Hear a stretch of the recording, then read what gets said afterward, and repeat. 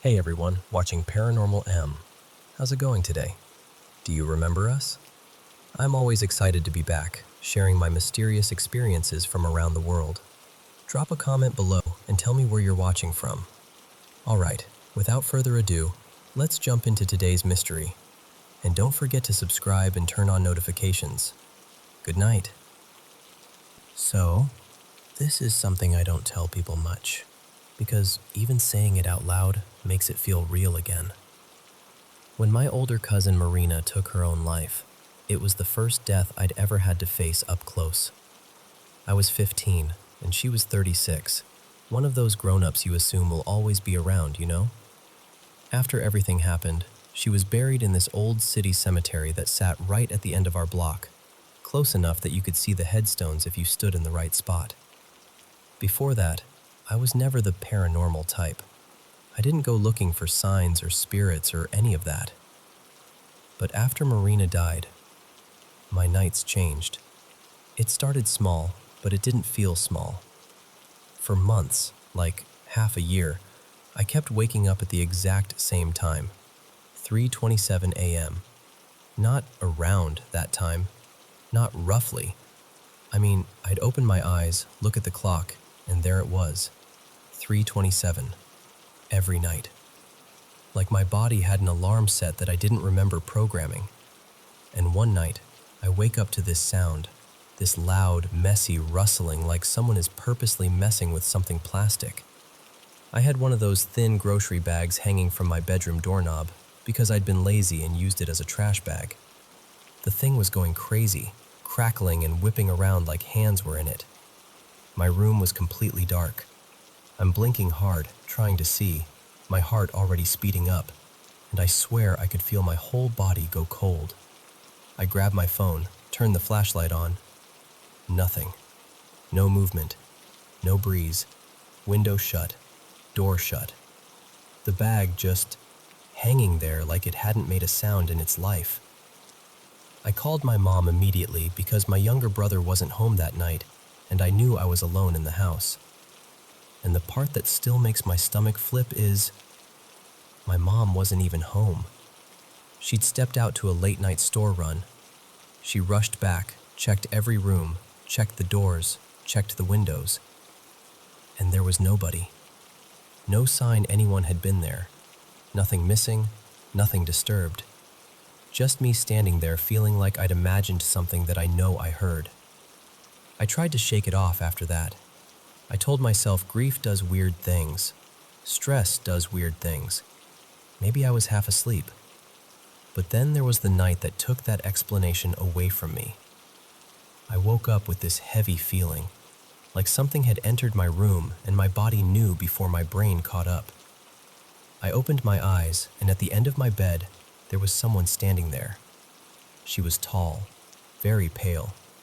Her hair was long and dark, kind of stringy, and she looked old. Not just older, but ancient in this unsettling way. And her teeth were sharp, like they didn't belong in a normal mouth. I remember my mouth actually hanging open because I couldn't even form a sound. I couldn't scream. I couldn't move. And she walked closer. She leaned in like she was familiar with me, like she had a right to be there. And she lifted her hand and touched my face, just my left cheek. She caressed it, slow and deliberate, like she was checking that I was real.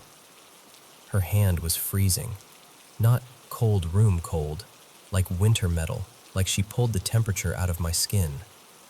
Her nails were yellowed and a little too long, and her fingers were wrinkled, the skin tight and aged in a way I can't forget. And the worst part is how clear it all was. I wasn't dreaming in that fuzzy, shifting way. I was there. And then, it's like I dropped. Like someone pressed a button and my body went under, and I fell into this deep, heavy sleep I didn't choose. A few nights later, it followed me into a dream. In the dream, I'm at this outdoor shopping place. Bright signs, people walking around, that normal, busy, everyday feeling. And then I feel it again. That exact same presence. That same pressure in the air, like the room is suddenly not yours anymore. I turn my head to the left, and there's a man standing in the crowd. But he isn't moving with everyone else. He's still.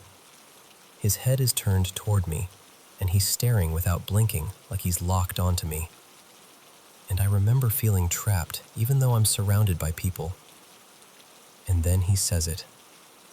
Not with his mouth exactly, more like it lands in my mind.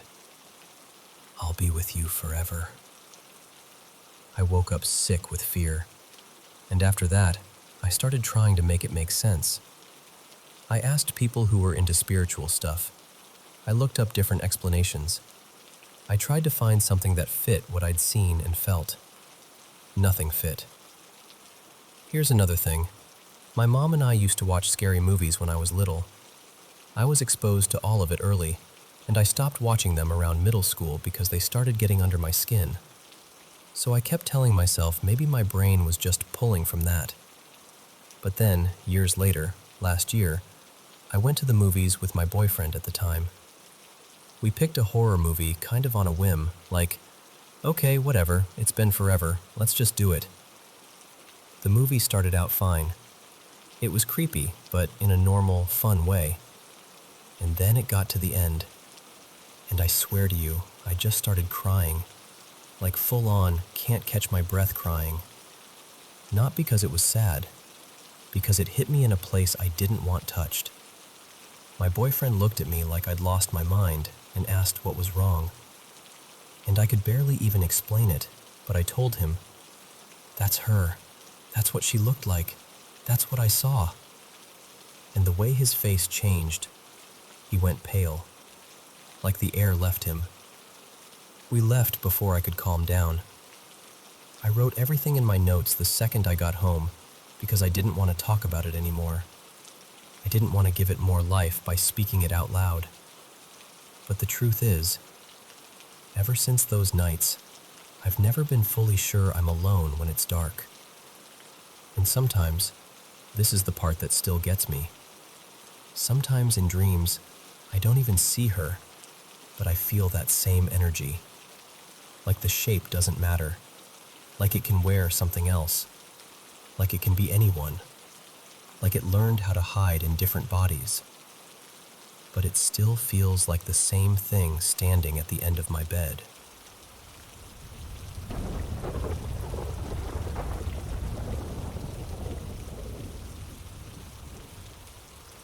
So, my parents split up when I was 6, and honestly, I'm grateful they did. Not in a bitter way, more like, looking back, it feels like one of those hard choices that ends up saving everyone. They both grew into themselves after that. Each found a partner who fit them better, and somehow, despite the usual family mess, we stayed loved. I've always felt lucky about that. I'm lucky to share their DNA. They're good people. Anyway, when I was around 9, maybe 10, my dad and his soon-to-be second wife were moving into this older house in our town. A real classic, early 1900s, creaky charm, tall windows, that kind of place. It was bigger than anything we were used to, with this wide yard that wrapped all the way around like the house was sitting in the middle of its own little world. There was a bedroom for me and my little brother, a master bedroom, and this huge living room that felt like 2 rooms pretending to be one. You could fit a dining table on one side and still have a full TV and couch set up on the other, with space in between that somehow felt empty, even when it wasn't. And then there was the bathroom area. The shower room opened out to this enclosed back patio, and from there, you could get up into the attic. Of course there was an attic. I only went up once. Dad showed me around like, "Look how big it is up here." And I remember nodding like I was impressed, but inside I was already thinking, yeah, I'm never coming back up here. No basement though, which felt like a small mercy. We had shared custody, so we were only there part of the week. Half the time with Mom, half with Dad. And I remember one of the very first feelings I had in that house wasn't excitement. It was this uneasiness, especially in the living room. It was like the room had too many corners, too many places where something could stand without being seen. I kept getting this prickling feeling, like I was being watched, and I didn't even have a way to prove it. But I was a pretty rational kid, so I told myself it was just the size of the place. Big rooms can do that, right? They can make you feel small. Then, one night, we all woke up to a massive bang. Not like a door closing, not like someone bumping into furniture, like something heavy hitting the floor. I remember blinking into the dark and hearing my little brother whisper my name. And before I could even sit up, my dad was already moving. He came into our room in shorts, holding this big flashlight, one of those heavy-duty ones, the kind that looks like it belongs in a cop movie. And in his other hand, he was holding his handgun. He didn't panic. He just had this calm, wired focus like, something is in my house and I'm going to handle it. He told us to stay put. Don't come out. Just wait. And even though I was scared, there was this part of me that was weirdly impressed. Like, yeah, that's my dad. He was fully locked into defending us. A few minutes later, he came back. And I swear, my dad is a darker-skinned guy, but he came back from that attic looking as pale as a man like him can possibly look. The flashlight beam was shaking just a little. "There's nobody up there," he said. But an old dresser had fallen over. A dresser that had no business moving on its own. The thing must have weighed, I don't know, 35 or 40 kilos. It wasn't perched on an edge. It wasn't unstable. It was just down, like someone had shoved it. Still, we did what people do when they don't want to believe something impossible. We rationalized it. Old house, we said. Shifting beams, maybe vibrations. Maybe it was leaning. Over the next weeks, we kept hearing footsteps in the attic. Slow, heavy ones, like boots crossing the boards overhead. Not skittering like an animal, not random little creaks. These sounded deliberate, measured. And the living room stayed the worst.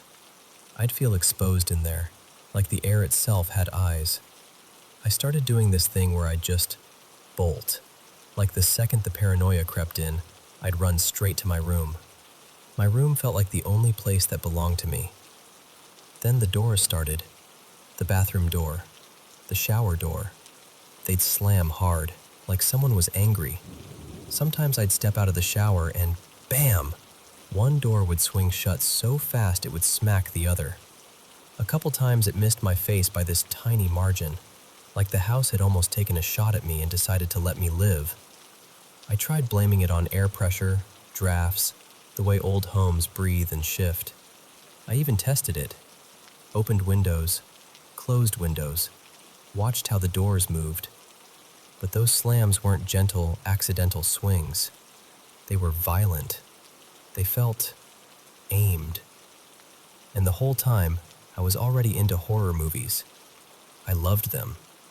I was that kid who thought I could handle scary things because I'd seen them on a screen. So I kept telling myself, don't feed it. Don't let it get in your head. Even when I started having nightmares. One in particular still sticks to me. In the dream, I was standing in this dry place, like a sun-baked town somewhere, sand-colored buildings, empty streets. And in front of me was this figure, a human body, tall and solid, but with a bird's head and wide wings folded behind it. It stared at me, and then it flapped its wings, hard, aggressive, and it was like all the air got ripped out of the world, like my lungs were emptied in one pull.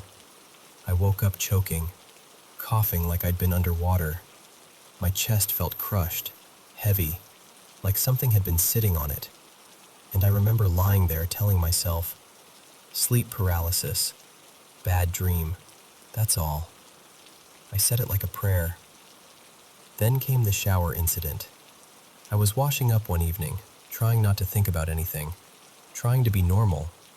Through the little window toward the closed patio, I noticed movement, just a shape shifting, like a shadow passing. And I told myself, ignore it. You're tired. You're imagining it. But while I was literally muttering to myself about my overactive imagination, the temperature dropped. Not slowly, not like a draft. It dropped like someone opened a freezer in the room. Every muscle in my body lit up with this instinctive alarm that felt older than thought. Leave. Now. I grabbed my towel and ran out, dripping water, heart hammering. I didn't even dry off properly. I sprinted toward my room, and behind me I heard the door slam. Hard. Like the house was chasing me with sound. I got dressed in a panic, grabbed my bike, and just disappeared outside for hours. I rode until my legs burned. I didn't want to be there until my dad got home from work. I needed a grown-up in the house to make the air feel less sharp. And there was another moment, late night, when I was in the kitchen making a snack, half asleep, just being a kid, and I felt a hand touch my shoulder. Not a brush of fabric, not my shirt shifting. A hand. Fingers. A steady contact, like someone leaning in close behind me. I froze so hard it felt like my bones locked. And then, nothing. No one was there. I didn't scream. I didn't tell anyone. I think I shoved it so deep down that it almost didn't exist, because if I admitted it, it would have made everything real. Eventually, we moved out. Time passed. Things settled. We got through that rough period like families do. Slowly, imperfectly, but we did. Then one day, we were on the other side of the country, staying in a hotel after some family gathering. We were full from lunch, half lazy, flipping channels, and we landed on one of those ghost hunting shows. And my dad and his wife started laughing, joking about that old house. About how, yeah, we definitely lived in something haunted. I remember sitting up like, wait, you're saying it out loud? For real? And then his wife told me something she'd never told me before. She said one night she was up late at the family computer, and she felt my dad behind her, gently touching her hair, like a soft, affectionate stroke. She smiled, because of course she did, then turned around expecting to see him standing there. But no one was there. She ran to the bedroom and my dad was asleep. Deep asleep. She shook him awake, freaked out, and then, just like me, just like the dresser, just like the footsteps, weirdly enough, they shrugged it off. Because sometimes that's what people do when the alternative is too big. That house is gone now. Demolished. They built an apartment building there instead. And I genuinely hope whatever was in that place found some kind of closure when the walls came down. Because even now, all these years later, I can still remember the feeling of that living room. That sense of being seen by something that didn't want to be seen back. And weirdly, I'm thankful. Not for the fear, no, but for what it gave me. It taught me to respect things I can't explain. It taught me that reality is bigger than what we can measure. And I really do believe we're not given more than we can carry. Not forever. Not without a way through. It's been over 20 years now, and I can look back at that time and see how it shaped me. And honestly, when the moment feels right, I've got more stories. Because that house, that was only the beginning.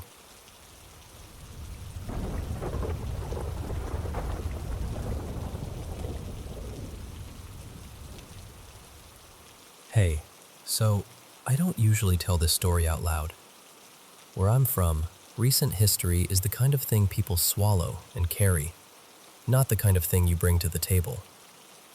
But I'm going to try, because keeping it quiet never really made it go away. I was born up north in the Western Galilee, in 48 Palestine, what most people around me grew up calling Israel. My family came from Morocco in the 1950s. The way my elders told it, they were promised safety and a fresh start, and they left behind what they owned to get on a ship. Some branches of the family arrived and were treated like they were unwanted from the first day, housed in rough transit camps, spoken to like they were less than civilized the hard way. And there were stories too, whispered, half-finished. about children disappearing in those years. Little brothers who were there one night and simply weren't the next. But we didn't talk about it. Not in full sentences, anyway. We had this culture of shrugging, of making jokes, of pretending nothing happened. People around us argued about big historical tragedies as if they were ancient myths, but nobody wanted to look too closely at the newer wounds, ours or anyone else's. In the late 2000s, my dad and his wife moved into a small house on her family's land. The place was called Ben Amai, a tiny agricultural settlement, quiet in that way that feels peaceful until you realize it's also isolating. Rows of trees, dusty paths, a few homes spread out like they didn't want to touch each other. I was a kid, so my world shrank to very simple things: school, friends, boredom, and trying to fit into a place where people didn't really know what to do with me. The other kids weren't monsters or anything, but they could be cruel the way teenagers are. Careless, loud, always testing who's weak. And then there were the routes home. You could walk around the whole settlement in half an hour, but I always took detours. There was this stretch, overgrown, neglected, the start of a field turning back into wildland, where the air felt wrong. Later, another kid laughed at me and called me an idiot for walking that way. "That's a cemetery," he said, like it was obvious. A cemetery that had been vandalized so long ago the damage looked ancient. No clean headstones, no respectful boundaries, just weeds and broken stones and this uncomfortable feeling that you were trespassing on someone else's grief. Even in daylight, it made my skin prickle. At night, it was worse. Every crackle in the grass sounded like steps. Every breeze felt like someone breathing too close behind you. When I was about 13 or 14, I did what a lot of kids do when they're bored and trying to feel older than they are. I got stupid with my friends. It was around Lag BaOmer, that night when people light bonfires and the whole place smells like smoke and burned wood. Someone managed to steal a cheap bottle of whiskey from their dad, and we passed it around like we were in a movie. Like the taste wasn't awful, and the bravado wasn't thin as paper. We stayed out until dawn. I threw up. I got too dizzy to ride my bike home. I ended up dragging it beside me, stumbling and half crawling, trying not to wake the whole neighborhood with the sound of my tires on gravel. And when I finally reached my house, that's when I realized I'd lost my keys. You know that kind of fog you get when a lot of fires burn at once? Thick, heavy, like the morning itself is exhausted. Behind our house there was an avocado grove, and in that fog I saw a shape moving between the trees. A person's outline, clear enough that my stomach dropped. It slipped behind a trunk and vanished, but I swear to you, I didn't imagine it. I started knocking like a maniac. No answer. I looked back and I saw movement again. Just a shift, just a suggestion of something watching. My brain did that thing it does when you're young. It decided I had to be brave. I grabbed a sharp arrow we kept outside. My dad used to practice with a bow sometimes, shooting at improvised targets. The bow was inside, of course. All I had was this arrow in my hand, like that would help. I stood there, shaking, trying to look tough in the doorway, like I was ready for, I don't even know what. Then the door opened. My dad blinked at me like I was a puzzle. I must have looked insane, fog in the air, vomit on my shirt, clutching an arrow like a weapon. "What are you doing?" he asked, half angry, half confused. I tried to explain, talking too fast, pointing at the grove. He looked out and saw nothing. He rubbed his face, sighed, and said something like, "There's nothing there. You're overtired. Go wash up." And I wanted to believe him. I really did. So I swallowed it, and the rest of my fear turned into the more familiar dread, the lecture I was about to get for coming home at sunrise. But that feeling never really left. There was a shortcut from Ben Amai to the nearby town, Just a little bridge over a ditch, nothing dramatic. And every time I crossed it, the hairs on my arms lifted. That's the only way I can describe it. Like the world around me charged up with something negative. The sense of being watched, not by eyes exactly, but by presence. The air felt heavy. I would find myself walking faster without deciding to. Sometimes I ran. I never saw anything there, not once. But the feeling was consistent, and the consistency is what messes with you. Winter, summer, daytime, late afternoon, it didn't matter. There was always this swirl of flies above that stretch, like a small cloud that followed you for a few steps, like bad luck had a soundtrack. A year later, I started sneaking cigarettes. Midnight walks, quiet corners, hiding behind trees so the neighbors wouldn't see the glow. I'd smoke cheap, harsh cigarettes and tell myself it made me calmer, even though it really just made my heart race. One night, while I was out there, I heard something in the distance, from the edge of the settlement where a small stream ran nearby. People went there during hot days sometimes, but at night, it was a place everyone avoided. The kind of place you don't admit you're afraid of, but you still don't go. At first, I thought it was my imagination, echoes, wind, some metal banging. But it kept a rhythm, a drum. Not loud enough to shake the ground, but steady enough that I couldn't dismiss it. Boom, boom, boom, with that ritual-like patience. And once in a while, faint voices, maybe chanting, maybe just the mind trying to fill in the spaces between sounds. But the drum was real. I remember how precise it felt, like whoever was playing had all the time in the world. Nothing jumped out at me. No chase, no shadow grabbing my shoulder. Just sound in the dark, and my body reacting like the dark had a mouth. That's why I loved Lovecraft when I was younger, even though I'd roll my eyes at myself for it. He understood that specific kind of dread, the sense that something ancient and unresolved is right beneath your feet, and the worst part is not knowing what it is. Eventually, I spent more time at my mom's place. Our town had its own problems, real ones, with names and faces and consequences. But at least they were visible. At least you could point and say, "That's what I'm afraid of." Then school did this program, one of those bring youth together things. Palestinian kids and Jewish kids in the same room, talking about the histories we were raised on, trying to listen without flinching. The program was pushed by this older woman who became my first real political mentor. Her name was Hava, a small, sharp, funny woman with a way of speaking that made you sit up straight. She had survived horrors, and she carried it with a strange mix of softness and steel. She made me promise her something once. Not to grow up hard and cruel just because it was easy. Not to turn pain into hatred. So in that program, the Jewish kids spoke about the Holocaust. The Palestinian kids spoke about the Nakba.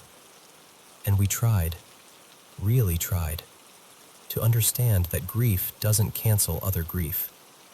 That a story can be true without erasing someone else's story.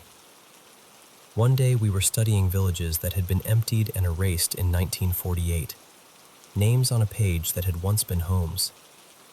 And then I saw one name that made my mouth go dry.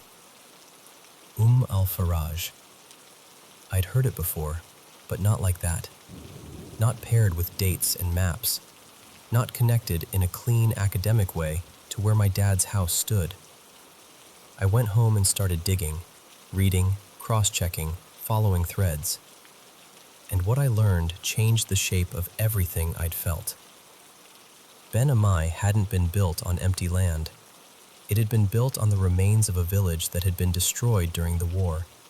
People forced out, homes flattened, graveyards desecrated, the landscape rearranged until it looked like it had always been this way. And suddenly that ransacked cemetery wasn't just creepy. It was evidence, broken proof of lives that had been there, and of how thoroughly those lives had been shoved out of sight. It didn't feel cursed because of ghosts. It felt cursed because it was built on buried truths. All those nights we were laughing, drinking, making dumb teenage mistakes, right above soil that held other people's unmarked endings. And nobody around me wanted to say it out loud, because saying it out loud meant admitting the present was built on something ugly. And once I understood that, the fear changed. It didn't disappear. It transformed. Fear made room for anger. Slow, heavy anger. The kind that doesn't explode right away. The kind that cooks in you while you try to live a normal life on top of abnormal foundations. There's an Arabic word I learned for that feeling. Kar. Not just rage, but a pressure. An oppression that sinks into the body, into the breath, into the way you walk through a place. And it's strange, because understanding made the shadows less spooky. It made the drum in the night feel less like a monster story and more like a signal. You are not alone here. Something happened here. Someone remembers. I don't tell this story because I want you to be scared. And maybe the real haunting isn't spirits. Maybe the real haunting is what happens when nobody takes responsibility and everybody expects the living to forget the dead.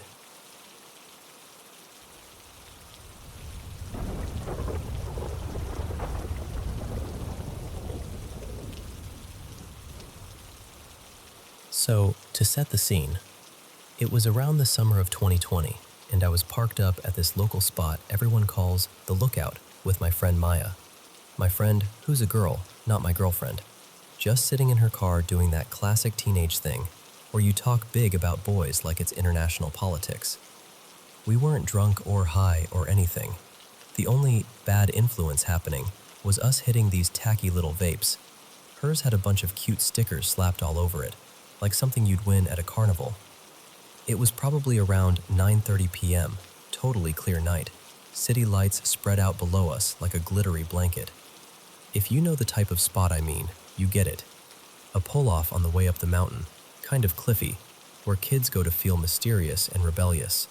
Sometimes people smoke, sometimes people make out, sometimes people just sit there pretending their life is a movie. Anyway, we're mid-sentence, like truly in the middle of some dumb gossip, and then both of us just stop, like someone hit pause on our bodies, because out of nowhere, right in front of us, this huge passenger plane is there. And when I say huge, I mean like a big 747 type shape. Massive. Too massive to be that close. It was hovering out over the drop-off, maybe a couple 100 feet away, at about our level because we were up on that ridge. And I swear to you, the first thought my brain managed to form was, oh my God, it's crashing into us. Except, it wasn't moving like a plane. No forward motion, no roar, no engine sound, no lights, no airline logo. Just this solid shape hanging in the air like it forgot gravity was a thing. And here's the weirdest part. After that first spike of terror, a calm feeling just washed over me. Like, unnaturally calm. I'm not brave. I'm the kind of person who cries if someone yells too loud in public. But I didn't scream. I didn't cry. I just stared.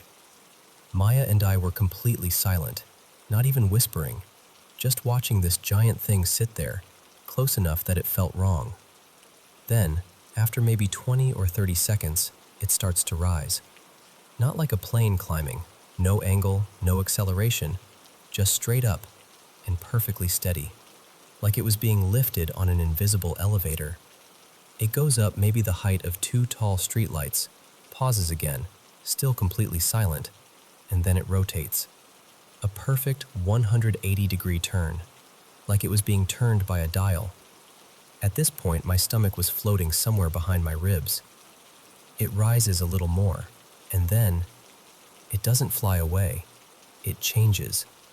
The plane shape sort of collapses into this bright ball of light, like a glowing orb. Not a spotlight beam kind of light, more like a contained, round, humming-looking glow. And it starts moving differently now, kind of like a fly in a room. Quick little shifts, stop-start motions, almost but still unsettling. And then it splits. One orb becomes two, then those two are moving around each other, and then there's four, and then more. Like it keeps multiplying until there are maybe 7 or 8 of them scattered across the sky.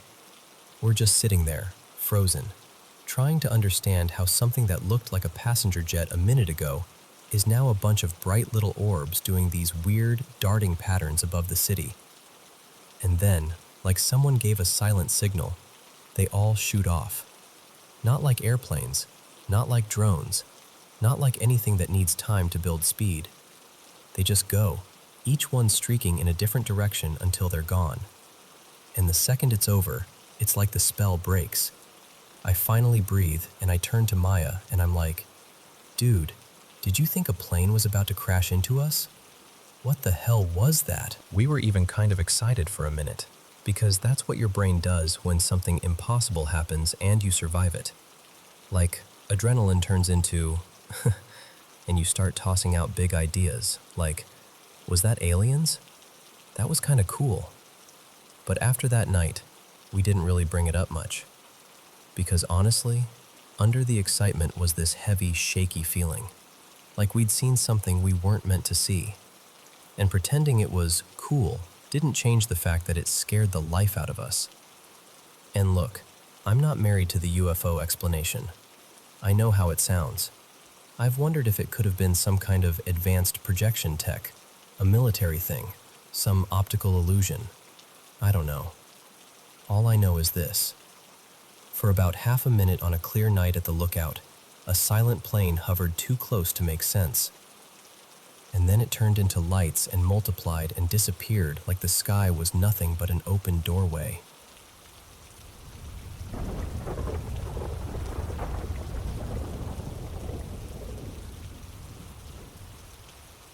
So, I need to tell you about something that happened to me recently, because it shook me in a way that's hard to explain without sounding a little unreal.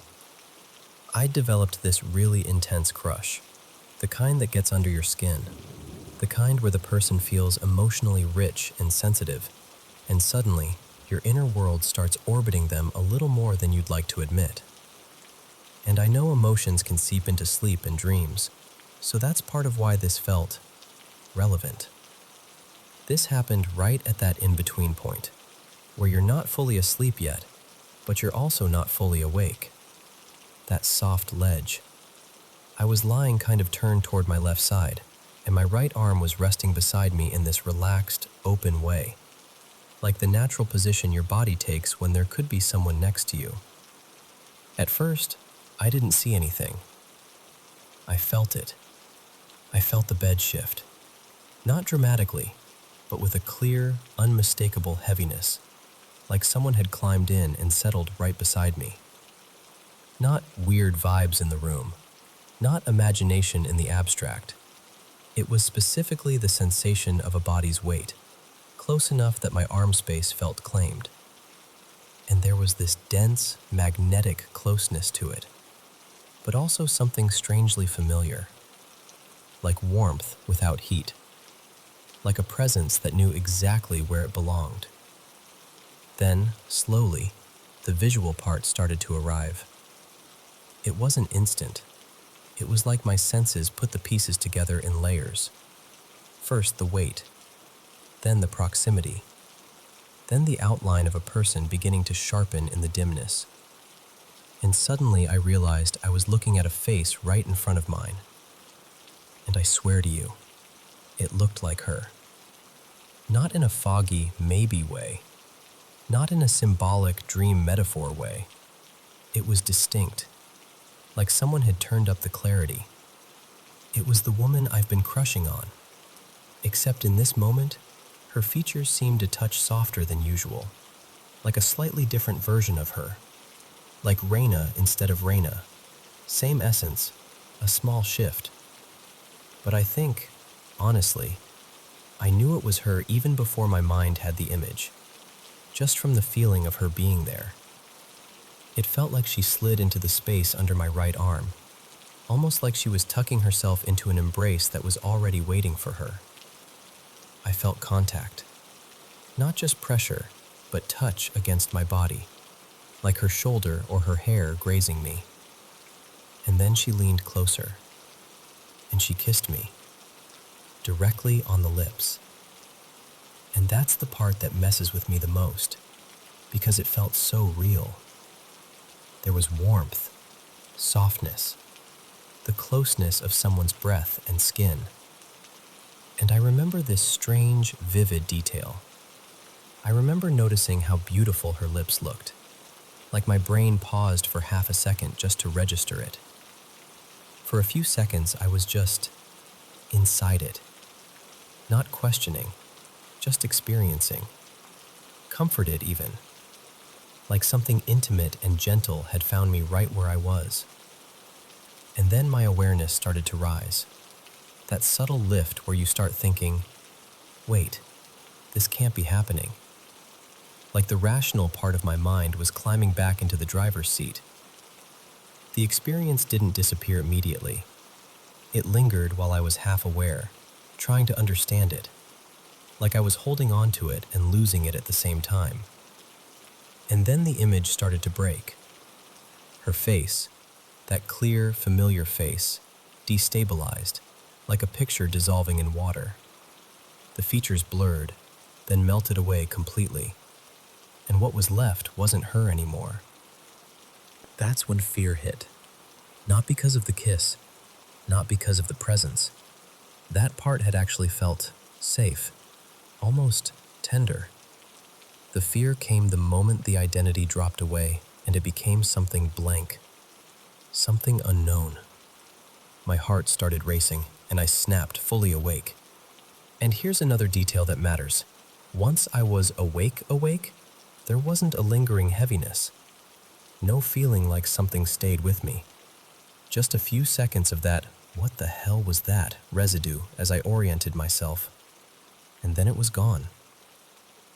What I felt afterward wasn't even mainly fear. It was grief. Like something warm and intimate had been there, and then it vanished, and I was left with the quiet, with my own breath, with the empty space beside me that had felt so full just moments ago. I've had intense liminal sleep experiences before, during a past relationship, especially when emotions were high. But those were different in an important way.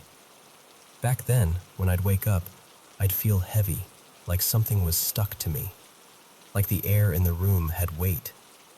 And those feelings would linger, sometimes for a long time. After that breakup especially, those experiences felt sticky, like they didn't want to let go. This one didn't have that.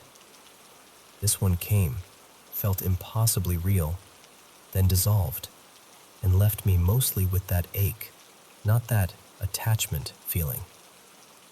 And I haven't told my current crush. I'm not about to message someone like, "Hey, I think your dream self climbed into my bed and kissed me." That's not happening.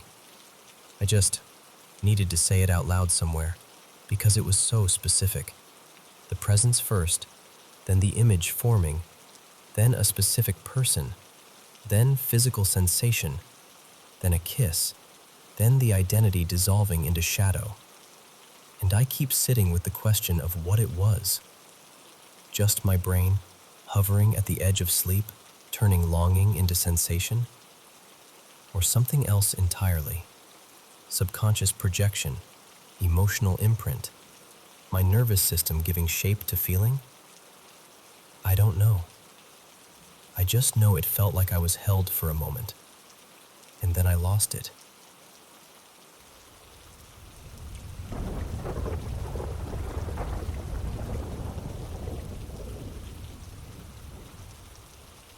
Okay, so I need to start by saying this up front. I'm a software developer in Tianjin, and I'm not a ghost person. I'm the kind of guy who rolls his eyes and looks for the loose cable. But something happened recently that still sits in my head like a bug you can't reproduce. Except it did happen, and I was wide awake for the worst parts. So, a few nights ago, we were helping clear out this beat-up storage shed in an older courtyard home, out past the outer ring. The place had that half-abandoned feel, dust in the corners, old wood that complains when you touch it. The neighbors kept calling the shed a hungry node. That's what they said. Like it was a nickname everyone agreed on, and no one wanted to explain too much. We started pulling the boards apart, peeling back layers like you do. Careful at first, then faster once you realize it's mostly junk. But when the last section came up, I noticed the dirt underneath wasn't normal. Not just packed. It felt wrong. Compressed in a way that didn't match the weight of the shed. Like the ground had been forced down hard a long time ago, or like something had been taken out of it, and the soil never fully settled back into place. You know how memory foam slowly rises after you lift your hand? It was like the earth was supposed to do that, and didn't. I shrugged it off. I did the whole, whatever, old buildings are weird routine. That night though, this is where it turns. I woke up suddenly at 1:57 a.m. No nightmare, no noise, just my eyes snapping open like someone hit a switch. I checked the time, stared at the ceiling for a bit, and right at 2, I heard something above the courtyard. Not footsteps. Breathing. Slow, heavy breathing, like something big was just standing still up there, taking its time. Not rushing, not sneaking, just existing. Then came scratching, near the skylight. That thin, dry sound, like nails on wood, but careful. Like whatever it was didn't need to hurry. I turned my head toward the paper window, those old-style ones that don't really block light, and I saw them. 2 silhouettes pressed against it. One tall, one smaller. No faces, no features, just shape, like cutouts. Like someone had taken 2 people and reduced them to the bare minimum of person-shaped. And the part that messed with me most wasn't even the shapes, it was the physics. The window didn't flex, the paper didn't bow, the glass didn't shift. But the pressure was there. It felt like the air had weight, like the room was being held from the outside, not by force, but by certainty. Like an invisible process was running, and I was not allowed to interrupt it. It lasted, I don't know, maybe 10 seconds, maybe 20. Time got sticky, and then it stopped. No footsteps leaving, no sound fading away, just silence, like someone closed a laptop. The next day, I tried to act normal. I even told myself I'd imagined it. Sleep paralysis, stress, whatever. Except my body didn't believe my excuses. My hands were shaky in that way they get after adrenaline, even hours later. One of the workers, older guy, quiet, noticed I looked off. He didn't ask questions. He just handed me a small stack of joss paper and said, really calmly, "Burn this tonight." The paper looked cheap and glossy, like counterfeit money you'd buy as a joke, like the kind of thing that should come with a receipt. I almost laughed, but I didn't. I went to sleep, and I had this dream that felt less like a dream and more like a corrupted 3D render. The courtyard was the same place, but the geometry was wrong. The walls were too close, like someone had scaled the room down without adjusting the furniture. The ceiling pressed low, like it was trying to meet my head halfway. Corners didn't line up. Angles felt slightly off. Like reality had been compressed, like a file zipped too tight. And the feeling in the dream wasn't scary in a dramatic way. It was mechanical, clinical, like the space was reacting to some bad input and trying to reconcile it. I woke up with my heart hammering, drenched in sweat, and the first thought in my head was, leave. Not protect yourself, not check the locks, just exit the program. So I packed up before sunrise and got out of there. Didn't even finish what I'd come to do. I just left like someone who realized they'd been standing too close to a live wire. And I know how this sounds. Believe me, I do. If I read this online, I'd be the first one trying to debunk it. But I keep thinking about that dirt under the shed, how it felt like something had been removed and the world never fully recovered from it. And I keep thinking about those silhouettes, how they didn't push on the glass, but the pressure still existed, like a system enforcing a rule I didn't understand. So yeah, I'm asking this honestly. Has anyone else ever experienced a haunting that didn't feel emotional or spiritual, but felt more like a system response? Like reality catching a bad input and trying to correct for it?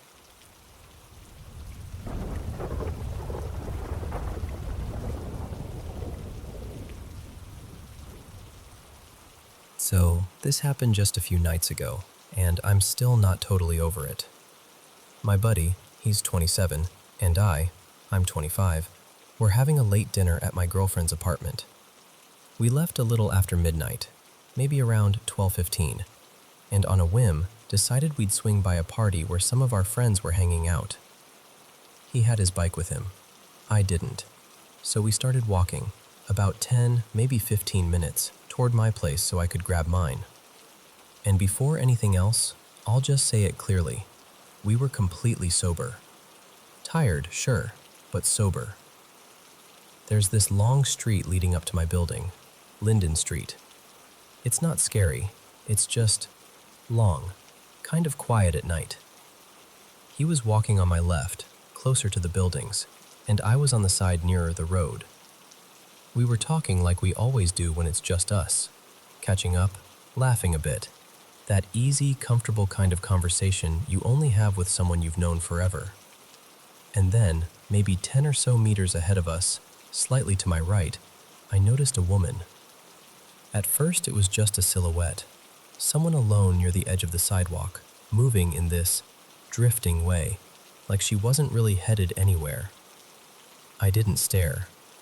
Honestly, I barely looked directly at her at all. But I felt this sudden little spike of stress in my chest, like my body noticed something before my brain did. I remember thinking, why am I tense right now? It didn't make sense. We kept walking. We didn't say anything about her, but this is the part that sticks with me. We both started talking less. Like the conversation just thinned out. Our voices got quieter, then trailed off, and by the time we were close to her, we'd gone completely silent without even meaning to. When we reached her, she was on my right, and I swear she drifted closer. Not fast, not aggressive, just closer, in this steady, deliberate way. I thought I heard her ing something under her breath, like she was asking for help or trying to get our attention. But the second she got near me, my whole body reacted. My blood turned cold. That's the only way to describe it. It wasn't normal fear. It wasn't, oh no, this could be dangerous, or what if she attacks us? It wasn't logical like that. It was this instant animal panic, like every nerve in my body was screaming, get away, now. And the weirdest part was the one clear thought in my head. Don't look up. Don't look at her. I don't even know why. It was just absolute. Like looking would make it worse. Like looking would make it real. Then my friend glanced toward her, just a quick look, and I saw him immediately drop his eyes, like he physically couldn't hold the gaze.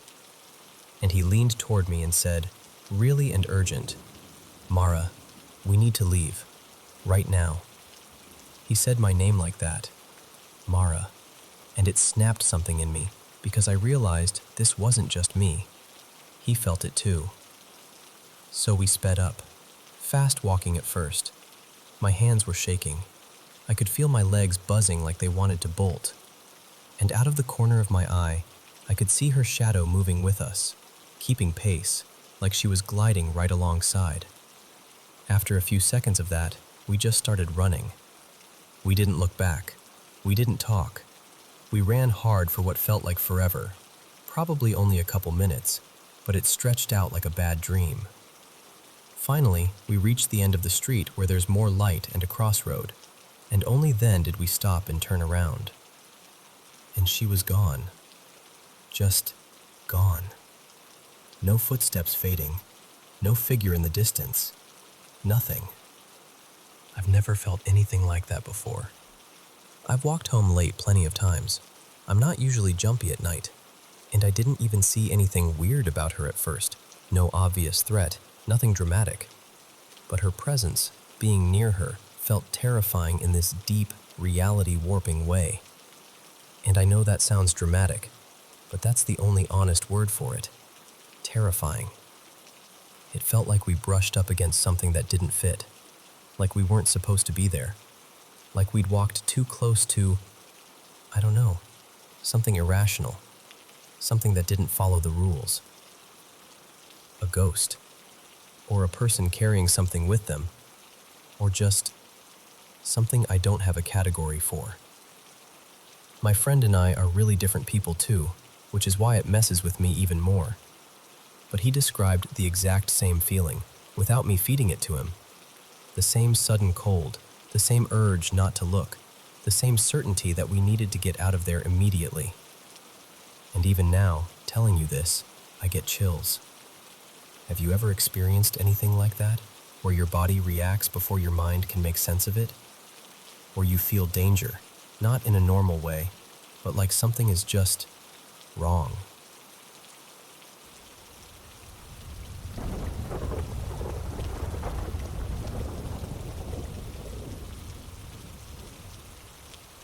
So, this all kicked off around late November 2025, like the week after I'd fully settled into dorm life.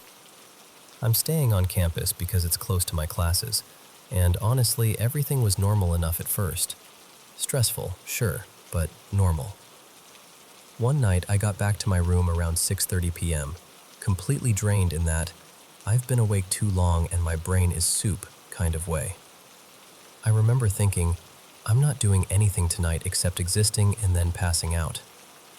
Then I started hearing noise. At first, I didn't even care.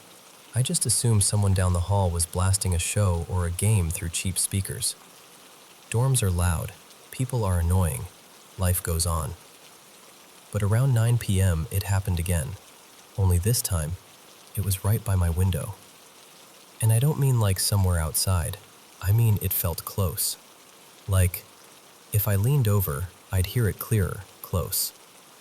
I wasn't paying attention at first, and then I actually listened. And I swear to you, my whole body just locked up. Because it wasn't music. It wasn't voices. It was a laugh. Not a normal laugh either. More like this sharp, weird little goblin movie chuckle. Like something enjoying the fact that it shouldn't be there. That kind of laugh that sounds smug. Like it knows you're listening. And look, I'm not a spiritual person. I'm not out here waving crystals around. I'm just Talon, trying to get through school without combusting. I don't even believe in that kind of thing. But that laugh did something to me. It had this wrong feeling, like the sound didn't belong in the world. I remember thinking, no one is going to believe me. So I started recording, mostly out of panic, like I needed proof that I wasn't imagining it. And here's the part that makes me sound insane. About 10-15 seconds into filming, it just stopped, like it noticed. And I know how that sounds. I know. But the timing was too perfect. It was like the second I hit record, whatever it was went, "Oh, we're documenting? Never mind." I felt relieved, but also, what the hell was that?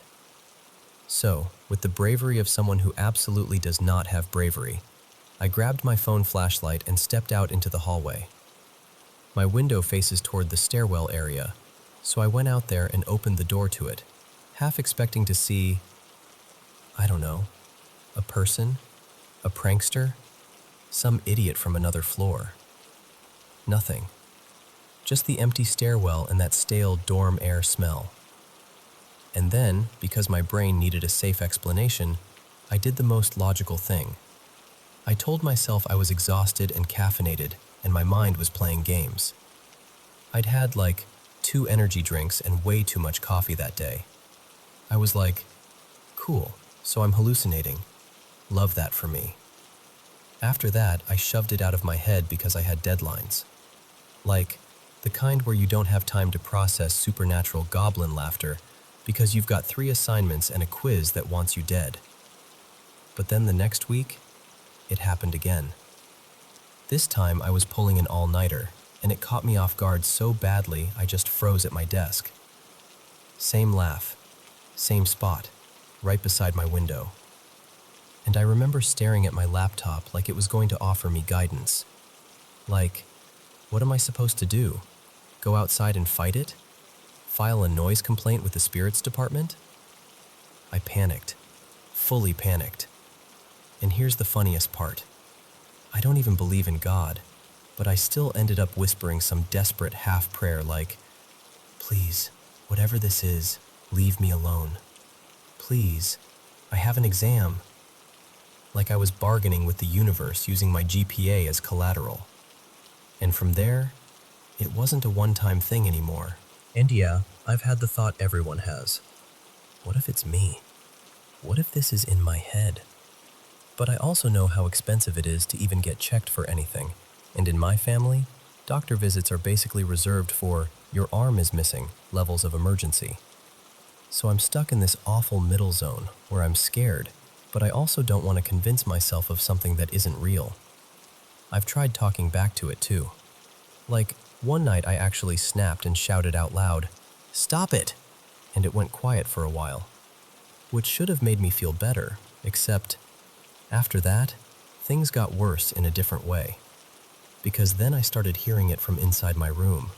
Like, not by the window anymore, more like near my closet. And I don't know if I made it mad, or if my brain started filling in gaps, or if I'm just spiraling from stress and sleep deprivation. But I swear that laugh started showing up in places it absolutely should not. So, yeah, that's where I'm at. I can't even switch dorms because mine is the closest to campus and everything else is full. And I'm not trying to be dramatic. I'm just tired and I want to study without feeling like something is hanging around, waiting for me to notice it. If you have any ideas, any normal explanations, practical steps, anything, I'm begging. I don't care if it's ghosts, a prank, weird acoustics, or my brain glitching out. I just want the laughing to stop.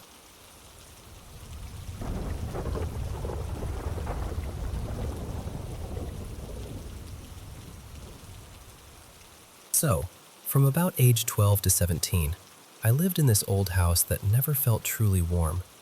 And I don't just mean emotionally, like the place had this literal chill to it. Even in the middle of summer, you'd walk inside and it felt like the air had been sitting in a basement all day. The weirdest part of the layout was the lower floor. There was this awkward little storage room, almost like a half shed, that connected in this odd way to the laundry chute near the bathrooms. Nothing about it made sense, and the whole house carried this heavy, quiet feeling, like it was always holding its breath. My mum, really, was very spiritual, very church and candles and pay attention to the energy in a room. She used to warn me all the time, especially about spaces that felt off. I loved her, but back then, I didn't take any of it seriously. I figured adults just said stuff like that when they didn't know how to explain creaky houses and bad moods. Then, when I was 13, I started seeing something. I'd be on the couch watching TV, facing straight ahead, and out of nowhere, just in the edge of my vision, I'd catch this tall, dark figure standing in the exact same spot, near the corner of the room. And I want to be really clear, it didn't feel like a shadow. It wasn't a blur. It didn't look like light doing something weird. It was a shape, like a person-shaped absence. But the part that messes with me the most is this. It didn't feel like it had been there the whole time. It felt like it arrived. Like I could sense it settling into place, the way you can feel someone step into a room behind you even before you hear them. And every single time I turned my head to look directly at it, gone. Instantly. No fade, no movement, just nothing there. I tried catching it fast. I tried snapping my head around, I tried acting casual, like maybe I could trick it. Didn't matter. It always vanished the moment I looked straight at it. But even worse than seeing it was what happened in my body whenever it appeared. This wave of dread would hit me. Cold rush, tight chest, chills crawling up my spine. That deep animal part of your brain that goes, "You're not alone. Something is wrong." For a while, I did what I think a lot of people would do. I explained it away. Told myself I was tired. Told myself it was stress. Told myself it was just a weird trick of peripheral vision and my imagination was filling in gaps. And I managed to half believe that, until my best friend Mara saw it too. We were hanging out one afternoon, just sitting in the lounge, TV on, talking about nothing important. And suddenly she went completely quiet, like all the air left her. Then she said, really softly, "May, did you just see that?" And my stomach dropped, because before she even finished the sentence, I knew. I knew what she meant. We both looked forward again, almost frozen, and in the same corner, in the very edge of our vision, that same tall, dark figure was there. And we screamed, like full-on, panicked, raw screaming. Not because we saw a ghost, or whatever people want to call it, but because we both felt that same unmistakable fear, like something had stepped too close. And there was nothing in that spot that could explain it. No windows casting light, no mirror catching movement, no coat rack, no tall furniture, just a plain corner of the room that should have been empty. After that, I pretty much stopped using that space unless I absolutely had to. I'd avoid that room like it had teeth. I'd walk faster when I passed it. I'd sit anywhere else. If I was home alone, I'd keep the lights on even if it felt ridiculous. For years, basically the entire time we lived there, I had nightmares constantly. Not every once in a while. I mean almost nightly.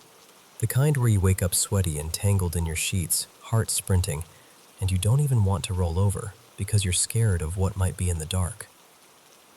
Then we moved, and it slowly stopped. I'm in my 20s now, and it's strange. I barely dream at all anymore. Like my brain used up its whole supply of nightmares in that house and just quit.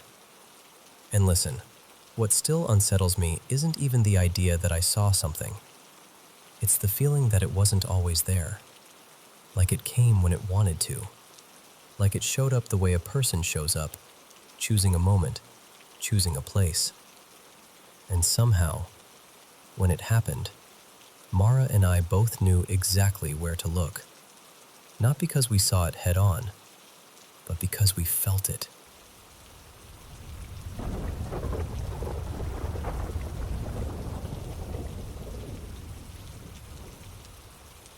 So, I spend a lot of time in Los Angeles, and to keep my budget from totally collapsing, I'll sometimes stay in hostels.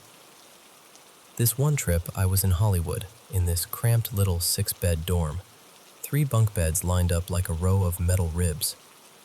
I had a bottom bunk, and above me was another English girl.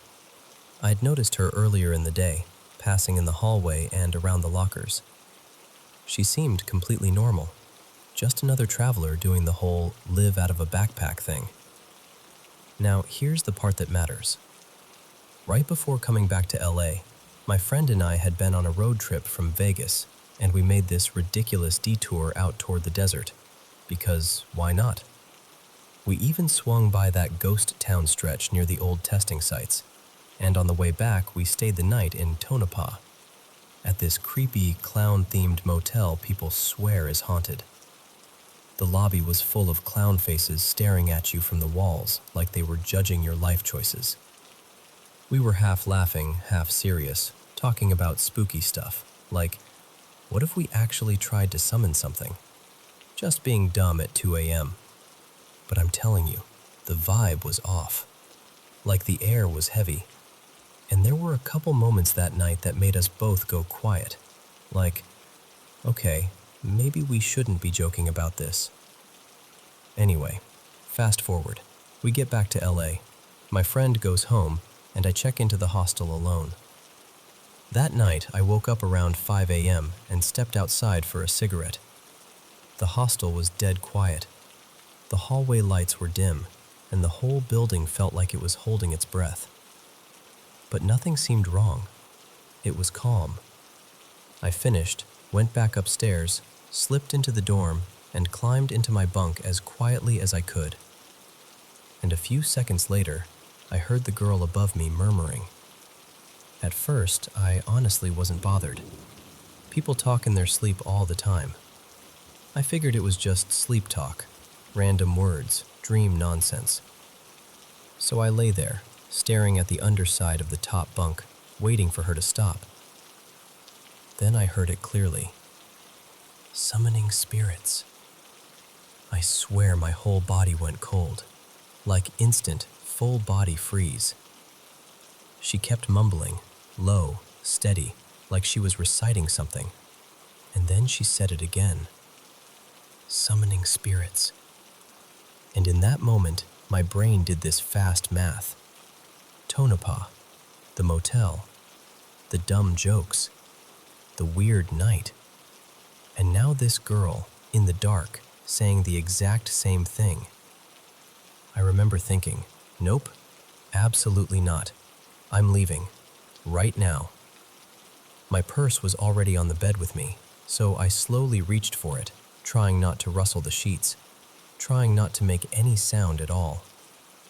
I started to sit up, moving like I was underwater, planning to just slide out of the bunk and quietly leave the room.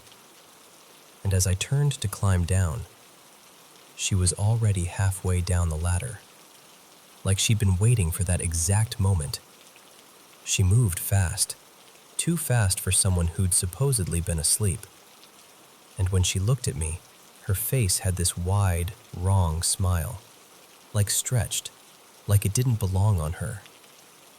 And she goes in this bright, sing-song voice, "Lila, what's wrong? You seem a little panicked." Not, "Are you okay?"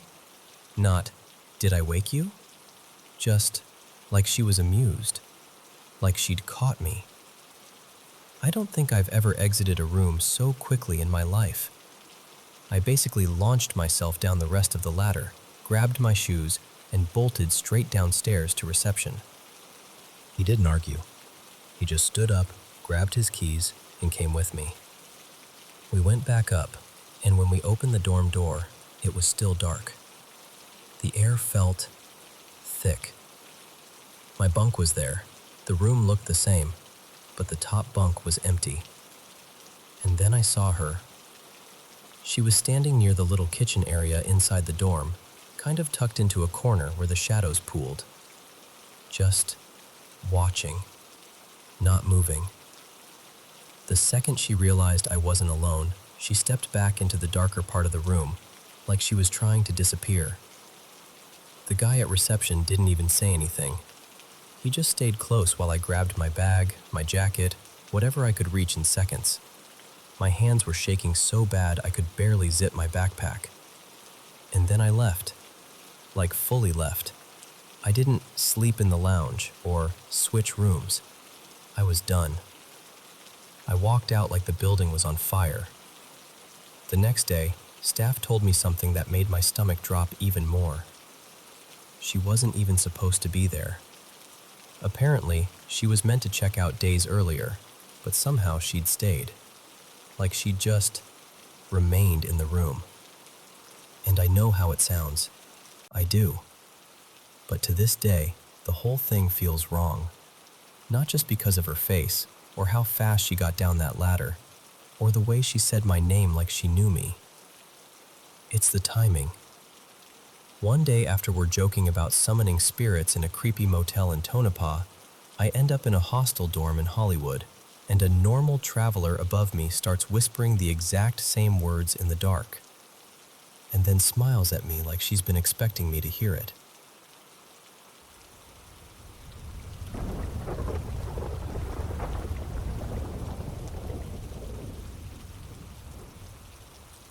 So this happened to me back in 2017-ish, and I swear I've been turning it over in my head ever since. trying to land on any explanation that doesn't sound completely impossible. It was late summer in southeastern North Carolina, and it was already properly dark out. The kind of night where the sky feels heavy and the streetlights don't really help much. At the time, I was dating this guy named Eli, and we were one of those couples. You know the type.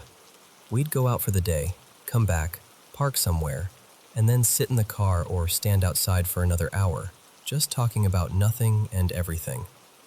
Like we were stretching the day out because neither of us wanted it to end yet. That night, we'd gotten back to his family's house, and I parked where I always did, down at the bottom of this steep hill. Their place sat up higher, with this really well-kept yard that sloped down hard toward the street. The driveway was steep too, and the front of the house faced the yard. If you came in through the side door, you'd end up in this long, hallway-style kitchen that opened into the living room through a wide arch. The couch sat facing that archway, and the TV was angled off in the corner. So Eli and I are at the bottom of the hill beside my car. I'm facing the house, and he's facing me. We're talking and laughing, just lingering like we always did. Now, here's the part I have to explain, because it matters. This wasn't my first weird experience, not even close. And the thing is, I always had warning signs. Like my body would clock something before my brain could. Sometimes it would feel like someone ran the tip of one of those thin plastic stirring straws, like the kind you get in cocktails, right up the back of my head, from my neck to the crown. Other times, certain words in a conversation would suddenly feel bolded in my mind, like they were lit up for no reason. And then, right after that, I'd start noticing the room feeling different. Like parts of the air would feel denser, bulkier, like something was standing there even if I couldn't see it. The strangest part is how layered my thoughts would feel. Like I'd have my own thoughts, and then this other set of thoughts hovering above mine, not exactly speaking, but present, crowding me. Usually, those signs would build for like 10 minutes before anything happened. But not that night. That night, it hit fast. We're mid-conversation, and suddenly the words he's saying start popping out at me, one after another, rapid fire, like my brain is underlining them. No straw feeling this time, but my head feels instantly swarmed, like somebody just walked in and stood way too close inside my mind. And then, without me deciding to, my head snaps to my right. My eyes lock onto nothing. I'm staring at empty air. There's nothing there. No shape, no shadow, no movement. But my eyes are stuck like they've latched onto something real. And I know this sounds insane, but the only way to describe it is, the nothing was running at me. My mouth opens and I'm screaming before my brain even catches up to what's happening. It wasn't a normal scream either. It came out of me like something primal, like an alarm I didn't know my body could make. Eli starts screaming too, because he sees my face and whatever is happening to me is obviously happening. And then my body does something I didn't tell it to do. At the exact same time, the air around me whips up. Not like a gentle gust, like a sudden, aggressive burst of wind circling my whole body. And then I feel this weird, wrong sensation, like the ground isn't where it's supposed to be, like my feet aren't fully planted. I don't remember choosing to run. I just remember the moment my legs kicked in and went. Eli and I bolt up the hill toward the house, sprinting like our lives depend on it.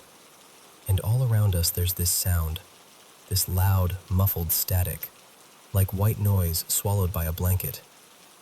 It's everywhere, not coming from one direction. It's like we're running inside the static.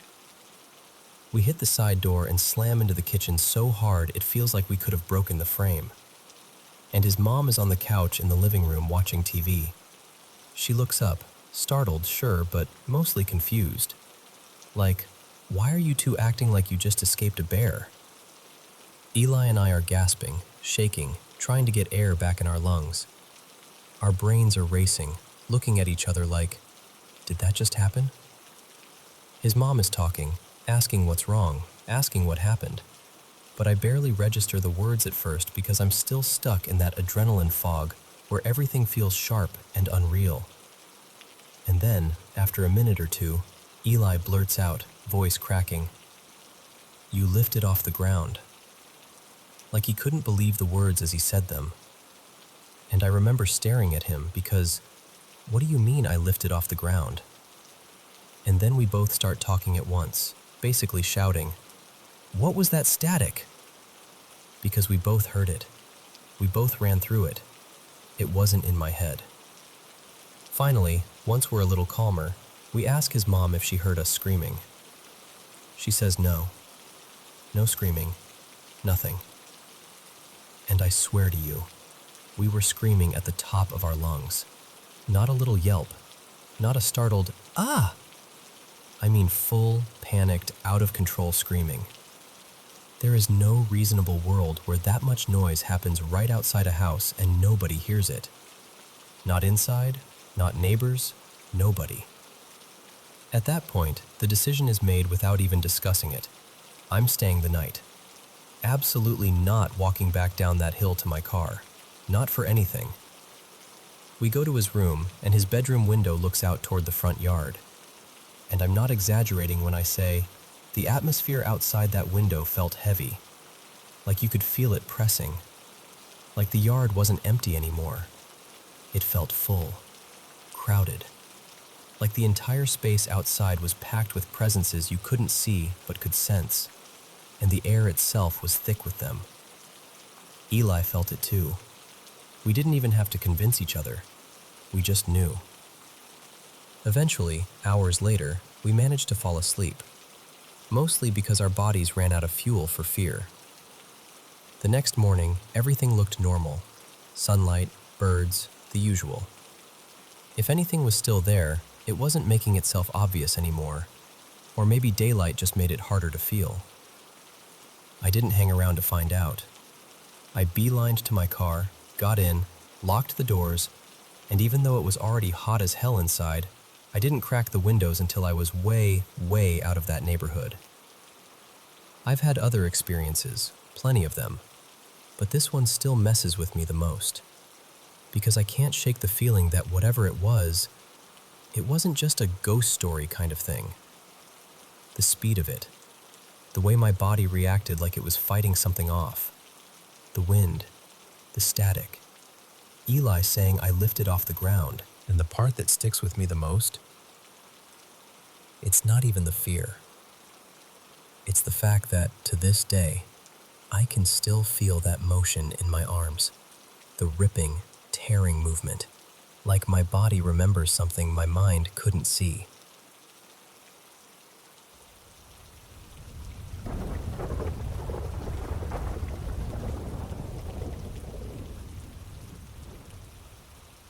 Okay, so I don't tell this story often, because even now, it makes my stomach do that weird drop thing.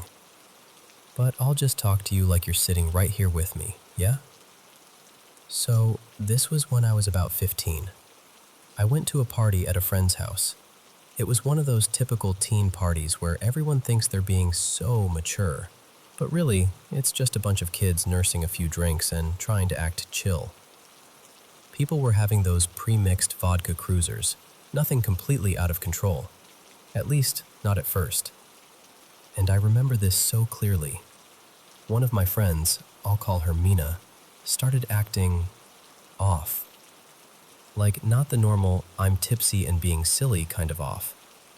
Her boyfriend actually pulled me aside, kind of tense, and he was like, "Can you help me with her? You're the only one who hasn't been drinking." Which is funny because usually I was the lightweight mess at parties. But that night I just wasn't. So I'm suddenly the responsible one apparently. Anyway, I go into the room where Mina is, and she's lying down, giggling and murmuring. Except she's speaking in a language that didn't make sense. She's Iranian, so we all knew what her actual language sounded like, and it wasn't that. It wasn't English either. It was like something else. And at first, I honestly thought she was messing with us. So I did this really stupid thing, like a knee-jerk thing. And I said loudly, "Oh my God, just wash her hair and make it straight." Because Mina hated her curls. And I swear, normally, even if she was upset or being dramatic, if you threatened the curls, she'd snap right back to reality immediately. But she didn't react.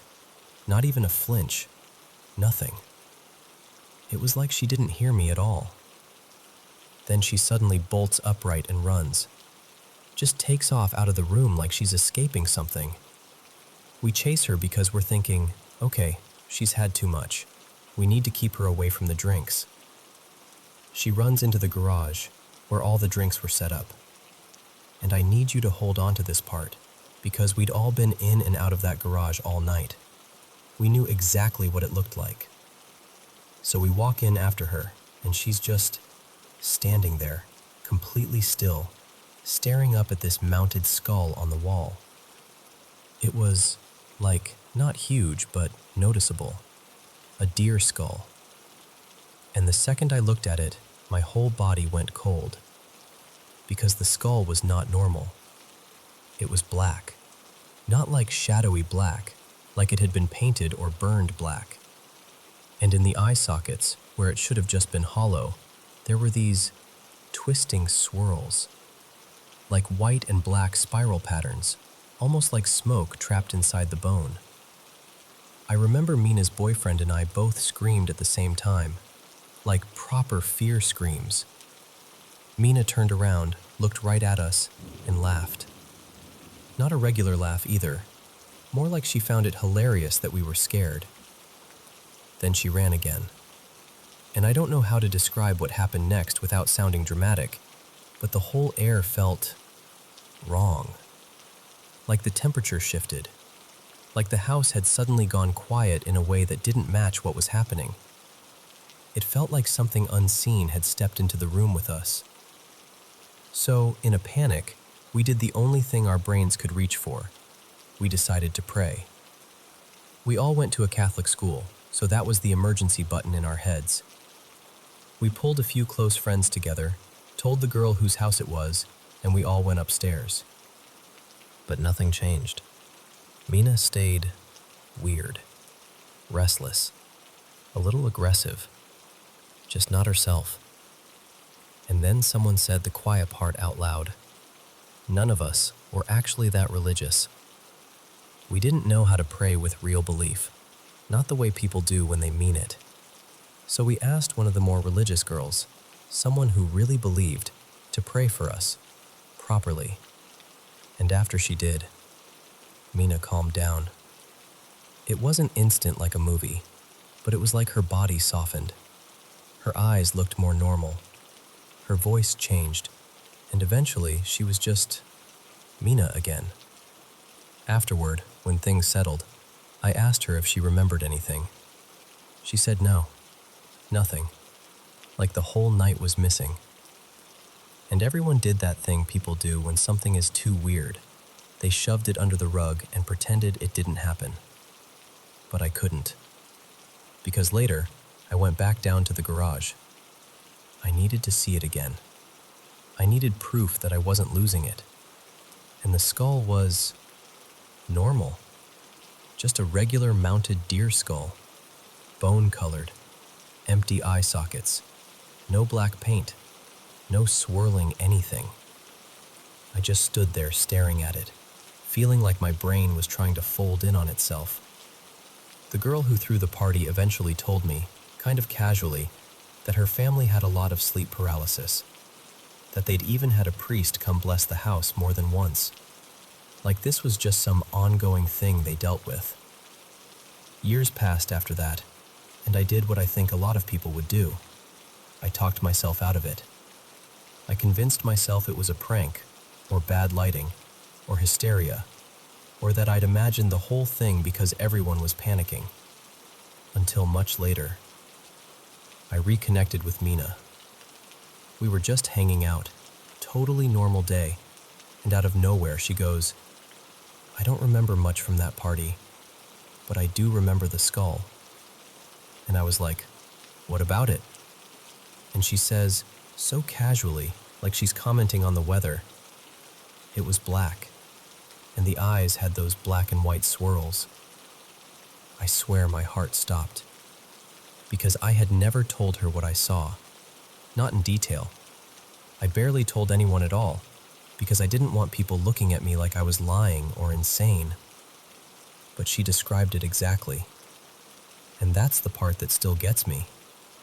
Not just what happened in the moment, but the fact that years later, she remembered the one detail I'd tried to erase from my own mind. And just to make everything even stranger, later on I heard from local Aboriginal people that the area we lived in was considered cursed land.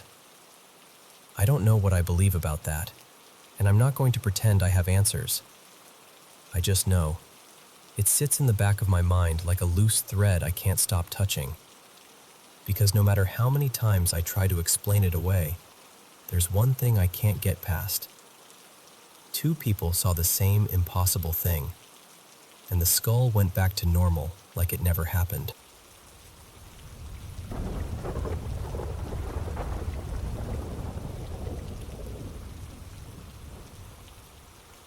Okay, so this is one of those tiny, stupid things that shouldn't feel spooky, and yet it absolutely got under my skin. My partner and I live in this high-rise flat. Nothing fancy, but the bathroom has a bathtub, which already feels like a luxury. The place was renovated before we moved in. New fixtures, new bits and pieces, except for one weird little holdout. The old tub plug. You know the kind, with that short metal chain attached to it. The chain was already kind of sad-looking, dull, rusty, like it had been tugged a million times. And one evening, I'm having a bath, half asleep, messing with it absent-mindedly. And I snap it. Clean break right around the middle. Not a little oops bend, like broken. I remember staring at it for a second, annoyed at myself, thinking, well, that'll need replacing. Then I did what I always do with small problems. I set it aside on the edge of the tub and promptly forgot to mention it. A few days later, my partner, Mira, takes a bath. After they're done, I wander into the bathroom to toss a load of laundry in, and there it is. The plug, sitting right by the tub, chain snapped. Exactly like I left it. And I'm like, oh no, right. Mira, I'm so sorry. I broke the plug chain the other night and I completely forgot to tell you. We should get a new one. Mira just looks at me, totally serious, and goes, what? I just broke it in the bath. And I laugh at first because it sounds like we're doing some kind of sitcom bit, right? Like two people insisting they were the one who broke the same stupid object. But we both stop smiling really quickly because Mira isn't joking, and I'm not joking. Here's the part that keeps circling in my brain. We're both 100% sure, like full body certainty. I remember the exact moment it snapped in my fingers. Mira remembers noticing it intact before their bath, and then breaking it during their bath. And it's not something you can sort of break. You can't snap a chain in half and then later snap it in half again unless it was somehow whole again. I even tried, twice, to see if there was any way it could look unbroken. Like maybe it snagged weird, or maybe it was two links that separated and could be reattached. No, not even close. Once it breaks, it's done. There's no trick to it. And it's such a ridiculously small thing to feel shaken by. A bathtub plug chain. But that's what makes it worse, honestly. Because neither of us has any reason to exaggerate it. We're both skeptics. We don't go hunting for ghosts. Paranormal wasn't even part of the conversation at first. We were just confused and a little freaked out in that quiet, practical way. The only slightly eerie context is this. That plug is basically the only loose object in the flat that feels like it truly belongs to whoever lived here before us. From what we've been told, the previous tenant was an older woman who lived here for decades, and the place got updated after she was gone, except the tub itself, and that plug, and maybe one stubborn kitchen pipe. Also, we live in a tall building with a lot of floors, and the elevators do this thing we've started calling ghost rides. Doors will open on our floor and there's nobody inside. Just an empty lift, opening like it was expecting someone. It happens often enough that we started joking about it. And the building has a reputation too. It's old, built around the mid-1900s, and people around here talk about suicides like it's part of the building's history. I don't know what's real and what's rumor, and honestly, I don't want to know. I'm not saying it's haunted. I'm not saying it's anything at all. I'm just saying it happened. And I still don't have a satisfying explanation for how something can break twice when it can't be put back together even once.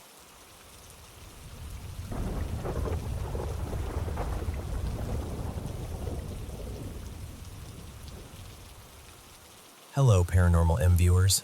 It's freezing. I've been looking forward to sitting here, sharing my mysterious experiences with you, and then drifting off to sleep. Thanks so much for sending in your stories. Now go ahead and get into bed, put on your headphones, snuggle up under the covers, and let's dive into today's mysteries. Oh, and don't forget to subscribe and turn on notifications. Thank you, my dear viewers. So, I've been sitting on this one for a while, mostly because I wanted to see how people reacted to my other story first. This isn't the scariest thing you'll ever hear, but it's one of those moments that still bugs me, especially because I wasn't alone. 2 other people saw it, and we all remember it the exact same way. This happened a long time ago, more like 14 years back now. I'm 30, so I was around 16 at the time. And you need a little context first. My parents were huge yard sale people. Like, if there was a handwritten sign on a telephone pole that said, "Sale," my mom would practically slam the brakes. We didn't have a lot of money, so our house was filled with secondhand stuff. Decor, furniture, you name it. And my mom had this phase where she was decorating our living room with a safari vibe. Think warm browns, animal prints, the whole living room jungle thing. She loved it. I hated it. One weekend, she came home from a sale at this nicer neighborhood with 2 matching lamps. Nothing creepy about them. No antique look, no cracks, no weird stains, nothing. Just normal lamps. They honestly looked like they'd barely been used, like the kind of thing someone sells because they redecorate every other month. She sets both lamps up in the living room, tries one, and it works fine. Tries the other one, nothing. Dead. She swapped bulbs, messed with the switch, tried different outlets, still nothing. So she did what my mom always did. She took the good bulb out, because why waste a perfectly fine bulb on a lamp that doesn't work, and put the older bulb back in it. Then she set the broken lamp near the TV anyway, just to complete the look. And that was it. That lamp just sat there, for like a year, maybe more. Nobody touched it. Nobody used it. Honestly, I forgot it even existed. Then one weekend, my dad was out of town for work, and those weekends were kind of our little tradition. Me, my mom, and whatever friend I had over, we'd take over the living room and watch movies my dad would have rolled his eyes at. That night, I had my friend Kayla staying over. We decided to watch a chick flick. I'm pretty sure it was Waitress. Not scary, just one of those sad but cute movies you snack through. We're about halfway into it, totally relaxed, and then, out of nowhere, the broken lamp turns on. And I don't mean it flickered. I mean it came on like it had been working the whole time. A steady, warm glow. Kayla gasped so loud I swear she stopped breathing for a second. I felt my stomach drop, and we both looked at my mom like, "Please tell us you did that." My mom's face changed too. She didn't scream or anything, but she got this look like she was trying to stay calm on purpose. She stood up, walked over, and picked up the cord. "It's not even plugged in," she said. And she was right. The plug was just lying there. Not in the outlet, not half in, not near it, just not plugged in. Yet the lamp was on. She flipped the switch and it clicked off like normal. Then she held up the cord again, almost like she wanted us to really see that it wasn't connected to anything. She gave us this nervous laugh and sat back down. And the second she sat, like the moment her weight hit the couch cushion, the lamp turned on again. I swear to you, it was like it was waiting. Then she unscrewed the bulb completely and set it on the TV stand. We didn't finish the movie after that. We tried, but the whole vibe was ruined. Kayla kept side-eyeing the lamp base like it was going to grow teeth. The next morning, in the bright daylight, we decided to test it. Like, okay, maybe there's an explanation and we were just tired and dramatic. So my mom plugs the lamp in, screws the bulb back in, flips the switch, and nothing happens. No light. We were like, okay, maybe that bulb finally died. So she tried a brand new bulb. Still nothing. We tried different outlets, different bulbs, different angles, like idiots standing around a lamp, bargaining with physics. Nothing. Not even a flicker. At one point, we even left it switched on for hours, just to see if it would blink or hum or do anything. It stayed dead the entire day. And that's what messes with me the most. Because that night, it lit up twice while it wasn't plugged in. And then it never worked again. Like it used up its one moment of life just to remind us it could. My mom eventually unplugged it, took the bulb out, and we never had another incident. She didn't throw it away though. She kept it, because my mom keeps everything. And now it's buried somewhere in their attic like it's in timeout. But I still think about it sometimes. Not because I'm sure it was haunted or whatever, but because I can't make it make sense. And I've got 2 witnesses who still, to this day, will tell you the exact same thing. That lamp turned on while it wasn't plugged in. Twice. Like it had something to say.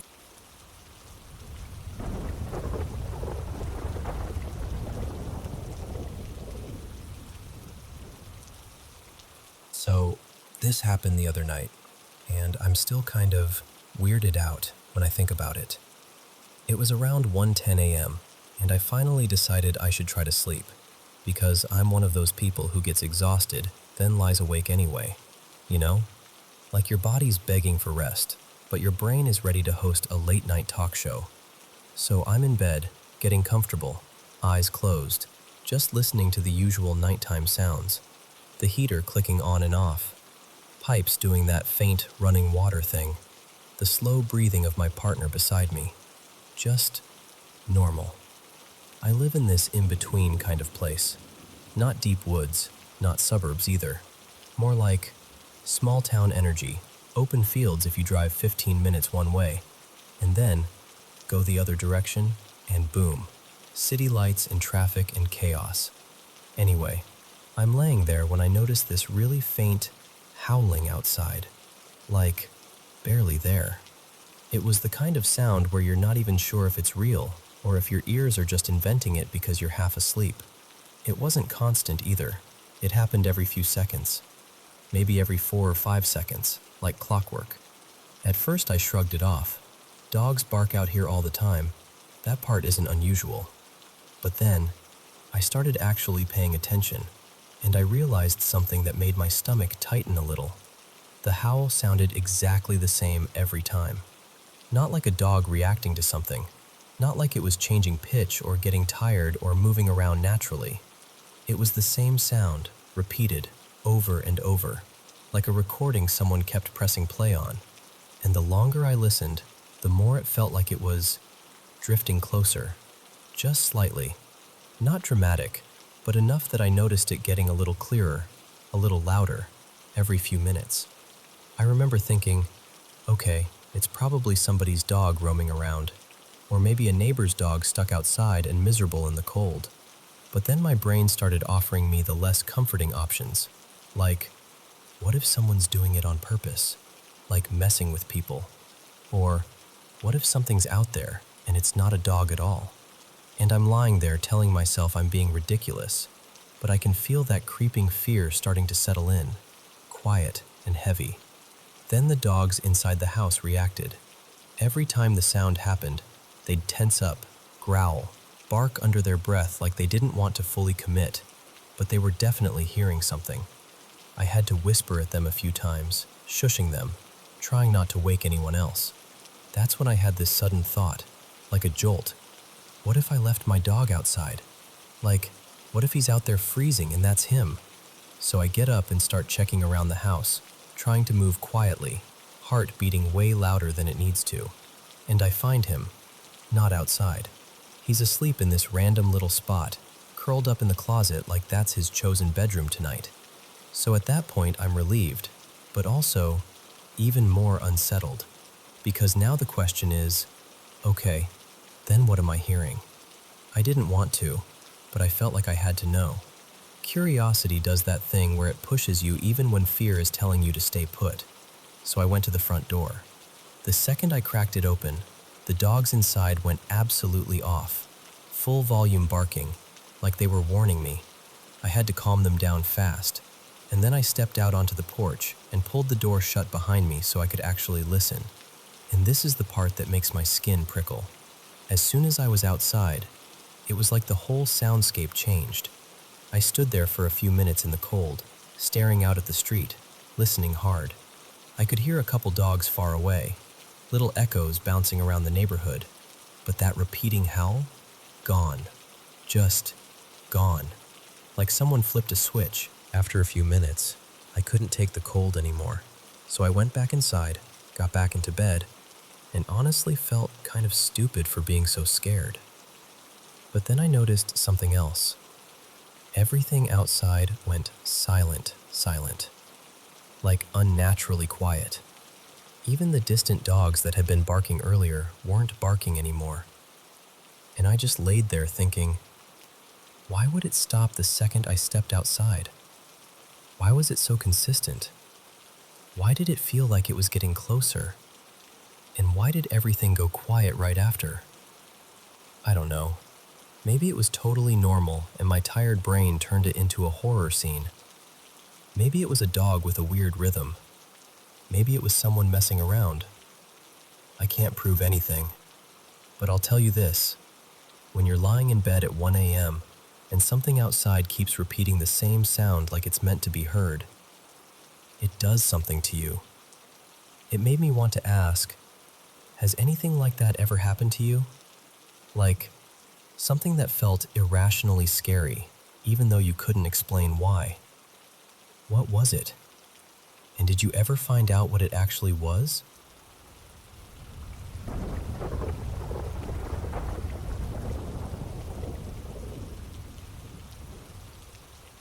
So, this happened in my apartment maybe like a month and a half ago.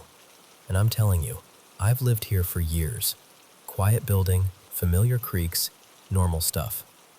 I live alone, and I've got 3 pets, 2 cats and 1 dog.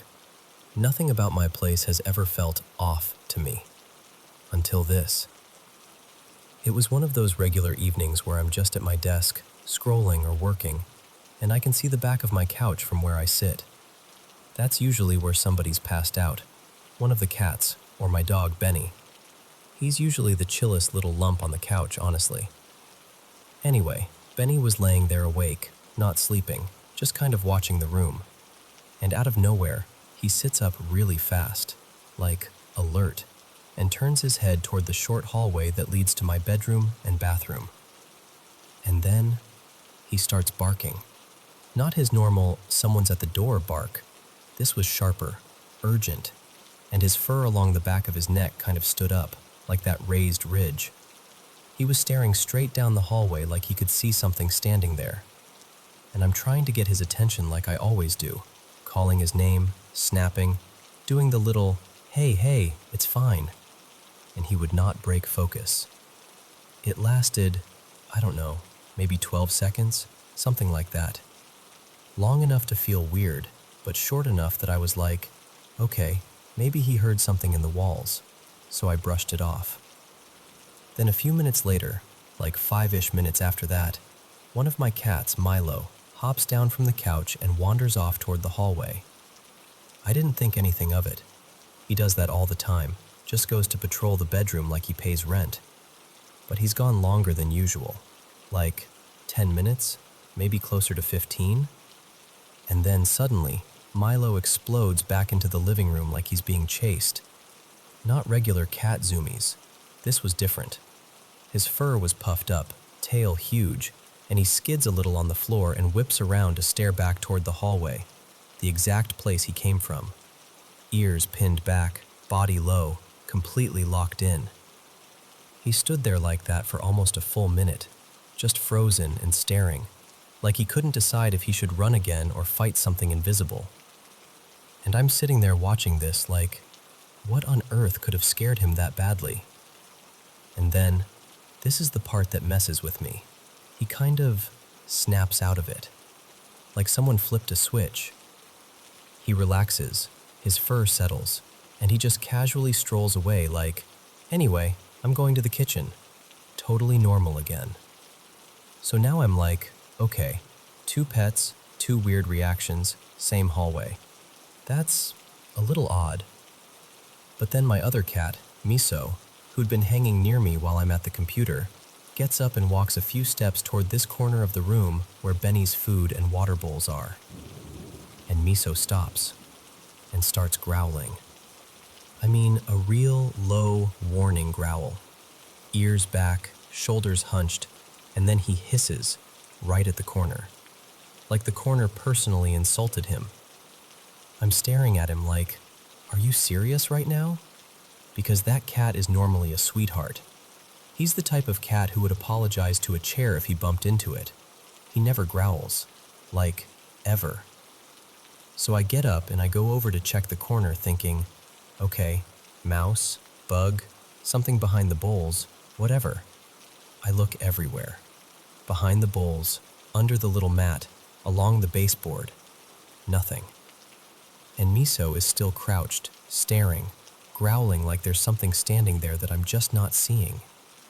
He even starts doing this slow, tense circle around the area, never taking his eyes off that corner, like he's trying to keep distance from it while also keeping it in view. And I'm not proud of this, but at that point I'm like, okay, something is up. Then the next evening, because apparently my apartment decided we're doing a 2-night event, Miso does it again. Same exact corner, same posture, ears back, growling, hissing at absolutely nothing. This time it lasts even longer, maybe 15 minutes. And I'm trying to act normal, but I'm not gonna lie to you, I was getting freaked out. Because once is weird, twice is like, okay, what are you sensing that I'm not? So I'm standing there, half nervous, half trying to make myself laugh, and I just say out loud, like into the air, something along the lines of, if there's a ghost in here, could you please be cool? Like chill ghost energy only. I don't mind a roommate if you're respectful. And honestly, if you're gonna be a ghost, please be a hot ghost. I'd rather live with a hot ghost. And after I said it, it was just quiet. No weird sounds, no footsteps, no creaks that stood out, nothing dramatic. Just me, my pets, and the world's most suspicious corner. I told a couple friends, and of course everyone had a different theory. One friend went straight to demon, which was not helpful. Another was like, it's probably just a ghost. Like that was somehow comforting. But I swear to you, I've never seen my animals react like that. Not here, not anywhere. And it wasn't one of them being weird. It was all 3 of them having these intense, specific moments, like they were tracking something that I couldn't. And I still don't know what it was. But ever since then, I catch myself glancing at that hallway a little more than I used to, just in case my roommate took my joke seriously.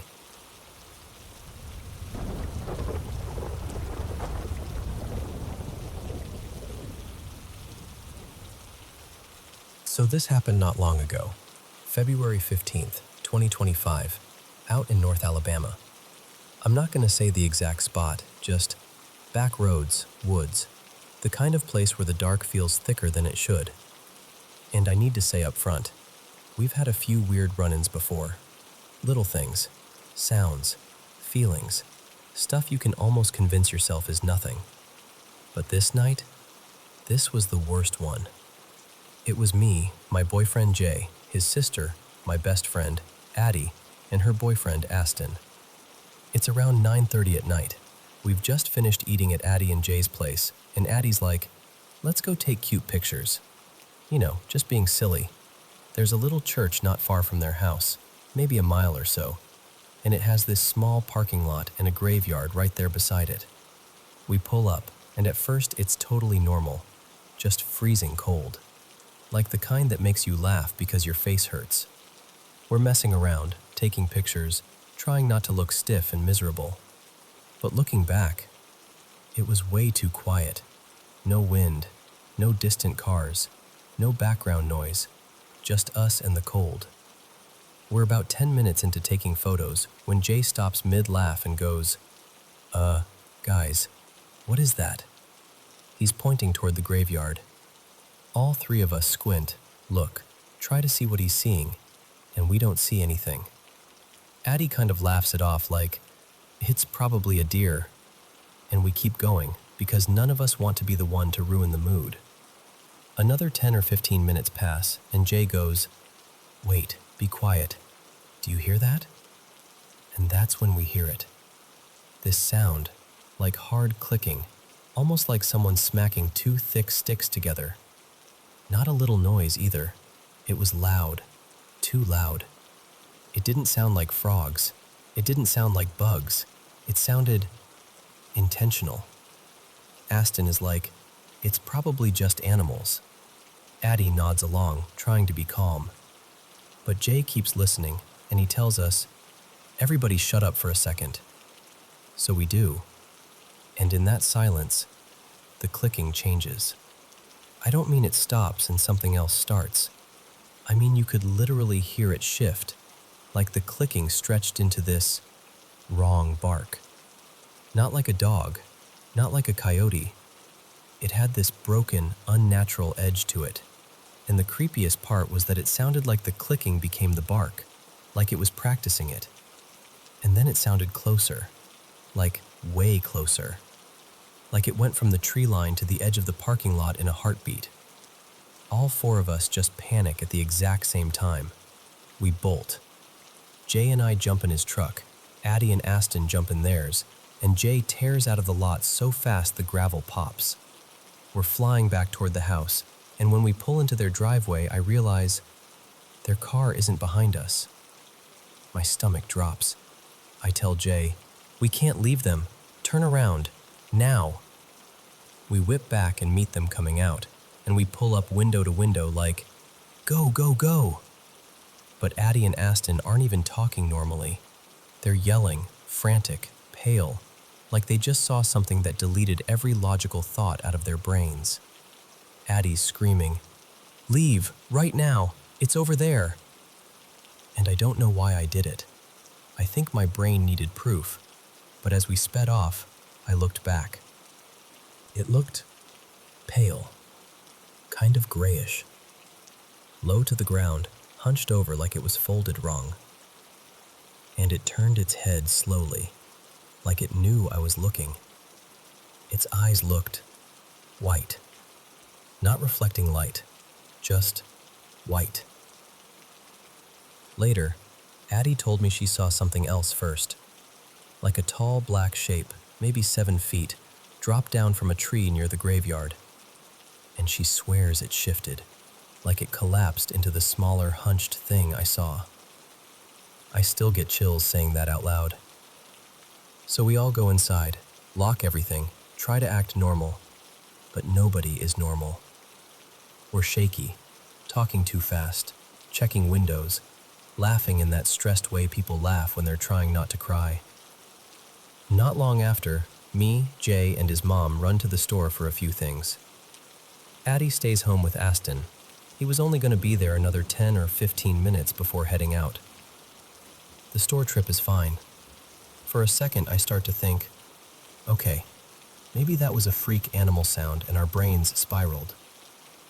Then we pull out of the store parking lot, and my phone starts exploding with messages from Addie.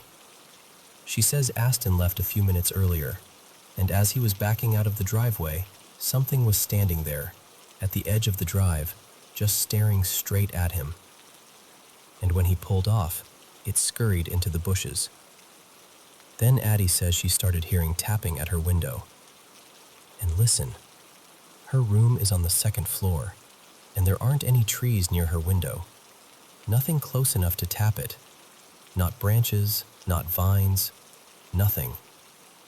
She said the dogs outside went from losing their minds to dead silent like someone flipped a switch, like the whole world paused. Then a while later, the dogs started barking again, but for a few minutes there was just nothing. No crickets, no wind, no movement, just silence. When we finally got back, there was nothing.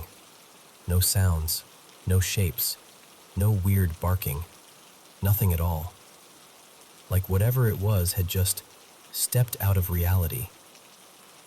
That night, Addie and Jay ended up staying at my place because we had a competition the next morning. We piled into Jay's truck and started heading down the road, and their road is already known for being creepy. Even older people around there talk about how strange it feels, how folks have seen things. But the drive is totally normal. The whole time I'm thinking, maybe it's over. We turn onto my dirt road, and about halfway down, out of nowhere, something slams the side of Jay's truck. Not a little tap, a hit. The truck actually shakes, like something solid threw itself into it. We all scream.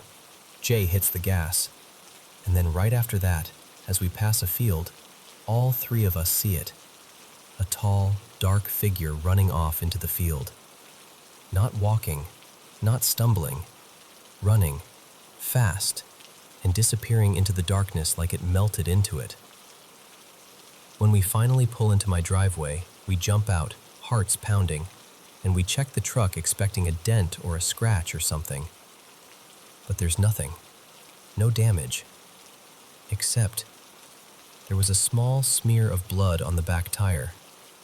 Not a lot, just enough to make your stomach drop again, because it means whatever hit the truck wasn't imaginary. And ever since then, I'll be honest, we've been scared to be outside at night at either house. Even when nothing is happening, that feeling is still there, like something knows where we are, like it was curious, and like it hasn't fully decided it's done with us.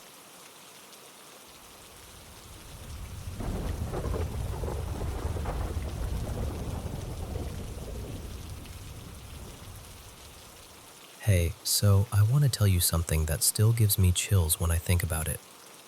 I grew up in Italy, but not the Italy people usually picture. No sunny coastlines or postcard cities. This was a quiet town tucked between mountains, with little forests that start almost right behind the last houses. And this happened about a decade ago, when I was around 12, middle school age. Back then, I had this close friend. His name was Matteo, and he lived in this big, slightly creaky house right where the mountain slope begins, and the woods kind of lean in close.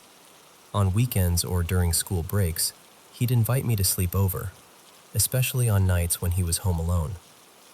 His mom sometimes worked overnight at the hospital, and honestly, being alone in that house at that age felt like inviting your imagination to run wild. One night, it was just the two of us. His mom had left for her night shift, and we did what we always did.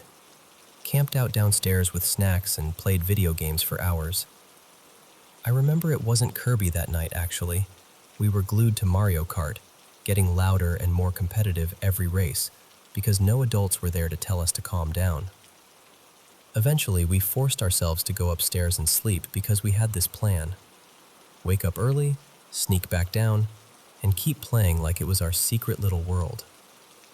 and I was the kind of kid who popped awake like a switch had flipped. Around 6:15, I opened my eyes and the house was completely still. Dark, but with that faint blue light starting to press against the windows. I lay there for maybe 10 seconds before I couldn't take it anymore. I nudged Mateo and whispered, "Come on, let's go." To his credit, he didn't even complain. He sat up, half asleep but instantly excited, and we both crept out of the room like we were doing something forbidden. We hurried down the wooden stairs, those old stairs that groan no matter how gently you step, and they opened right into this wide living room that connected to a bunch of other rooms. The couch was right there, the TV across from it. We were already moving toward it, like autopilot. And then, from the guest room upstairs, the one that sort of looked out over the living room through its open doorway, I heard a voice. It wasn't loud. It wasn't dramatic.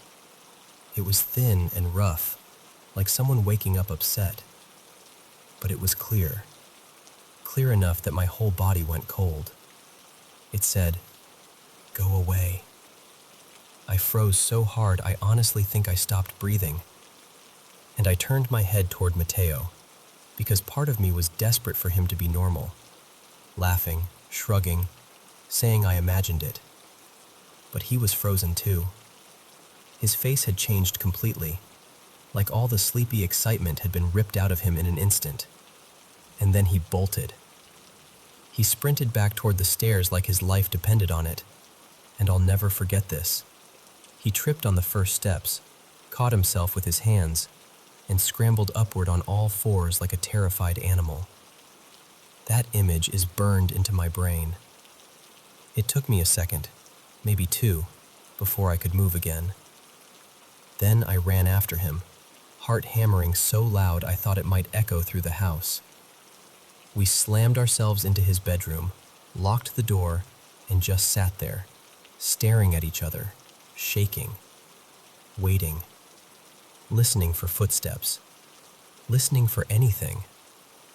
We stayed like that until his mom got home. And here's the part that still messes with me.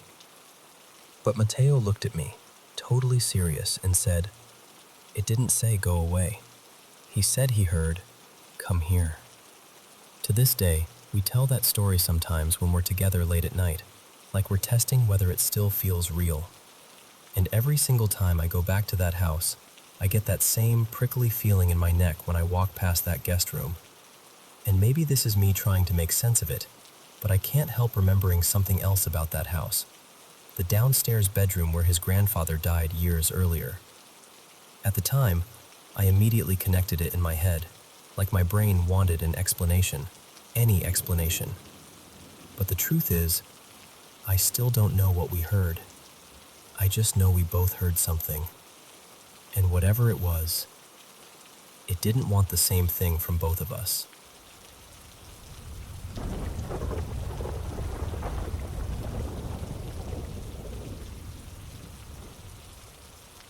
Okay, so let me start at the beginning, because the timeline matters. We bought this house in late 2019, and we moved in right at the start of 2020, after we finished fixing it up. At the time, it just felt like a normal place. Fresh paint, new routines, that whole new home buzz. But there was already a story attached to it. The previous owner's wife, her name was Marianne, passed away in what's now our master bedroom, maybe a year or so before we ever showed up.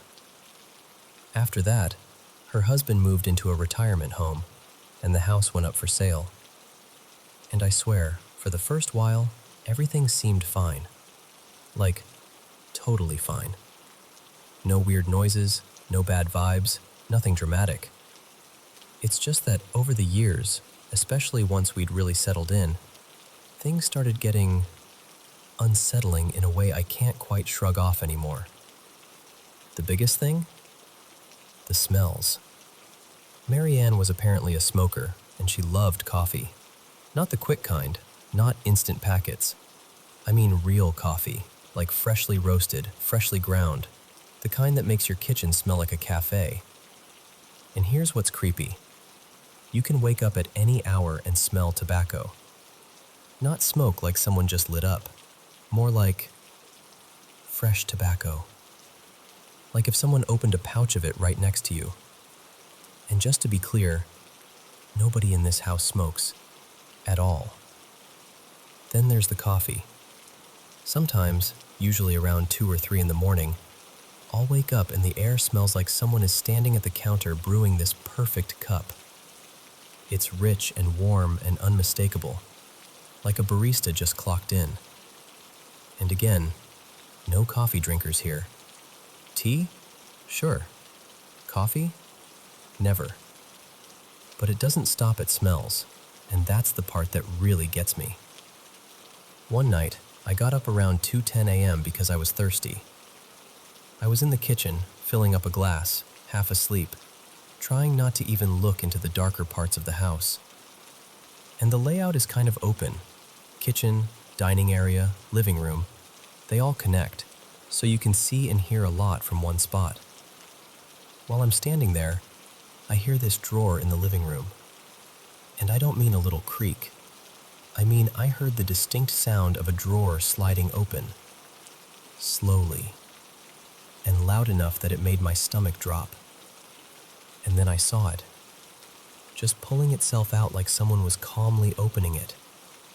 I froze with the glass still under the tap. Then I didn't even finish. I just set the cup down and practically ran back to my room.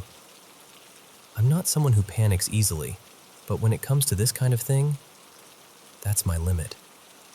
I can deal with normal fears. I can't deal with the idea that something might be watching me move around my own house like it has the right to be there. And I know this might sound ridiculous, but I've played enough of those paranormal investigation games, phasmophobia and stuff like that, that my brain starts trying to label what it is. Without real equipment, without real research, it's probably not accurate. But if I had to guess, it feels like it could be something like a poltergeist, or a spirit, or maybe something that picks one person to mess with. Because there's been more. I've had my TV remote slide off my desk in broad daylight. Not fall, not tumble. More like it was nudged. Softly tossed. Like someone flicked it toward the doorway just to remind me, yeah, I'm still here. And another time, I woke up because something hit near my window. Like a light thump. And when I looked, a pair of shorts, my shorts, were on the floor by the window like they'd been thrown. I don't know if it was aimed at me or if it was meant to smack the window, but either way, it wasn't where I left it. And honestly, I'm telling you this because I needed to tell someone who won't immediately laugh it off. I've brought it up to friends and they act like I'm just paranoid, like I'm making a big deal out of nothing. But I know what I've smelled. I know what I've seen. And if I ever catch something real, like a weird light in a photo, or anything even close to solid proof, I'll share it. I don't want to feel like I'm alone in this anymore.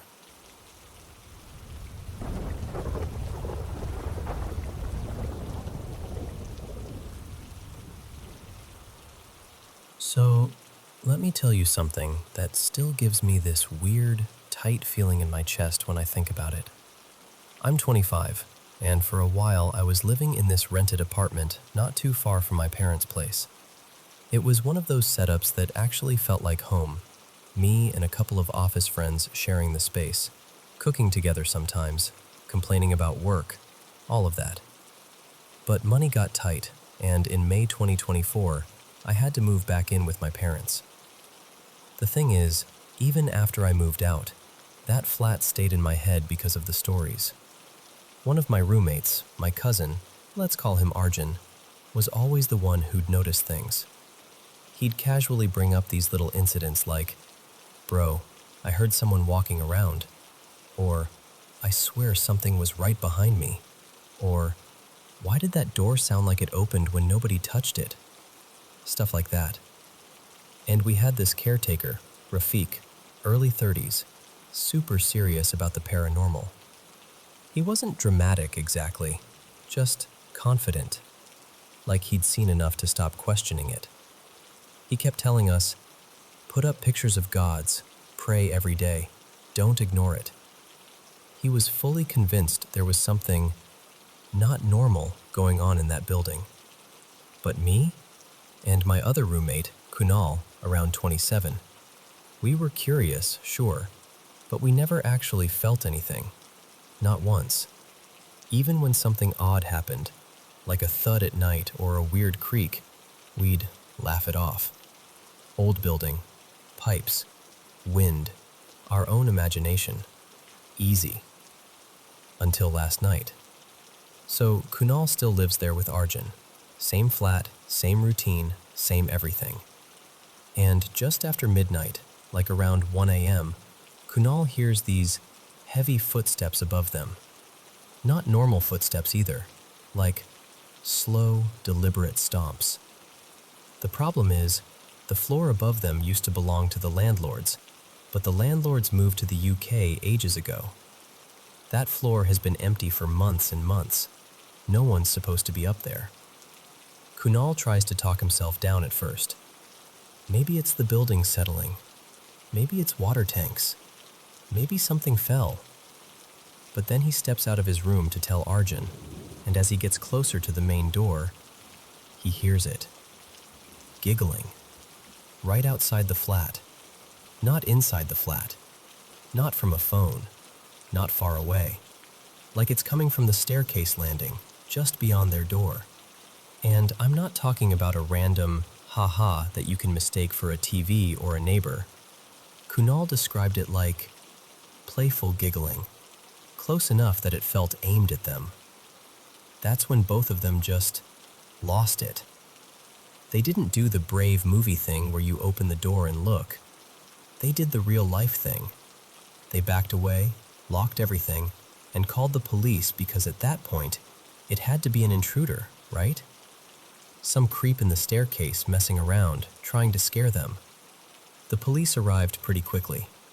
They searched the house. They checked the staircase, the doors, the access points. Nothing. No sign of anyone. And what made it worse is this. The doors to the upper floor and the terrace were locked, and there was dust settled in a way that made it obvious no one had touched them recently. Like, if someone had been there, you'd see something. Footprints, smudges, anything. The police were calm about it. They basically told them, "No one's here. You probably misheard. It's late. You're stressed. Don't overthink it." And maybe that should have been the end of it. But here's the part that makes the whole building feel like it has layers. Let me explain the layout.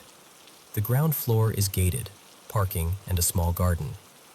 From the parking area, there's a door that leads to a stairwell, and the stairs wrap around this old lift shaft. The stairs go up 3 levels, and they also go down. But below all of that, there's a basement. And the basement is one of those places everyone avoids without even discussing it. Like an unspoken rule. You don't go down there. You don't need to. You don't even want to. Every person who's visited that flat has said the same thing. The basement feels wrong. Not, ooh, spooky, fun wrong.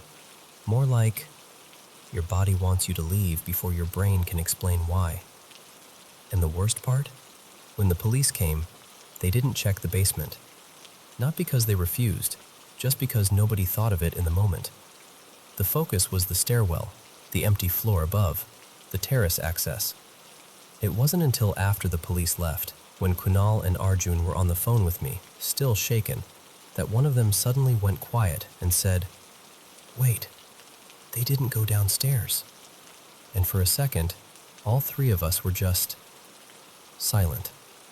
Because yeah, the obvious thought is, if there was someone, that's where they'd hide. But then there's the other thought, the one you don't want to say out loud. What if the basement isn't just empty space? Now they're too scared to go down there alone. And honestly, I don't blame them. They missed the one window where it would have felt safe, like, okay, Police are here, lights are on, let's just check and end this. Now it's back to just them, the stairwell, the quiet building, and that memory of giggling right outside the door at 1 a.m. And me? I'm sitting at my parents' house, telling you this, trying to be logical. But I'll be honest, if I were still living there, I don't know if I'd be laughing things off anymore.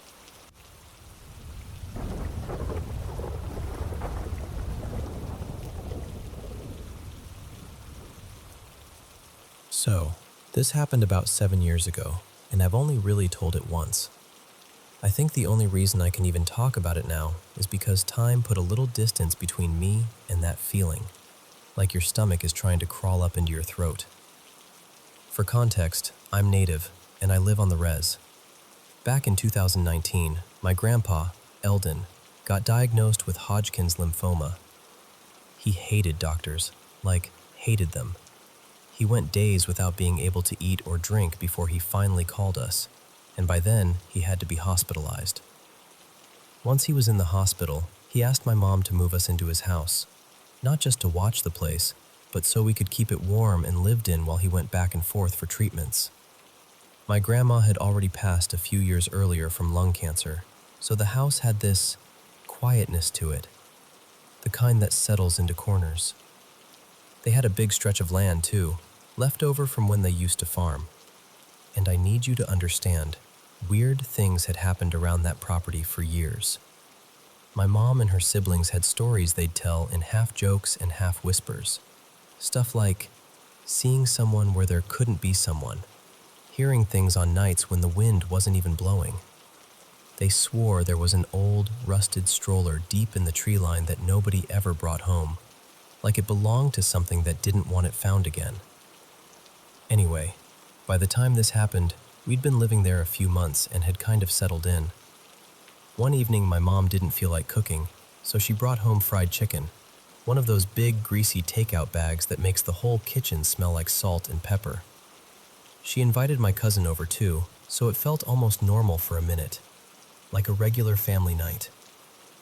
After we ate, I stepped outside onto the deck to get some air, and that's when I saw something dark on the ground near the bottom of the ramp. At first, I honestly thought it was like a shoe, or maybe a hoodie someone dropped. So I walked down the ramp to get a better look, and it was a dog's head, just sitting there. I remember my brain trying to correct what my eyes were seeing, like, no, that can't be right. But it was. A medium-sized dog, black fur, and the way it was placed, it didn't look like an animal dragged it there randomly. It looked left there. I ran back inside and told my mom, and at first, she tried to make it make sense. She said something like, "There's been a bear around, poor dog." And I was like, "No, Mom, it's a severed dog head." My oldest sibling, Maris, went out to check while me, my mom, and my cousin stood on the deck, holding on to each other with our eyes.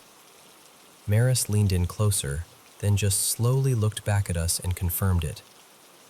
And then they said something that made my skin go cold all over. "The cut is too clean. A bear wouldn't do this. A bear would have torn it apart." Right when they said that, the wind started picking up. Not a gentle breeze either, more like the air suddenly had somewhere to be. My mom got nauseous and went back inside, like her body was trying to protect her before her mind caught up.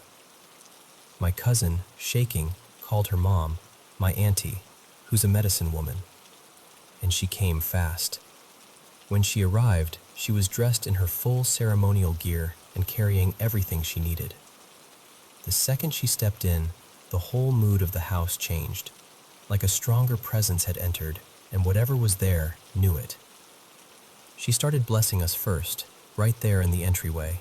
So we're all gathered in that entryway. Me, my mom, my siblings. Quiet, listening to my auntie pray. And then, something ran. I didn't see it, not clearly. It was more like the sensation of movement, fast and low, like when something darts past you and your whole body reacts before you even understand it. But we heard it.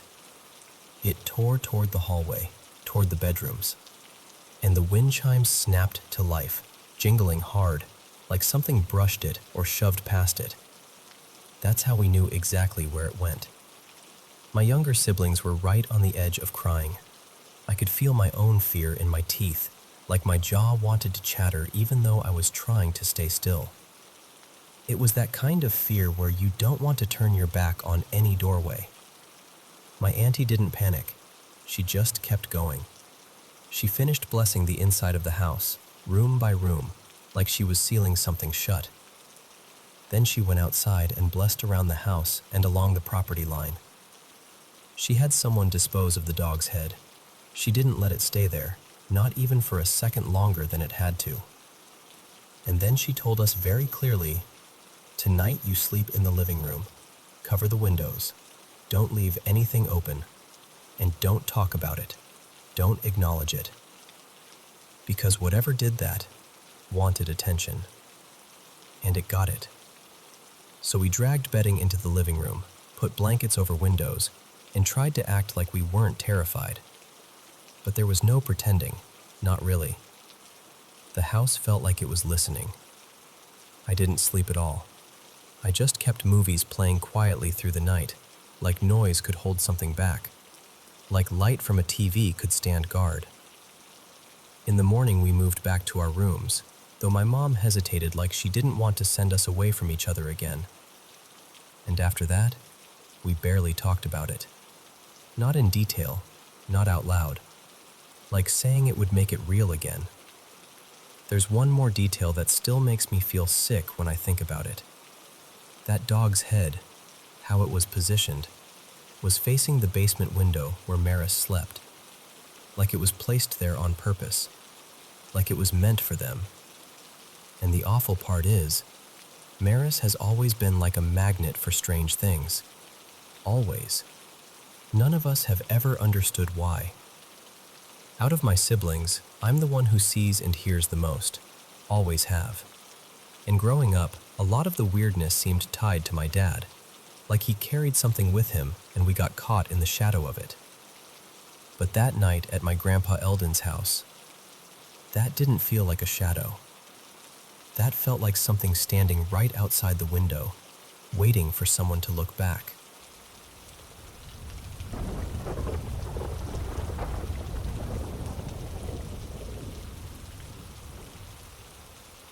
I've taught high school for about a decade now, and there are a handful of moments that stick with you. Little snapshots you can't quite file away. This is one of those. I'm not what you'd call a die-hard believer in the supernatural. I'm the kind of person who leans on logic, science, explanations you can test. But I'll be honest, the whole "what if there's more" question has always quietly fascinated me. I've watched the creepy videos, listened to scary stories, felt my stomach drop at the right jump scare. But nothing has ever really happened to me. Not personally. Until, well, this. Back then, I had a student in my special education class. Let's call her Maribel. Sweet kid, brilliant in her own way. She was on the autism spectrum and had a few other medical challenges, but she worked hard, and she had this very honest, straightforward way of experiencing the world. No pretending, no performance, just Maribel being Maribel. One afternoon, I finished a lesson and the room settled into that familiar, quiet hum. Papers shuffling, pencils tapping, kids trying to look busy. And then I noticed Maribel. She was crying. Not sniffling, crying. Big, shaking breaths like something had hit her all at once. I walked over right away, lowering my voice, keeping it gentle. "Hey, are you okay? Do you need to step outside?" Her classroom aide came over too, and together we guided her into the hallway so she wouldn't feel like everyone was staring. Out there, we asked again what was wrong, if she was hurt, if she was overwhelmed, if something had happened. Maribel just wiped her cheeks and shook her head. She wouldn't say a word. After a few minutes, she calmed down enough to go back inside. We didn't push it.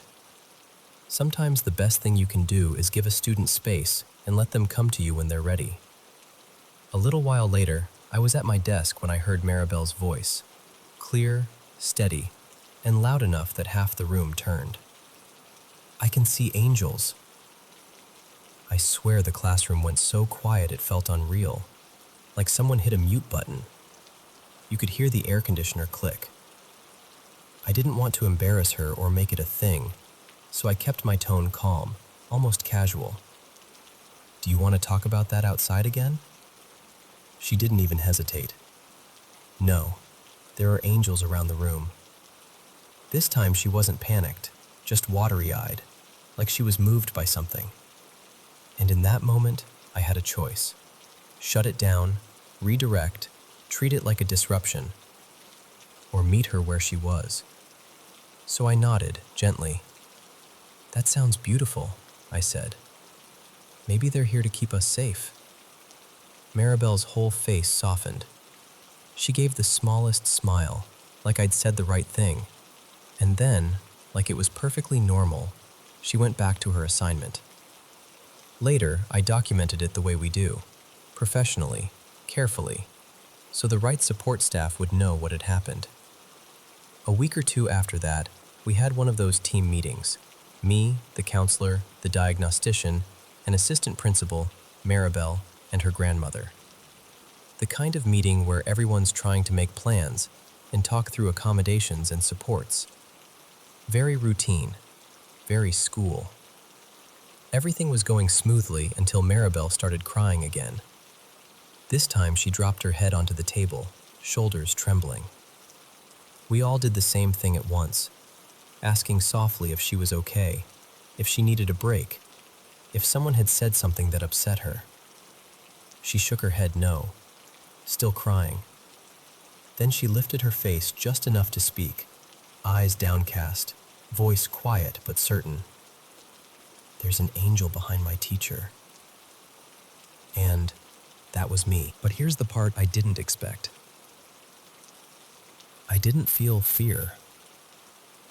I felt calm, like a warm weight settling in my chest, a stillness. Not excitement, not panic, just this steady, gentle peace I couldn't explain. And my mind immediately went to my grandmother.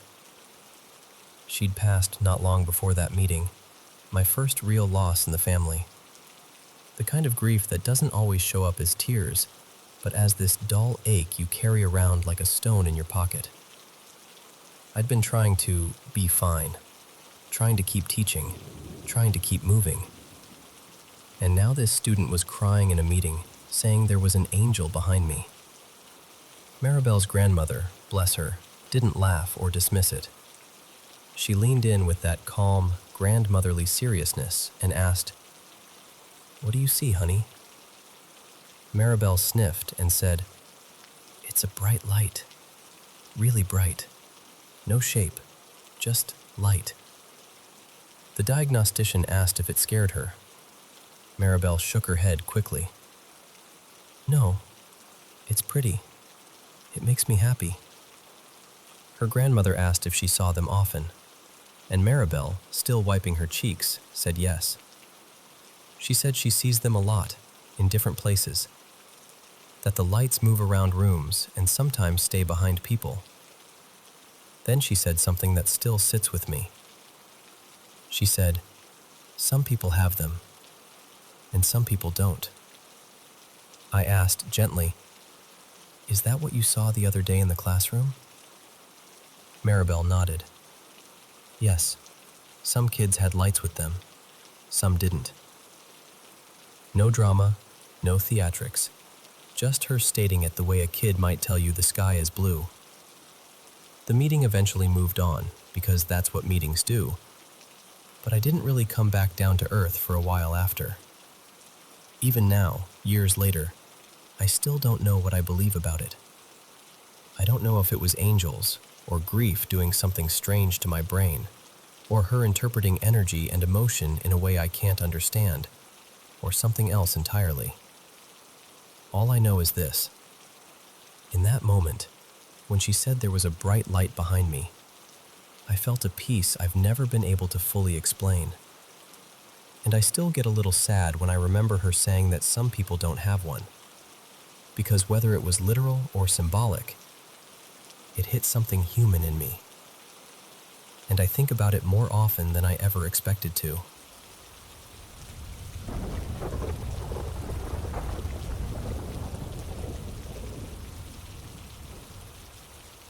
Okay, so I need you to picture this. I'm out at my parents' little summer place, way out in the sticks. It's the kind of area where you can go a full day without seeing another person, and right now, it's still winter, so most of the nearby cottages aren't even usable.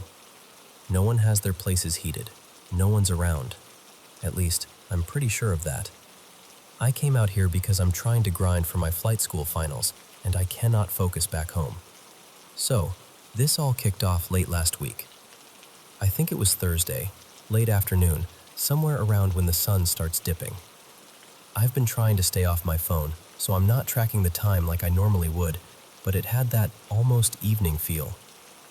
I step outside to grab some dry wood from the shed, just to keep the fire going through the night, and I hear a vehicle on the dirt road that runs past the property. And honestly, my first reaction was kind of excited, which sounds ridiculous now. I hadn't had company in days, so my brain immediately goes, oh, maybe it's someone I know. I start heading down toward the road, and before I even get close enough to see anything, the engine absolutely screams, like the driver slammed the gas as hard as they could. The tires kicked up gravel so loud it sounded like it was raining rocks. It wasn't a normal passing by sound. It was aggressive, like they wanted whoever was nearby to hear it. And I know how this sounds. Trust me. I sat there for a second with the wood in my arms thinking, why does this feel wrong? I couldn't even explain it, just this immediate, sour drop in my stomach. For a minute, I actually considered packing up and leaving right then. I've read enough stories about people casing remote properties or messing with isolated houses, and my brain just went there. But then I told myself I was being dramatic. It's winter. It's rural. People drive weird on dirt roads. I calmed down, went back inside, and tried to get back into study mode. Then the next night, Friday, I'm in bed on this loft area in the main room. There's a window up there that looks out over the front of the property. I can't see everything because of the trees in this little storage building, but I can see enough, especially the spot where you'd park. And there's this motion sensor light out there. I didn't put it in, my parents did. It's mounted on a tree, so if you pull up at night, you can actually see where you're going. Here's the thing, I don't have a car out here. I rode my motorcycle, and it's locked inside the storage shed. So there shouldn't be any reason for that light to come on. But I'm lying there watching some dumb TV, just trying to decompress, and suddenly that motion light turns on. And it stays on. For maybe 30 seconds, it's bright, and then it clicks off. Then almost immediately, click, back on. Off. On. Off. On. Over and over again. Not once, not twice. For like, I'm not exaggerating, 10, maybe 15 minutes straight. And I'm just frozen. Like my brain is doing that thing where it's trying to solve the problem logically, while my body is going, nope, nope, nope. I remember sitting up, just staring at the window like if I stared hard enough, I'd see what it was. But the trees made everything into shadows, and the storage building blocked the lower part. So all I could really see was that light flipping on and off like something was moving around just out of view. Eventually, I convinced myself it had to be wildlife. That was the only explanation my brain would allow, because the other explanation, someone out there pacing in the dark, felt too insane to even entertain. Saturday was quiet, uneventful, almost enough that I started to feel silly about the whole thing. And then tonight happened. And this is the part that still has my hands feeling weird even talking about it. I stepped outside to pee, because yeah, the cottage setup is rustic, and the bathroom situation isn't exactly convenient. So I go out near the edge of the trees like I always do. It's dark, it's cold, it's quiet in that heavy winter way. And then I hear footsteps. Like actual footsteps. Not a scrape, not a rustle, not a branch snapping once. Footsteps. At first, I tried to tell myself it was an animal. Deer, maybe. Something moving through leaves or snow. But the rhythm was wrong. It wasn't walking speed. It wasn't running speed. It was like, this is the only way I can describe it. Like something was stomping fast in short bursts. A rapid, unnatural thud, thud, thud, thud, thud, and then silence for a couple seconds. And then again, thud, thud, thud, thud, thud. Pause. Again.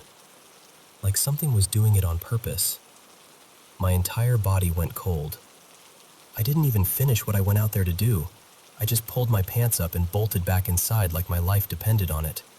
I slammed the door, locked it, checked the other doors, locked those too, closed the blinds, turned off lights. The full, I'm suddenly living in a thriller movie, routine. And I know how it looks, okay? I'm aware. I'm out here alone, studying, barely sleeping, probably making myself jumpy. I keep telling myself that. I keep trying to be rational. But the problem is, I know what I heard. I'm sitting here right now with my heart still pounding, and I've got, something to hold on to, because it makes me feel less helpless. I keep listening for it to come back. I keep hearing little sounds outside that could be nothing, but after that stomping rhythm, every tiny noise feels like it's aimed directly at my nerves. And the worst part is the isolation. The service out here is awful. I've had hours where my phone basically becomes a brick. So it's like, even if I wanted to talk to someone, I'm not guaranteed I can. I tried calling my parents earlier. I'm going to try again. But I'm also telling you right now, when the sun comes up, I'm leaving. I'm not stepping outside again until it's fully light, and the second it is, I'm gone. Because maybe it's an animal. Maybe it's wind. Maybe it's my brain spiraling because I'm alone and stressed. But something about those footsteps, those weird, deliberate bursts, makes my skin crawl in a way I can't shake. So tell me I'm being paranoid. Seriously, tell me there's a simple explanation. I want that more than anything right now.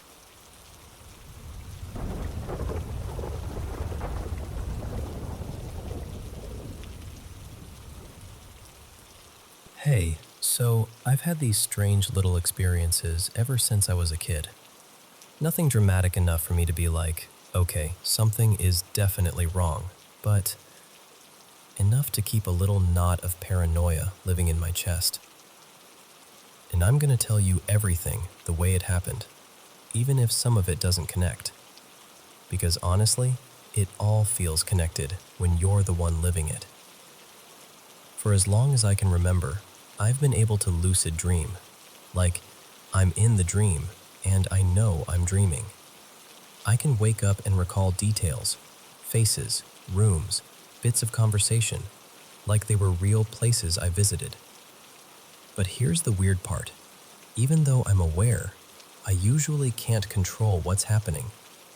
It's not like those fun lucid dreaming stories where people fly or change the setting. For me, it's more like I'm conscious in a moving car, but I'm not driving. And my dreams loop. A lot. So if something horrible is about to happen, like I'm headed down a hallway I know leads to something I don't want to see, I'll try to make a different choice. I'll turn left instead of right. I'll run instead of freeze. Sometimes it helps. Sometimes it doesn't. The dream just rearranges itself and finds another way to corner me. And I know people say you can't feel pain in dreams. I can. Not always, but enough times that it stuck with me. I've felt the sting of getting scratched, the heavy ache of being grabbed too hard, the sharp panic of pressure in my chest. It's not movie pain either. It's body pain. Like my nerves didn't get the memo that none of it was real. Then there was the sleep paralysis. That part used to be the worst. It started when I was really young, just waking up and not being able to move. But it didn't stay simple. It would happen when I was in the most miserable positions too, like my face pressed into a pillow or trapped under a thick comforter. And I'd be stuck there, unable to shift even an inch. My brain would be awake, my lungs would be begging, and I'd start panicking because I couldn't tell if I was actually suffocating or just feeling like I was. And then it evolved. When I was around 16, maybe 17, I started hearing voices during it. Not clear conversations, more like murmurs that felt close, like someone was in the room, leaning in. And the worst thing? I'd feel cold air on the back of my neck, like breathing, like something was right behind me, just patiently exhaling. I never opened my eyes, not once. I didn't want to give it the satisfaction. That's what it felt like if I looked, it would become more real. For a while, it happened almost every night. I started dreading bedtime. I could feel it coming too, this heavy slide, like my body would sink before my mind did, and I'd think, no, not again. And still, I'd get pulled under. Eventually, I learned how to break out of it. I'd wiggle my toes first, just the tiniest movement I could fight for. I'd force little sounds out, like a low grunt. Sometimes I'd whisper prayers in my head when I couldn't speak, bargaining with anything listening. Please, please let me move. And I'm not even saying that in a dramatic way. It really felt spiritual sometimes, like I wasn't just fighting my own body, like I was fighting for permission to come back. That phase of my life was also when I was at my lowest emotionally. Depressed in that quiet, heavy way where you're functioning, but you're not really living.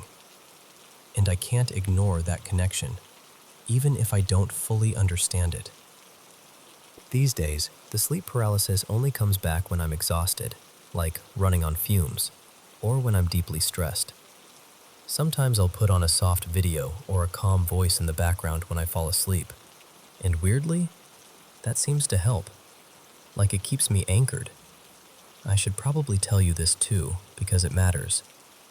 I grew up in a poor, chaotic, emotionally abusive home. Not the kind where bruises were on me, but I saw it happen to my siblings. I heard things you can't unhear, and my part was mostly getting yelled at, degraded, blamed, made to feel like a burden for existing. So I learned to disappear. I stayed quiet. I stayed out of the way. I spent a lot of my childhood alone because being alone felt safer than being noticed. And the basics weren't stable either. Power would get shut off sometimes. The water too. You'd wake up and it was just another day of pretending it was normal. So yeah, maybe that shaped my brain. Maybe my sleep got wired wrong. Maybe fear became my default setting. I can admit that. But even with all that, there are things that happen later, as an adult, that still make my stomach drop when I think about them. Because I don't just mean nightmares. I mean hearing things. And I've never seen something fully appear in front of me. Not like a shadow person standing in the doorway or anything. But I have caught movement out of the corner of my eye, and I'll be honest, I don't investigate. I don't do the let's see what that was thing. If I get the sense something is there, I avoid looking directly at it, like looking might invite it closer. A couple years ago, there was this moment that still gets me. I had just gotten out of the shower. My hair was dripping, I was reaching for a towel, and I heard my daughter, my little girl, say, "Mommy?" right outside the bathroom door. Clear as day. and without thinking, I answered, "Hold on, baby." The second the words left my mouth, I felt this cold realization wash over me. Because my daughter, she doesn't stand politely outside the bathroom door. She bursts in like she owns the place. She's loud. She's impatient. She's her. But nothing happened. No footsteps. No door handle turning. Just silence. So I opened the door. No one was there. I walked straight to her room with my heart beating in my throat, and she was asleep. Fully asleep. Knocked out in the way only a kid can be, like the world could fall apart and they'd still be dreaming. I just stood there staring at her for a long minute, trying to convince myself I must have imagined it. But I heard it. Then another time. This one was worse because it felt so intimate. I was in bed, drifting off, and I heard my husband, well, my partner, Darren, say, "Hey Ray," right next to my ear. Not from across the room, not muffled through a wall, right next to me, like someone leaning over my side of the bed. I sat up so fast my whole body went hot. I looked around, confused, and I expected to see him standing there, maybe needing something, maybe joking around. But the bedroom was empty. I got up and walked out, and he was in the hallway, near the kitchen, getting water, nowhere near me. And when I told him what I heard, he swore he hadn't said a word. And he looked genuinely freaked out too, which somehow made it worse. There's one more piece that always lingers in the back of my mind. Before I got married, I lived with my sister for a while. I told her about the weird stuff, my dreams, the paralysis, the voices, all of it, because I needed someone to tell me I wasn't crazy. And here's the part that makes me feel guilty even now. When I moved out, it stopped for her. Just stopped. Like it left with me. So yeah, that's why I'm cautious. That's why I don't go chasing shadows. That's why when I hear something call my name in the wrong voice, my first instinct isn't curiosity. It's this quiet, instinctual thought. Don't answer.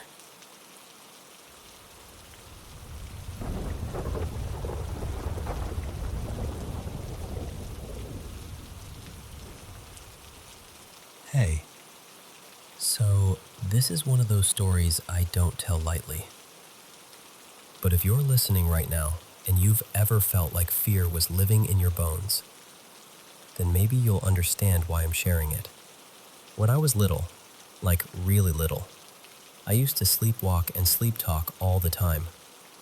In my family, it was treated like, oh, that's just Jessa being Jessa. But honestly, it was still unsettling. And looking back, I don't think it was ever just some harmless, quirky thing. My childhood home wasn't a warm place, not even close. My sisters and I were abused by our mother. Our parents divorced, and she had this way of making everything about her, like she needed control over every breath in the room. She was also into what she called white magic. Sometimes she'd read our palms at the kitchen table like it was a normal little hobby. But it didn't feel normal to me. Not then, not ever. And here's the thing. I'd already had moments before all that where I'd seen things I couldn't explain. Little flashes of the paranormal, more than once. So I knew what off felt like. I knew when something didn't belong. Part of me still believes her messing around with that stuff drew more darkness toward us. Like it opened a door and never bothered closing it. And then, something worse happened in that house. I was raped there. After that, the system got involved and I was removed. At first I was placed with my sister, but it wasn't safe there either. It was just different pain, same helplessness. Eventually, I ended up living with my aunt until I left for college. And I'm telling you, my aunt's house should have been peace. She was stable. She was kind. She loved God. But the moment I moved in, the weirdness got stronger. My sleepwalking ramped up again, but it wasn't like before. It was purposeful, like I was being guided. One night, I woke up with only these tiny little snapshots in my memory, like 2 seconds of film spliced into a blackout. Later, my aunt told me what happened. I had gotten up in the middle of the night, walked into the kitchen, and picked 3 flowers from a little vase she kept near the sink. Then I walked down the hallway and put 1 flower on the floor of each of my baby cousins' rooms, right near their cribs, like I was placing them there on purpose. Then I came back to the living room, took the 3rd flower, and this part still makes my stomach flip. I sprinkled little decorative stones, those glassy pebbles from a bowl, across the living room carpet like I was scattering a trail. Then I tossed the stem in the trash and went back to bed, all while asleep. And the freakiest part? I remembered just enough to know I was doing something, but I couldn't stop. It's hard to explain, but it felt like being trapped inside your own body, like your mind is underwater watching your hands move on their own. Around that same time, I started having night terrors too. One of them, I swear it felt real enough to bruise my soul. I woke up in my room and I saw this priest standing near my bed, like he was performing some kind of cleansing. The room was shaking, like the walls were trembling, and I could feel it in my teeth. But there was no one there. And I woke up for real screaming, drenched in sweat. Another one came back over and over. I'd be stuck inside this apartment and I couldn't get out. I'd pull on the door, I'd pound on it, I'd twist the handle until my hands hurt. But something evil was on the other side. Not just scary, but sinister. Like it was waiting for me to open it so it could finally touch me. But the dreams kept getting worse. And then came that night. I dreamed I was walking home in the dark, streetlights humming, the air cold and heavy. And I had this strong feeling, almost like a voice inside me saying, "Don't turn around. Whatever you do, don't turn around." But I heard footsteps behind me, and I remember thinking, I'm almost home. I'm right there. If I turn around and something's wrong, I can just run inside. So I turned, and I was face to face with this dark figure, my height, my shape, like a shadow cut into the outline of me. And it spoke, in my voice. It said, "You should have listened to yourself." And it lunged, like it jumped straight onto me. I woke up in absolute terror, but since nightmares had become my normal, I tried to shake it off like, okay, just another one. Breathe, you're fine. I got up to use the bathroom. My aunt's house had this setup where the bathroom was connected to my bedroom, just one wall separating the two. And my bed back then? Loud, squeaky. You could hear it if you even shifted your weight. So I'm sitting on the toilet, trying to calm down, and I start hearing the bed squeak, over and over. Not like someone rolling over, not like a spring settling, like something was moving on it, back and forth, or sitting down and standing up, repeatedly, calmly, like it had all the time in the world. And I froze, because I knew something important. If I made noise and it stopped instantly, that meant whatever was doing it was responding to me. That meant it was aware. So I stayed completely still and listened for what felt like forever, probably 3 minutes. The squeaking didn't stop. My heart was hammering so hard I thought I'd throw up. And I kept thinking, please let it be my imagination. Please let it be the house settling. But it wasn't. Finally, I gathered every ounce of courage I had and opened the bathroom door. The second the door moved, silence. Instantly. Like someone held their breath. And in that moment, something in me just knew. Whatever was in that room hadn't been in that house before I arrived. It was like my fear had made room for it. Like the more afraid I got, the more permission I gave it to become real. And it felt stronger. Now here's what matters. It was only me and my aunt living there. And it was a long ranch-style house. Our bedrooms were on opposite ends. No way it was her. No way. So I ran. I ran down that hallway like my life depended on it, and I found my aunt. And the second I saw her, I just broke. I told her what happened, and she didn't hesitate, not even a second.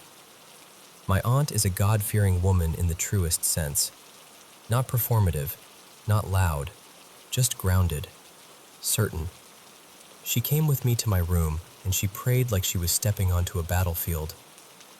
And when I say she fought, I mean it. She prayed with authority, like she knew exactly who she belonged to.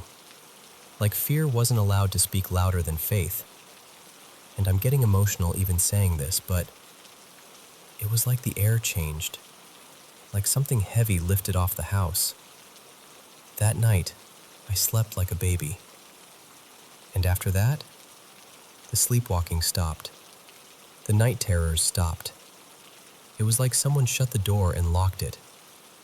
And what I took from all of it is this. God can work with a trembling heart, but fear can't be the one driving. My prayers before weren't landing because I was still terrified, still half believing the darkness had the final say. So if you're dealing with something like this, whether it's nightmares or spiritual oppression, or just feeling like you're not safe even in your own mind, I want you to hear me. You are not alone. And faith doesn't have to be perfect to be real. Mine was shaky. Mine was small. But God still met me. He still sent help. He still made a way. And that's why I believe, with my whole chest, that when you choose trust over fear, you'll see the difference. You really will.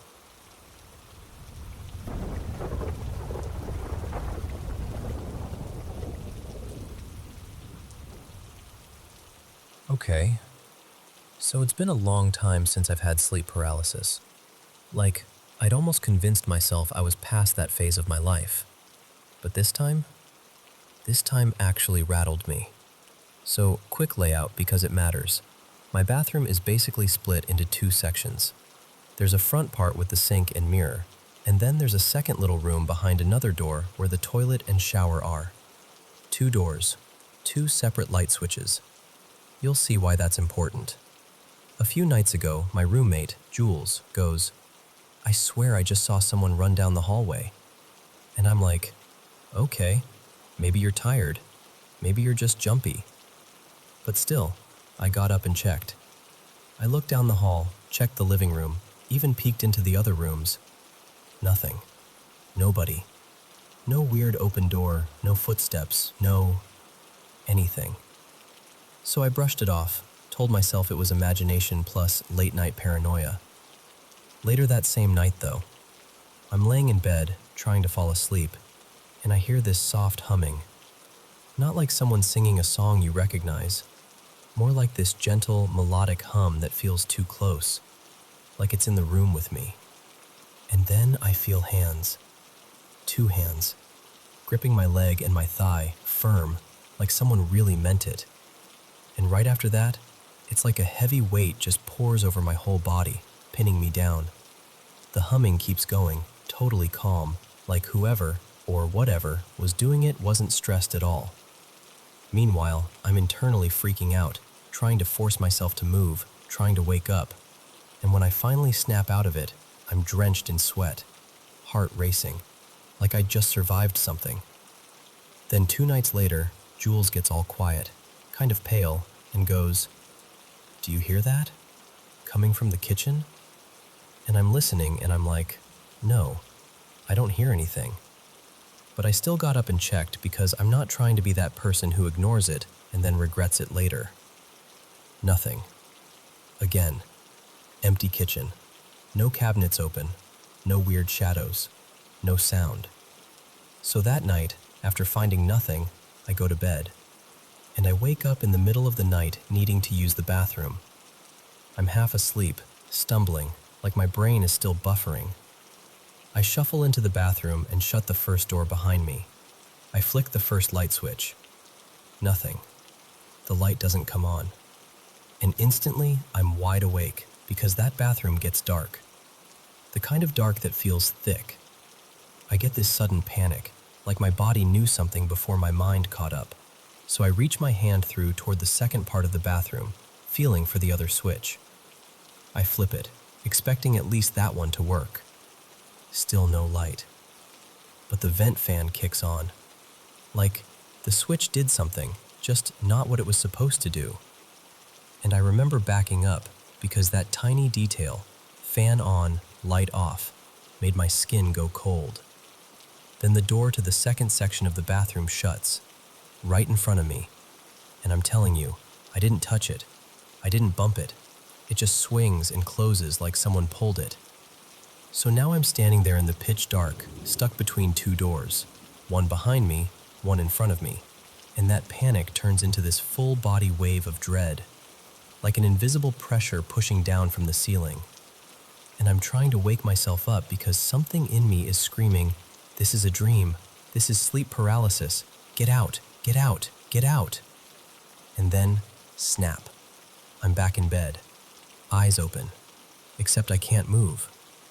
And that's the part that always makes your stomach drop, right? You're awake, but your body refuses to listen. But what scared me even more than not being able to move, what was shocking, was the pair of eyes staring at me from the other side of that blanket. Like something was right there at the side of my bed, leaning over, either tall and bent down, or short enough that it could just hover there and look straight at me. Big brown eyes, just watching, unblinking. And I could make out hair, this messy, weird haircut. The top looked curly, but the sides were sticking out in spiky little tufts, like it had tried to style it and gave up halfway. Honestly, it reminded me of that chaotic, cartoonish, mushroom hair but feral vibe. Unkempt. Wrong. And I'm trapped. I can't move. I can't speak. I'm just staring back at it while it stares at me like it's studying me. And then, when I finally break out of the paralysis, when I can finally move again, it's still there. Like it didn't fade. It didn't vanish the second I regained control. It was still watching me. I swear I launched myself out of bed. I threw the blanket, basically threw my whole body off the mattress, and I sat there trying to breathe like a normal person again. I couldn't sleep for a long time after that. The intensity of it, the realness of it. My body was convinced something had been in the room with me. And then, here's the part that made me feel sick yesterday. I got home from work, went into the bathroom, and I flipped on the first light. It turned on normally. So I'm like, okay, maybe it was a glitch. Maybe the bulb was loose. Whatever. Then I hit the second switch. The light stayed off, but the fan turned on.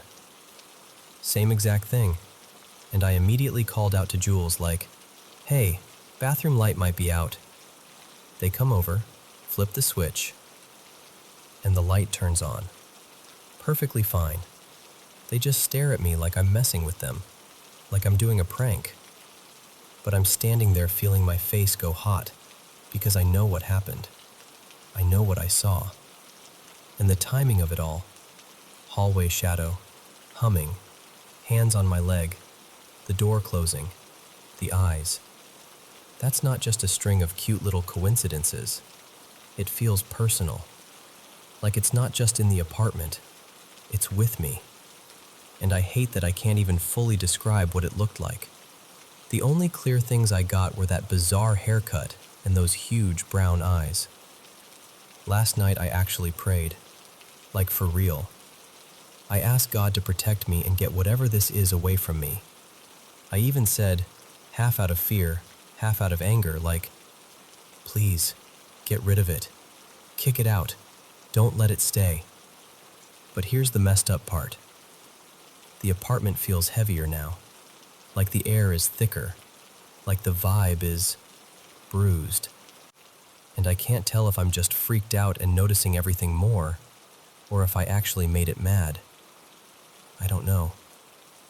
All I know is I don't like how it feels. Like something noticed me noticing it.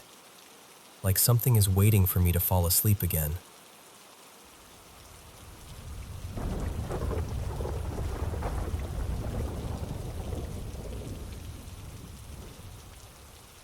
Hello, Paranormal M viewers. The weather's been so overcast and gloomy lately, and I've really been looking forward to sitting down at the mic and sharing mysterious experiences from around the world with you.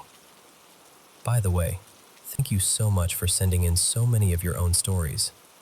Don't forget to subscribe and turn on notifications. Now, let's all get into bed, put on our headphones, and dive into today's mysterious experiences. So, when I was a kid, I could not sleep in my own room. I wish I could tell you exactly why, but it was more like this heavy, unshakable fear that would settle over me the second the lights went out. Some nights, I'd just lie there staring at the ceiling, heart racing, convinced something was wrong even when everything looked normal. It got so bad that by the time I was in middle school, I finally switched bedrooms. But before I moved, there's one moment that stayed with me so clearly, like it's stamped into my memory.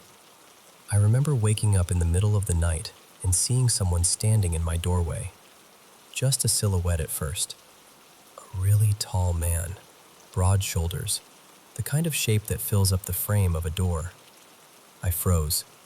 I couldn't move, couldn't even breathe right. My brain kept trying to make it make sense, like maybe it was my dad checking on me. Maybe it was my eyes playing tricks because I'd just woken up. So I reached for my lamp and turned it on, thinking, okay, light will fix this. It'll disappear. But it didn't. He was still there. And I know how that sounds, but I'm telling you, lamp on, room lit, and that shape was still standing right in my doorway like it belonged there. I remember looking away and looking back over and over, like some desperate little ritual. Please be gone. Please be gone. And then, after what felt like forever, but was probably less than a minute, he just wasn't there anymore. No footsteps, no door creak, no explanation, just gone. After that, I switched rooms, and I never saw him again. Now, growing up, there were other little things that happened in our house. Nothing as intense as that, but enough that it became this running joke in my family. Like the TV turning on by itself all the time, or the radio crackling to life when nobody touched it. One time, my old music player started playing like it had a mind of its own, and my family was just like, "Oh, that's the ghost again. Must be bored." It sounds funny when you say it like that, but when you're the kid who already feels uneasy, it doesn't feel like a joke. It feels like you're sharing space with something you can't see. Fast forward. Now I'm 22, still living at home, and one morning my dad tells me, completely straight-faced, that he thinks he heard a ghost. And this is what got me, because my dad is not the type. He's the last person to blame something on the paranormal. If anything, he's usually the person who rolls his eyes when anyone mentions it. But he told me he woke up in the night and heard someone moving around in his bathroom. Slow footsteps, like someone pacing. Then he heard the sink turn on, and off, and on again. He assumed it was my mom, but she was asleep right next to him. So then he thought maybe it was me or my brother, which didn't make sense, but he got up anyway. He checked both our rooms. We were both dead asleep. He couldn't explain it, and he told me because he remembered how, as a kid, I always swore there was something in the house. Then, a few months later, my family went out of town for a weekend, and two of my closest friends stayed at our house to keep my cat company. Everything seemed fine until I got this text from my friend. Let's call her Maddie. And she just goes, "Okay, please don't freak out, but I think I saw someone." My stomach dropped immediately. She said she saw a tall, shadowy figure, like a man, moving from the kitchen toward the dining room. Not a quick blur, not like a reflection, but like an actual person walking through the house. And without really thinking, I said, "Broad shoulders." There was this pause on the phone where everything went quiet, and then she goes, "Yes, that's exactly it." So I told her the story I almost never tell, about the night I woke up and saw the tall man in my doorway. And the second I described him, she got really quiet and then started freaking out because she said it sounded like the exact same figure she'd seen. A tall man, broad shoulders, just a silhouette. And I'll be honest, that's the part that still messes with me, because maybe my childhood fear was just fear. Maybe the doorway thing was a weird, half-awake moment. Maybe the electronics were coincidences. Maybe my dad heard pipes. Maybe my friends saw shadows in an unfamiliar house. But when the descriptions start matching, when it's not just me anymore, it makes it harder to shrug off. So I don't know. I'm not even saying, yes, my house is haunted. I just know what I saw. I know what my dad heard. And I know my friend described something I never told her about until after she saw it.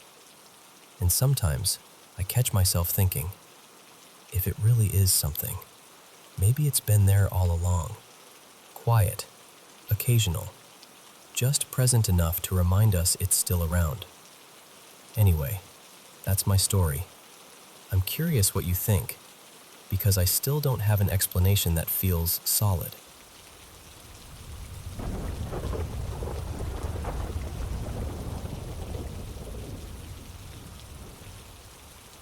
Alright, so I've had a lot of strange experiences over the years. Family visiting in ways they shouldn't, creepy places, nightmares that felt way too real. But there are two moments that still sit with me. Even now, if I think about them for too long, I get that little cold ripple in my chest. The first one happened when I was little. My dad, well, dad at the time, the way you think of him as a kid, he bought this old house at auction in Hadley, Essex. Essex already has that reputation, doesn't it? Like the air there remembers things. Anyway, the house had this tiny box room at the end of the upstairs landing, and because I was the smallest, Dad decided it would be my room. I hated it instantly. It was always darker than it should have been. Even with the door open, because I always had it open, it still felt like the light just didn't want to go in there. And it was cold. Not old house cold. More like the room was holding its breath. At night, it got worse. I had one of those loft beds with the desk and wardrobe underneath, and every time I stayed at my dad's, I'd climb up and force myself to sleep facing the wall. I wouldn't face the ladder. I wouldn't face the room. Because something in me was convinced that if I looked out into the dark, I'd see something I couldn't unsee. And then there was the sound. Almost every night I was there, I'd hear this slow, squeaky noise in the hallway, like an old wheelchair or a cart with one bad wheel, coming closer, inch by inch, right toward my door. Not rushing, not stopping, just that steady ee, ee, ee, like it had done it 1,000 times before. I used to freeze under the blanket, barely breathing, listening to it reach my door. I'd tell my dad in the morning, and he'd shrug it off. Pipes, he'd say. Old house noises. You know the kind of dismissal adults give when they don't want to add anything scary to a child's brain. But I wasn't imagining it. I know I wasn't. Eventually, when I got older, I managed to move out of that room. It got handed to my stepsister. Her name was Leanne, and she hated it too. She lasted, a couple of weeks? She said it felt wrong, like she was being watched, and she ended up moving into her sister's room. Then it became my little brother's room when he was a toddler, and that was the part that really confirmed it for me. For nearly a year, my dad and stepmom couldn't keep him in there through the night. He refused. He'd cry, cling, beg. And if they did get him to sleep in there, he'd wake up screaming and bolt out. They ended up leaving the door wide open with the hallway light blazing, or his lamp on low like a night watchman. It's funny, years later my dad renovated the place. That whole area got changed because he converted the loft, and now the stairs go up where that room used to be. The box room isn't even really a room anymore, but when you stand on that landing, you still look toward where it was. You can't help it. And Dad still tries to explain it away. Northwest facing, he'll say. Doesn't get much light, so it feels colder. And I always say, my room at Mom's is northwest too. It's never felt like that room. Because it wasn't about sunlight. It was about presence. Now the second experience, this one happened when I was a teenager at my mom's old house. And I'm not kidding when I say it's the only time I've ever actually cried during something paranormal. I was that scared. Then I heard it. A key in the front door. That very specific sound. Metal scraping, then the little click, then the door opening and closing. Like someone had come home. So I called out, casual, not worried at all. Hi. No answer. And then I heard footsteps on the stairs, coming up. At the time, it wouldn't have been unusual for my mom to come in and head upstairs first before saying much, so I just glanced toward the door, expecting her to appear. But it wasn't her. A woman leaned around the edge of the door frame and looked in at me, just her face at first, then a bit more. She smiled like she was checking on me, like she was fond of me, like she belonged there. She had this calm, gentle expression, soft eyes, familiar somehow. She didn't speak, she just smiled, and then slowly, very slowly, backed away. And I watched her go. Then I heard her footsteps turn and go back down the stairs. I heard the front door open again, close, and the lock click. And that's when my brain finally caught up to what my eyes had already seen. Because the woman looked like my Nan. The Nan who died years before I was even born. My whole body went cold in a rush. I didn't even think, I just ran. I flew down the stairs and grabbed the front door handle. Locked. I checked every room downstairs like a maniac. Kitchen, front room, back room. Nothing. No one. The house was empty. I remember my hands shaking so badly I could barely hold the phone when I snatched up the landline. I called my aunt's house, and when my mom answered, I was already crying, words tumbling out of me. Mom, Nan was here. I saw Nan. She was here. Please come home, please. And my mom was like, what do you mean you saw Nan? So I told her again. I kept repeating it because I didn't know what else to do. I needed her to understand that I wasn't joking, that I wasn't confused, that I'd seen someone. Mom came back fast. Honestly, it felt like minutes. She burst through the door and practically ran into the living room where I was waiting like a trapped animal. And she just wrapped her arms around me. She kept saying, "It's okay, it's okay." And then she tried to make it rational, because that's what mums do. She said something like, "It was just Mum, just your Nan, coming to check you're all right. You don't need to be scared." But that didn't make it better, because the thought that someone who's gone could still walk into the house like that, use a key, climb the stairs, look in on me, like the boundary between here and not here was just a door you could open. That terrified me. Even now, I can see her smile in my mind if I let myself. And the strange thing is, normally I brush paranormal stuff off in the moment. You learn to, especially around Essex. You get this instinct like, not dealing with that right now, and you carry on and unpack it later. But that time, I couldn't. I cried. I shook. I felt small. And ever since then, I've wondered, what's the most memorable thing other people have experienced? Like, what's the one moment they can't explain away, even if they try?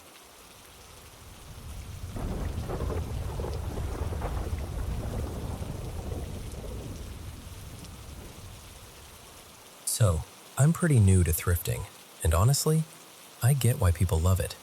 It's fun, it's cheap, and it makes decorating your home feel like a little treasure hunt. And I'm hoping I'm among friends when I say this part out loud. I've had experiences for years that feel spiritual, energy related, whatever you want to call it. Prophetic dreams that come true later. That weird, gentle pressure on the mattress like a cat just hopped up and patted across the bed, even when there's no cat. Random knocking sounds that don't have a clear source. And sometimes I'll walk into a place and just know there's something there. Not in a scary way, just in a, hello, I'm not alone kind of way. And yes, I know, people have explanations for everything. Sleep stuff, stress stuff, that whole exploding head syndrome thing. I'm not here to argue it. If you don't believe in any of this, that's totally fine. But you probably wouldn't be listening to this anyway. Okay, so here's what happened. A little while ago, the strange stuff started picking up again. More vivid dreams. More of that cat walking on the bed feeling. A stronger sense that something wanted my attention. Not malicious, never threatening, but persistent. Like someone hovering at the edge of a conversation waiting for you to look up. At first, I blamed it on the house. We'd heard that the previous owner, an older man named Harold, had passed not long before. And everyone in the neighborhood talked about how deeply connected he was to this place. Like the house wasn't just where he lived, it was part of him. And the timing lined up almost perfectly with when I started noticing the activity. So I did what I always do when the vibe starts getting too crowded. I cleansed the space. I used rosemary and incense instead of sage this time. Just a gentler reset. And for about a week or two, it actually felt better. Lighter. Calmer. Like the house could finally exhale. But then, it crept back in. Not the knocking as much this time, but definitely the bed sensation. And that same, I need you to notice me, feeling. Like a tap on the shoulder you can't see. And one night, I'm lying there staring at my bedroom wall, and it hits me like a sudden, stupidly obvious puzzle piece sliding into place. Because around the same time all this started ramping up, I'd brought home a thrifted piece of art. It wasn't even creepy. It was just this vintage framed print, kind of dreamy, muted colors. The sort of thing you hang up and think, oh wow, this makes the room feel grown up. And I'd hung it directly across from my bed, so it was basically the last thing I looked at before I fell asleep. And in that moment, I was like, oh no. So the next day, I took it down. I didn't smash it or burn it or do anything dramatic. I just wrapped it carefully, put it in the car, and dropped it off for donation. Quietly, respectfully, like, this isn't for me. Someone else will love you. And I'm telling you, the relief was almost immediate. That night? Nothing.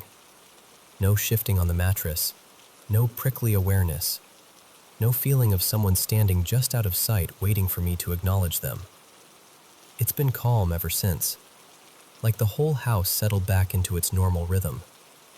And look, maybe it's coincidence. Maybe my brain connected dots that didn't exist.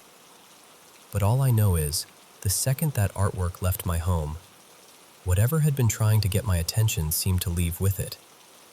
Which definitely made me rethink the whole thrifting is harmless thing. Because now, when I bring something secondhand into my space, I don't just ask, does this match my decor? I also ask, what are you bringing with you?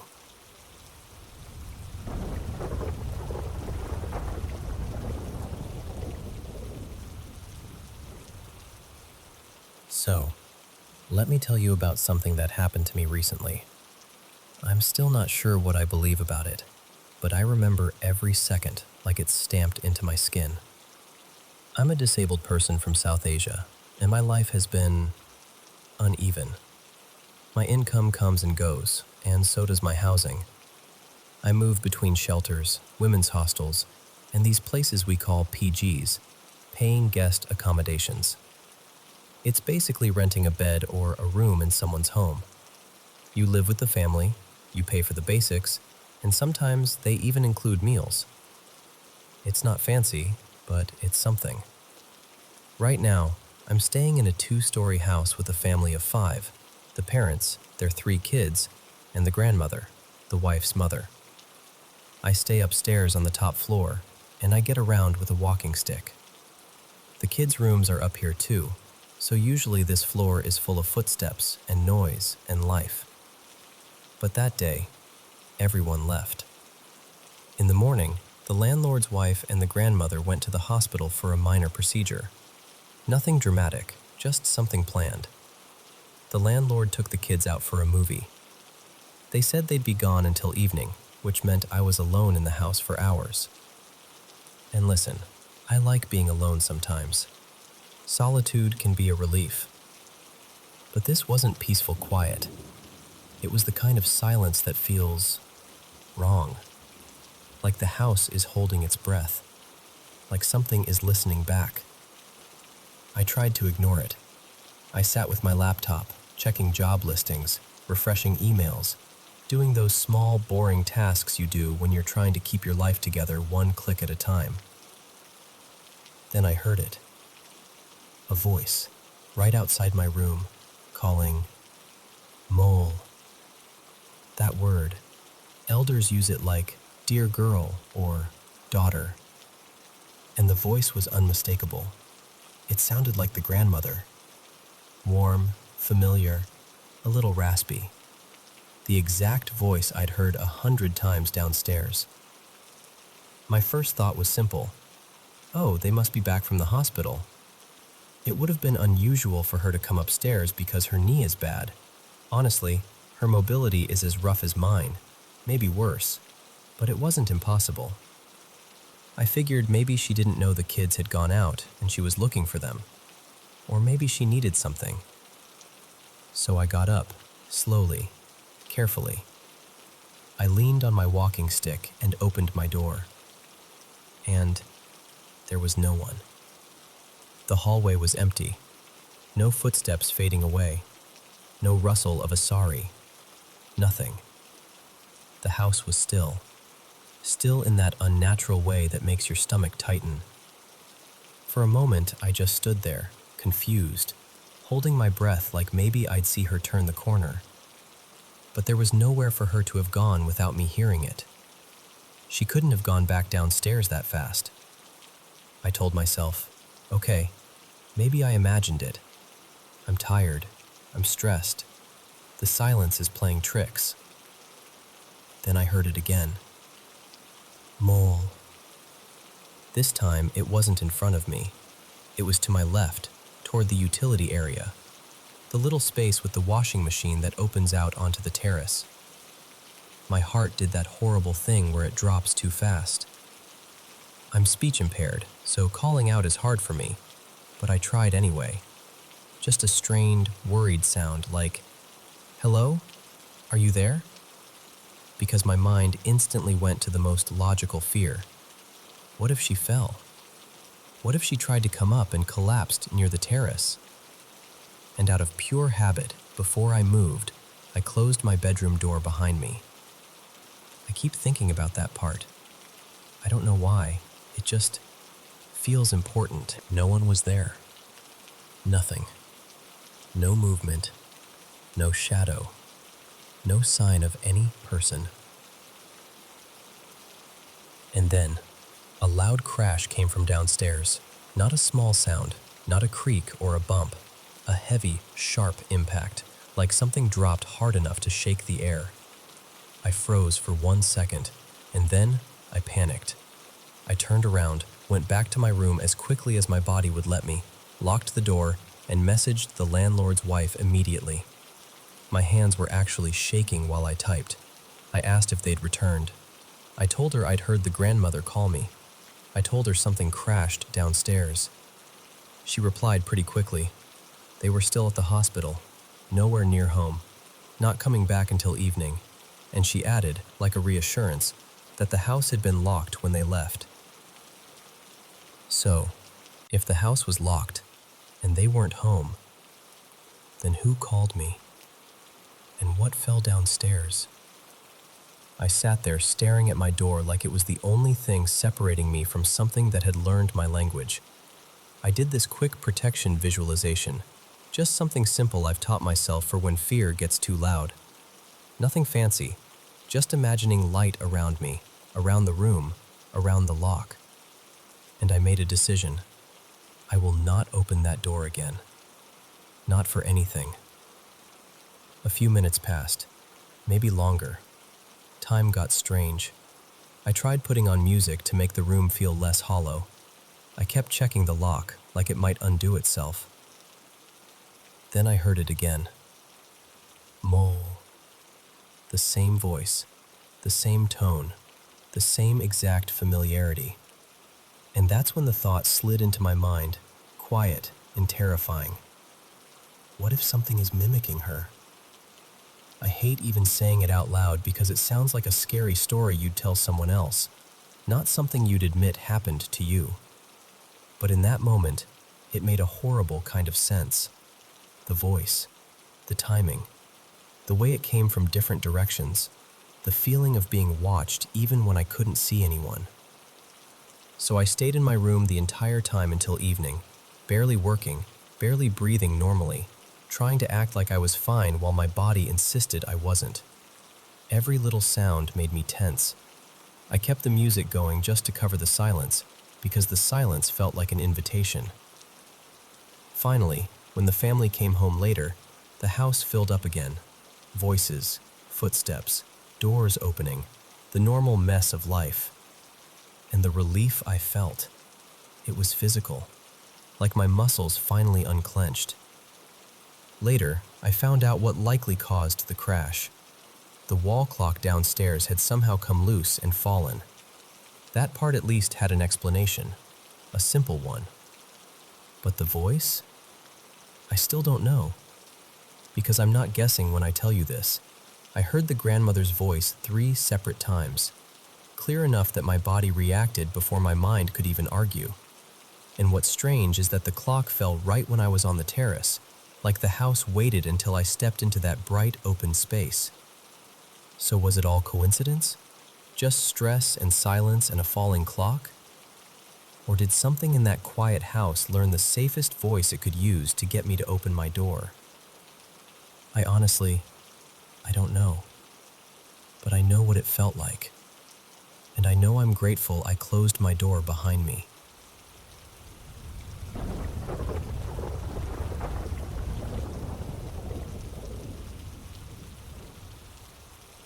You know, I was always closest to my mom's mom, my nanny. When I was little, our whole family used to live with her, and I swear, that house felt like it was built out of warmth. She spoiled me in the quietest ways. Extra food on my plate, her hand on my head, the way she'd smile like I was her favorite secret. Then my dad got transferred for work, and we moved to another city. After that, every time I visited Nani's place, it felt like the air had shifted. The rooms were the same, the furniture was the same, but something in me didn't settle at night. I'd lie there staring into the dark, thinking, please, when will morning come? Like I was waiting for daylight to rescue me. As time went on, Nani started coming to stay with us sometimes too, but she had changed. Not in a loud way, in a subtle, unsettling way. She began saying odd things, especially at night. She'd suddenly, mid-sentence, and say, someone just passed in front of me. Like she'd seen a figure slip by, just out of reach. And then she started describing something that made my skin go cold. She said that when she tried to sleep, this big, rough, bear-like thing would come near her. Hairy, heavy, almost animal. She said it would try to grab her with its claws. And then there was what my older uncle's wife, my Chachi, who lived in a separate house nearby, told us. She said that when Nani wasn't home, she sometimes heard noises from inside Nani's house, like someone muttering under their breath. And once, she heard this sharp sound, like cloth tearing, like someone was ripping fabric in the dark. All of this came from Nani herself, and the people around her. And honestly, it sat in my chest like a stone. That summer, my school vacation started, and I went to stay with Nani for a few weeks. The moment I arrived, the place felt wrong. Not like horror movie wrong, more like abandoned in the heart wrong. People didn't visit like they used to. The laughter that used to float in and out of the courtyard was gone. Even the neighborhood felt quieter. Like everyone had learned to keep their distance. And nights were the worst. My younger uncle was often away for work. Sometimes he wouldn't come back at all. And my older uncle was also mostly out. So as soon as the sun dipped, my chachi and my cousins would lock themselves inside their house. Doors bolted, lights low, everyone close together. And on Nani's side, it was just me and her. Two people in a big, too quiet house. Nani would sit on the veranda in the evenings, the kind of time when the sky turns that dusty blue. She'd pull me close and make me sit right beside her like she used to when I was small. But then she'd say things that made my throat tighten. She'd whisper, almost confidently, "Watch, something bright will pass in front of us any second." And I'd stare. I really would. I'd stare so hard my eyes would water. But I never saw anything. Then she'd say, "There are spiders inside my mosquito net." And she'd point, insisting she could see them crawling. I'd look again. Nothing. Just shadows. Just netting. Just my own fear growing louder. And I won't lie, I was terrified. Not just of what she was describing, but of how real it seemed to her. The way she'd speak like she was reporting something obvious, like she was describing a person walking by in daylight. Years later, Nani passed away.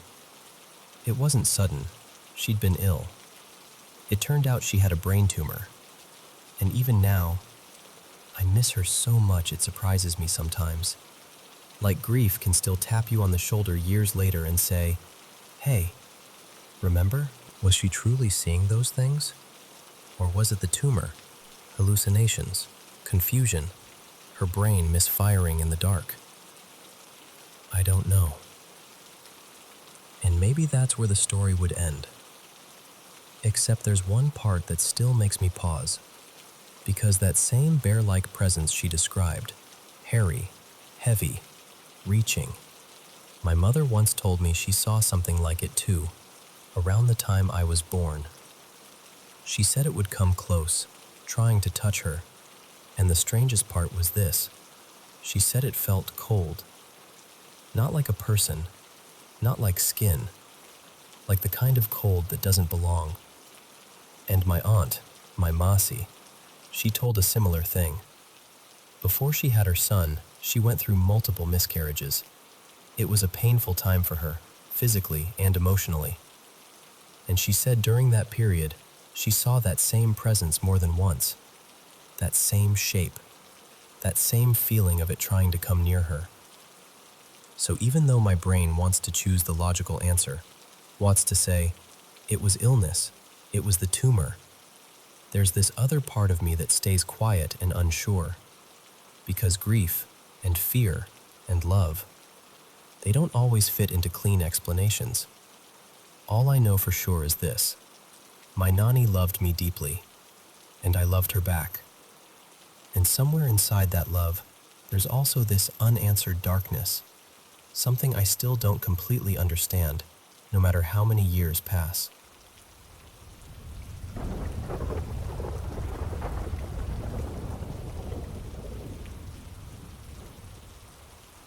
Hey, so this is one of those stories I never know how to tell without my chest getting tight. When I was really little, around 3, my mom went to prison, and my dad wasn't in a place where he could take care of me. So I ended up in foster care. I bounced around for a while, different homes, different rules, different temporary everything, until one family finally kept me. And it was with them that the unexplainable stuff started happening. What's strange is, it wasn't just one creepy house. It followed us to 2 different places. That's what still messes with me. I'll go in order. The first thing, I actually forgot it for years. It only came back recently because of a random conversation about memory. Someone was talking about mixing up details around a death, how their brain kind of stitched two separate moments together. And for some reason, that cracked something open in my head, and this old memory just surfaced. And here's the part I can't explain. It doesn't feel like the kind of memory that should wreck me. Nothing happens to me directly, but every single time I think about it, I tear up. Like immediately. Even right now, I can feel it. We were living in Columbus, Ohio. A busy neighborhood, kids outside, driveways full of bikes, and there was a church at the end of the street. I slept upstairs, but it wasn't really a bedroom. No door, no privacy, just an open space at the top of the stairs. My little setup was a bed, a dresser, and the attic entrance nearby. 2 rooms connected to that upstairs area. One was my foster brother's room, and the other was my foster grandpa's. I'll call him Grandpa Dale. One night I woke up and felt terrified, like instant fear, the kind that hits before you even know why. I got out of bed and went to Grandpa Dale because I didn't know what else to do. But to reach his door, I had to pass the stairwell. It was dark, pitch dark. I knocked, and Grandpa Dale opened the door, sleepy and confused. And then, we both looked down the stairs at the same time. And we froze. At the bottom of the staircase there was something. It was low to the ground, but it wasn't small. Like, it had weight, a presence. The shape reminded me of a person, but not right, not standing like a person should. I remember seeing it move, and I swear, this is the part that makes my throat close up. I swear it felt like it was starting to come up the stairs. Grandpa Dale didn't say a word. He just grabbed me so fast, pulled me into his room, shut the door, locked it, and put me in his bed like he was trying to shield me with his body and the whole room. We lay there until we eventually fell asleep. After I remembered that memory, I tried to connect it to anything else. Like maybe I fell down the stairs a lot, or had nightmares near them, or something. But nothing fits. I mean, I got pushed down them a few times by a cousin, and I used to sit there during Christmas playing a little handheld game system, but nothing that explains that feeling. And there's another weird piece from that same house. My biological grandpa died while we lived there. He didn't live with us, but he visited. And I have this memory, clear as day, of sitting on a couch near the stairs, talking to him like everything was normal, even though I know he was already gone. I've tried to tell myself it's just my brain being a kid brain, but I don't know. Not long after that, we moved. Grandpa Dale loved taking me to local gatherings, powwows, and community events. We'd eat food by a fire, listen to drums, and people would dance and laugh. I remember face paint sometimes. I remember feeling like, for once, life was kind of colorful. But inside that house, at night, it was different. In that place, I shared a room with 2 of my foster brothers. We had bunk beds. One time we stayed up late, just whispering, being kids, trying to push bedtime as far as we could. That's when we first heard it. A sound on our bedroom door from the hallway. Not a tap, not a bump, a scratch. Deep, slow, heavy. Like something dragging nails, too thick to be a pet, across the door in a long, deliberate line. We stayed up other nights after that, and it happened again. Same sound, same pace, like whatever it was had all the time in the world. We used to sneak out at night for candy and snacks, so our foster parents put a motion detector alarm outside our door. If you stepped out, it should have screamed. But the scratching kept happening, and the alarm never went off. There were never any marks on the door either. No proof, just the sound. Eventually we figured out something dumb. If you crawled close to the floor, You could slip past the motion detector without triggering it. So one night, me and my oldest foster brother did it. We crawled out like little burglars, trying not to laugh. We made it into the living room, and right as we passed through, a lamp turned on. Grandpa Dale was sitting there in the dark like he'd been waiting. He didn't yell. He didn't rant. He just told us to stand in two corners of the room. I stood near the fireplace. My brother stood by the front door. Grandpa Dale told us to face the corner until he came back. Then he walked into his room, and the lamp clicked off again. So we're standing there in the dark, staring at the wall, trying to be brave. And then, the window near the front door shattered, like exploded. My foster brother screamed. I spun around, but I couldn't see anything. Grandpa Dale came rushing out, flipped on a light, and the window was completely fine. No broken glass, no cracks, nothing. But my foster brother was on the ground, clutching his leg, and there was a long gash down the side like something had sliced him open. Grandpa Dale told me to go back to bed. I didn't argue. I didn't ask questions. I just went. Not long after that, they took down the motion detector. And then there was another night, same house, where something happened that still doesn't feel real when I replay it. I woke up and looked down at the lower bunk for my foster brother, because we were sharing a bunk bed at that point. He wasn't there. I got up and checked the bathroom. Empty. So I walked out into the living room, and the kitchen light was on. At the desk in the corner, my foster grandma, Marilyn, was on the computer.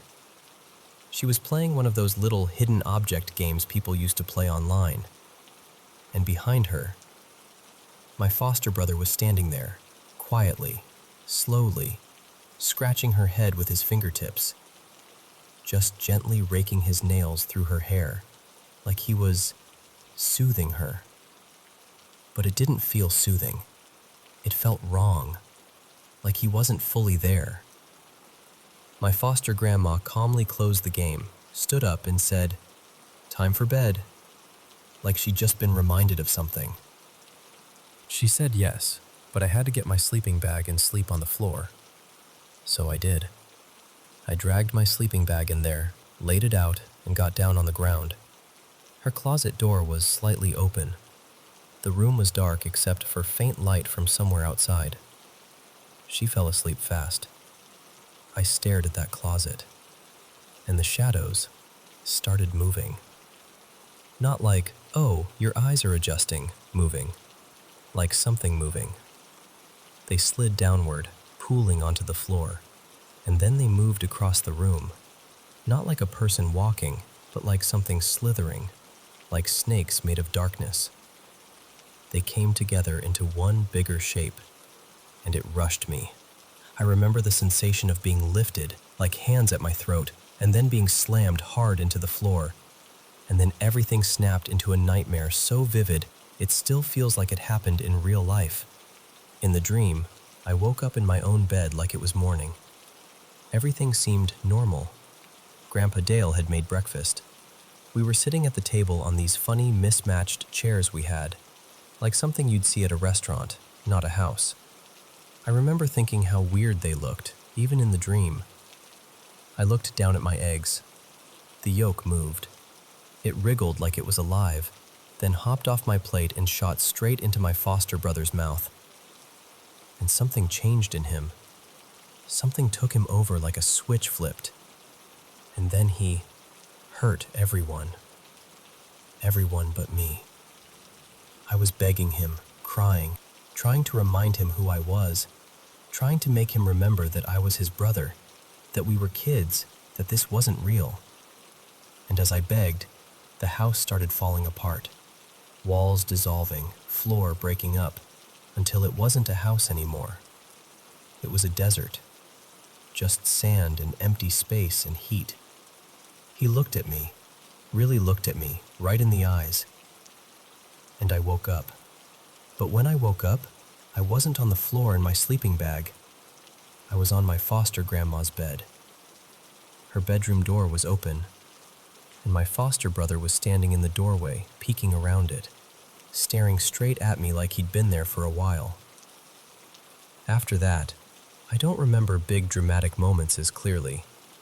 I mostly remember the constant feeling, like I was being watched, like the air could turn heavy at any moment, like the dark in that house wasn't just darkness. And once we left that foster family, things mostly stopped. I've had a few odd experiences since then, little things here and there, but nothing like those years. Nothing like those 2 houses.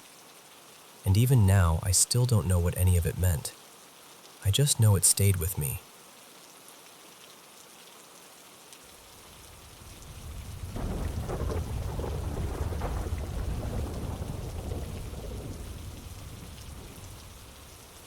Okay. I need to say this out loud to someone before I do something I can't undo. Before I decide whether or not to hit play. So, my name's Mara. I live by myself. No roommates, no pets, nothing smart in my apartment except my phone. It's always been quiet here. Peaceful, even. Or it was. Until a couple nights ago. I woke up at 3:17 a.m. because my phone buzzed on the nightstand. I remember thinking it was just some random notification, like an app update or a spam text. But when I looked at my screen, there was a video file sitting there, saved 1 minute ago, and my stomach dropped because I didn't record anything. I didn't set a timer. I didn't fall asleep watching something. I didn't do that half-awake, hit record by accident thing. I'm not guessing. I'm absolutely sure. Still, I was groggy and confused, and I opened it. It was 49 seconds long. At first, it was just my bedroom, dark and quiet. And what freaked me out immediately was the angle. It was the exact angle my phone would have had sitting on my nightstand, pointed out into the room. For a second, I tried to laugh it off, like maybe my phone glitched or I somehow triggered the camera in my sleep. But then I heard it. Breathing. Not mine. This breathing was slow, heavy, and so close to the mic it sounded like someone was practically pressing their mouth against it. Then the camera tilted, just a little, and I realized the phone wasn't on the nightstand anymore. Someone was holding it. The lens pointed straight at my bed, straight at me, dead asleep on my side, blanket pulled up to my shoulder like I always do. And then, something stepped into view. Bare feet, pale skin, tall, too tall, like the proportions didn't make sense. The camera never showed a face. It was like the space above the shoulders was just swallowed by darkness. No features, just a void where a head should have been. And it stood there, for the rest of the video, not moving, not doing anything dramatic, just watching me. The clip ended, and my hands were shaking so hard I almost dropped my phone. I immediately checked the file info. It said it was recorded at 3:13 a.m. Location? My apartment. I didn't sleep after that. I turned on every light I had. I checked the closet, the bathroom, behind the shower curtain like an idiot in a horror movie, the kitchen cabinets, everywhere a person could hide even if it made no sense. The front door was deadbolted. The windows were locked from the inside. There was nothing. No sign of anything. So I tried, really tried, to convince myself it was sleepwalking, or a prank, or some weird phone bug.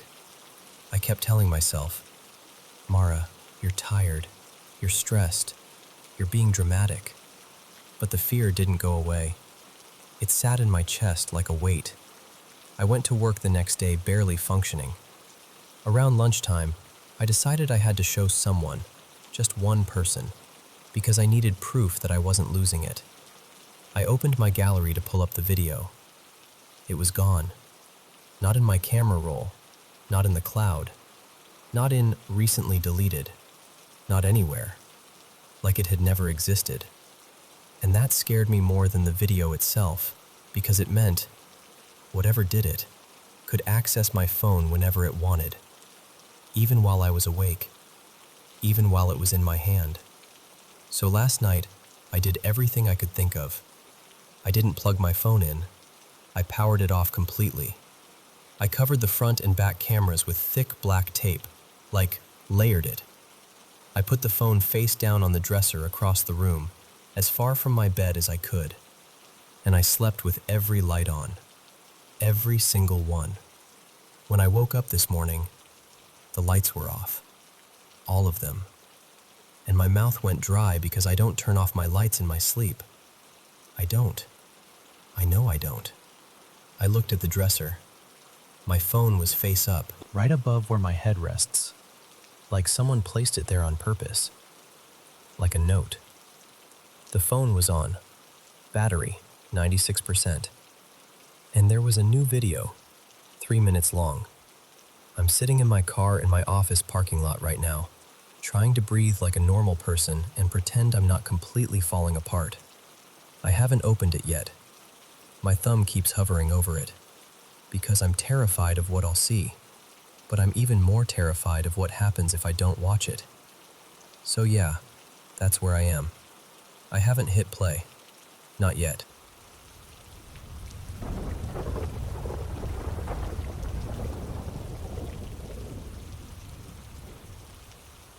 So, I guess I should start by saying I'm not really someone who chases attention. I know how the internet can be. People will say anything for a reaction. But I've always had this quiet little collection of strange moments, and once in a while I just feel like telling them the way they happened. When I was a kid, me and my mom lived in this older house in the historic part of our town. That place had its own weirdness, but honestly, my mom's experiences were the kind that made mine feel like background noise. Like she was living in a horror movie and I was just hearing the soundtrack. After that, we moved to another house, and that's where things got more obvious. There were days we'd look out back and see this man, always the same look, white button-up shirt, dark pants, standing just behind the fence like he'd been there the whole time. Our yard sloped down into this big hill, so you could see everything clearly. And he'd just appear. Not walking in, not coming from anywhere. One moment nothing, the next moment, him. Still, like he was waiting for someone who never showed up. But the house that sticks with me the most was the last place I lived before my most recent move. That one gave me stories for life. It was the kind of house where you'd hear footsteps when nobody was moving, where something would rustle or shift out in the backyard, and you'd look, and 3 different people would swear they saw 3 different things. Like whatever was out there couldn't decide what shape it wanted to be. And then there was what I always call the fake cat incident. That's a whole thing on its own. This sound we heard that was so close to a cat, but wrong in this way that makes your stomach tighten, like it was practicing. Which, I guess, leads right into the weirdest part. The mimicry. This is the strangest thing that ever happened to me, and somehow, it wasn't the scariest. It was more like reality glitching right in front of me. It was last year when the first one happened. My mom sneezed. Just a normal sneeze. And I did what I always do. I called out, "Bless you." And then, from down the hallway to my left, toward my parents' bedroom, I heard my voice. Not kind of my voice. Not similar. It was me. My exact tone, my exact rhythm, the same casual little inflection, saying, "Bless you." I just froze. Not in a dramatic way. More like my brain stalled out trying to file it somewhere that made sense. The second time hit different though, because it didn't just mess with me, it messed with my mom too. One day she came up to my door and knocked to ask me something. I opened it, and she practically jumped sideways into the wall next to the door like she'd been startled by a snake. I was like, "Mom, what was that? What's wrong?" And she stared at me, eyes wide, and said, "When I called your name a minute ago, I heard your voice coming from down the hall toward our room." That one actually got under my skin, because my mom doesn't spook easily. She's been through things, real things, and it takes a lot to shake her. Seeing her react like that made it feel more serious somehow, like it wasn't just my imagination playing tricks. Like whatever it was had reached out and touched both of us. It was like a small, normal day.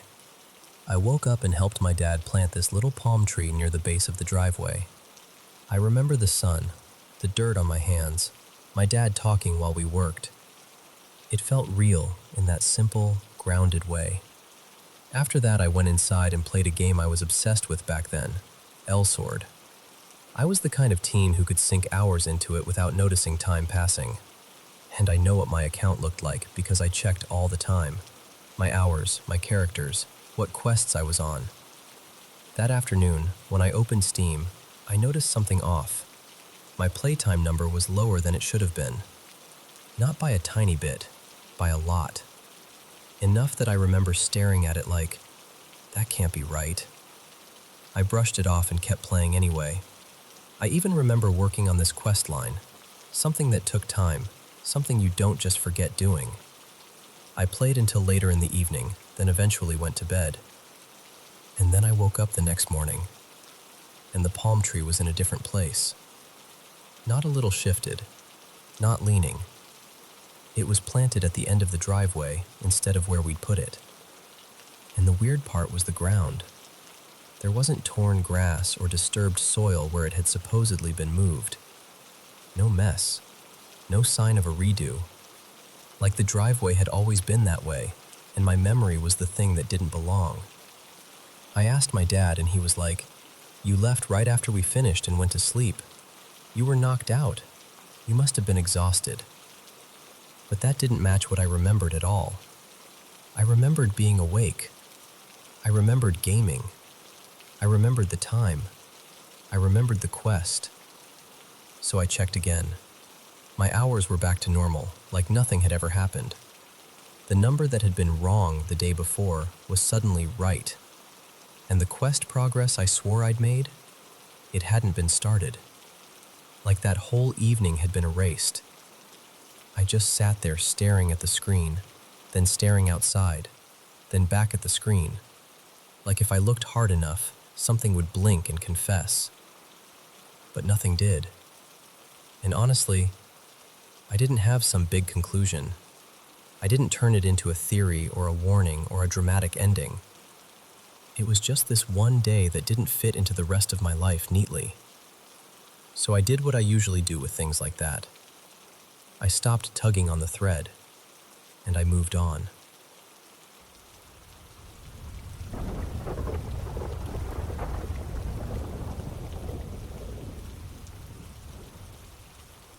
You know, I don't talk about this much, because even now it still sits in me in a strange way. Back in 2008, I was working as a fire investigator for a big career department. One night, we got hit with a monster job, a 4-alarm fire at this cluster of old industrial buildings, 5 or so of them, all built way back in the early 1900s. Heavy timber, thick brick walls, beautiful in an architectural way, but dangerous as hell when they light up. And here's the thing. For decades, those floors had been scrubbed with this oil-based cleaning stuff, just soaked into the wood over time. So once that fire got going, it wasn't like it was burning on the building. It was burning through it. Like the whole place had been prepped to catch. The call came in around 2:30 in the morning. By the time it calmed down, 2 buildings were gone, and a third was wrecked beyond saving.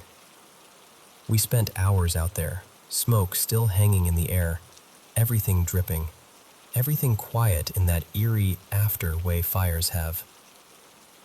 Later that afternoon, a few of us investigators were on scene doing a quick meeting when a captain from one of the engine companies walked over. He looked tired, like the kind of tired that's deeper than sleep. And he said, "I need to tell you something weird." He explained that during overhaul, when they were checking for extension in one of the buildings that didn't fully collapse, he'd been working his way down toward what he thought was the lower levels. Water was deep, visibility was garbage, and the lighting was limited. And then he said, kind of quietly, like he didn't want to hear himself say it out loud, he heard screams. Not faint, not questionable. He described them as blood-curdling, like someone was down there in trouble. But between the water and the darkness, he couldn't do a full search. By the next day, we figured the water would have drained down enough to safely check. And I'll be honest with you, I volunteered. I told myself it was just procedure, just making sure we weren't missing someone. So the next morning, I went in alone. Just me and a big flashlight. The entrance was at street level, but in that building street level was actually like the third floor because the terrain dropped off. Under that you had a basement, and below that a sub-basement, so it was a long way down. The second I stepped inside, the light from outside just died behind me. Where my flashlight wasn't pointed, it was pure black. Not dim, not shadowy. I mean black, like the darkness had weight to it. I couldn't see my hand in front of my face, and the only sounds were my breathing and the stairwell. Those old wooden stairs, every step creaked, popped, complained. It sounded like the building was talking back. Now, firefighting and post-fire work is a dark world half the time, so the darkness itself wasn't what rattled me. I was focused, careful, counting steps, watching the beam, doing what I came to do. I kept going down. When I reached the sub-basement level, I slowed. And that's when it happened. Clear as if someone was standing just out of the flashlight's edge, I heard a man's voice, deep, steady, a little rough around the edges, say, "Stop. Don't go any further." It wasn't a growl. It wasn't some spooky movie demon voice. It sounded normal, like a person, like a guy warning you about something ahead. And I froze. So I leaned forward and aimed my flashlight down the stairs. But the stairwell was built with these long drops, each level separated by something like 20 feet, with landings in between. I should have been able to make out at least the shape of the next landing. I couldn't. It was like the beam just ended, like the darkness swallowed it whole. Still, I tried to push through the hesitation. I took 2 more steps down. And that's when the voice came back. Same voice, but louder, sharper, with 0 room for negotiation. "Stop." Not quick, not panicked, just drawn out and final. Like someone reaching right into my chest and flipping a switch. And that was it. I didn't argue with it. I didn't call out. I didn't try to rationalize it. I turned around, and as I started climbing back up, I felt it. The fear finally catching up to me. The kind that makes your whole body vibrate. I wanted to move fast, but I couldn't. Not on those stairs. I had to place every foot carefully, because one mistake down there could have meant a broken leg, or worse. So I climbed, shaking, breathing hard, forcing myself to stay steady. When I finally reached the level where I'd entered, that slice of daylight hit me like a blessing. I stepped out into the sun and just stood there for a second, letting my eyes adjust, letting my heartbeat slow down. Later, I told my chief I couldn't complete the search, said it was too dark, too unsafe, which was true. I did not tell him about the voice. I already knew how that conversation would go. I didn't feel like being the story people told at the kitchen table. A few days later, the decision was made to demolish that structure. Once they cleared it down near the basement level, we brought in a cadaver dog. Nothing. Then, just to be thorough, a forensic team combed through the area. They found nothing. No remains. No sign anyone had been trapped down there. So what was it? I can't label it for you. I'm not here to prove anything. I just know what I heard, and I know how real it felt in that moment. And I'll tell you this, I've been in a lot of dark places, in a lot of dangerous buildings, in situations where your brain can play tricks on you. But that voice didn't feel like a trick. It felt like a warning, and I'll carry that with me for the rest of my life.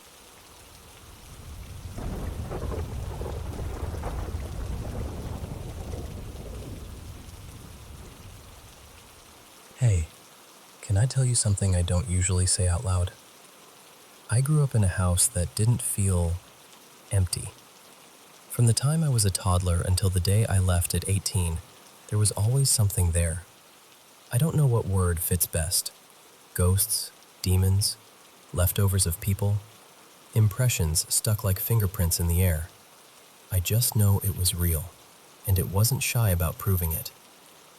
It's funny what you can normalize when it's all you've ever known. People picture hauntings as one dramatic moment, one scream, one slammed door, and then it's over. But mine was routine, predictable. Like the house had a schedule, and every night it punched the clock. For me, it always came back to the closet in my room. Yeah, I know, the closet. But listen, mine didn't even have a door. Just an old, heavy curtain, the kind that should have hung still unless you brushed past it. And every night, almost like it was timed, right around 2:07 a.m., that curtain would start moving. Not a little flutter. Not like, maybe the vent kicked on. We didn't have central air, and the window unit was down the hall in the living room. No, this was a slow, deliberate wave, like someone breathing behind it. Then the shadows would show up. At first it was just around the closet, like darkness pooling on the floor. But it wouldn't stay there. It would stretch out, sliding across the room in long, unnatural fingers, until it reached the big window. This gorgeous old picture window that took up most of the wall. Outside it, there was this enormous pecan tree, knotted and ancient, the kind of tree that looks like it's been watching you longer than you've been alive. When the shadows reached that window, the curtains there would start to sway too, like a breeze had entered the room and chose only fabric to touch. And then the temperature would drop. Not a little chilly. I mean the kind of cold that makes your teeth ache, even in summer, even when the air outside was thick and hot. The darkness would keep thickening until it didn't feel like normal night anymore. It felt layered, like someone kept throwing heavier and heavier blankets over the room. I had a nightlight plugged in back then, one of those small ones shaped like a star. And the weirdest part? You could still see it, but it stopped lighting anything. Like it was trapped under gauze. Like the glow was being swallowed before it could reach the walls. And then, something darker than the darkness would move. Sometimes it looked like a person, tall, human-shaped, but made of pure pitch. Not shadow, not dimness, more like a cutout of nothing. It would stand beside my bed, right between me and that dull little dot of the nightlight, and it would just watch. There were nights I'd wake up and I couldn't move, not even a finger. My eyes would be open, my chest would work, but my body didn't belong to me. And that shape would drift around the bed, slow as sinking smoke, until it hovered right above my face. So close, I swear it was an inch from my nose. And the thing is, even in a room that dark, it stood out. That's what made it so terrifying. It was darker than the darkness, like a void with edges. Sometimes it would slide off to the side and the bed would bounce, like someone had pressed a knee into the mattress. As a kid, that kind of fear doesn't just scare you, it rewires you. I stopped sleeping in my room for a while. I flat out refused. I'd curl up on the living room couch instead, thinking I'd outsmart it by changing locations. That didn't help. And one night, this part still makes my stomach tighten. I saw a woman. She looked exactly like my mother. Same face, same hair, same way she held her shoulders. But she was wearing a dark dress, and she stood over the couch where I'd been trying to sleep and looked down at me with this expression I can only describe as pure hatred. Not anger, not annoyance. Hatred. Cold and intense, like it rolled off her in waves and soaked into me. I started crying. I couldn't stop it. The feeling was so heavy I felt like I was drowning in it. Then she turned and walked straight into my bedroom. A minute later, my real mom came out from the back of the house, sleepy, confused, wearing her pale nightgown, asking me what was wrong. And all I could do was point, shaking, because what do you even say? Mom, you were just in here, but you weren't you. My dad got tired of it eventually, of me sleeping on the couch, of the fear, of the arguments. So he brought home this huge fluorescent shop light, one of those long humming tubes, and mounted it in my room like he was declaring war on whatever lived in my closet. For a while, it helped. Kind of. Because at 2:07, the light would start to fight back.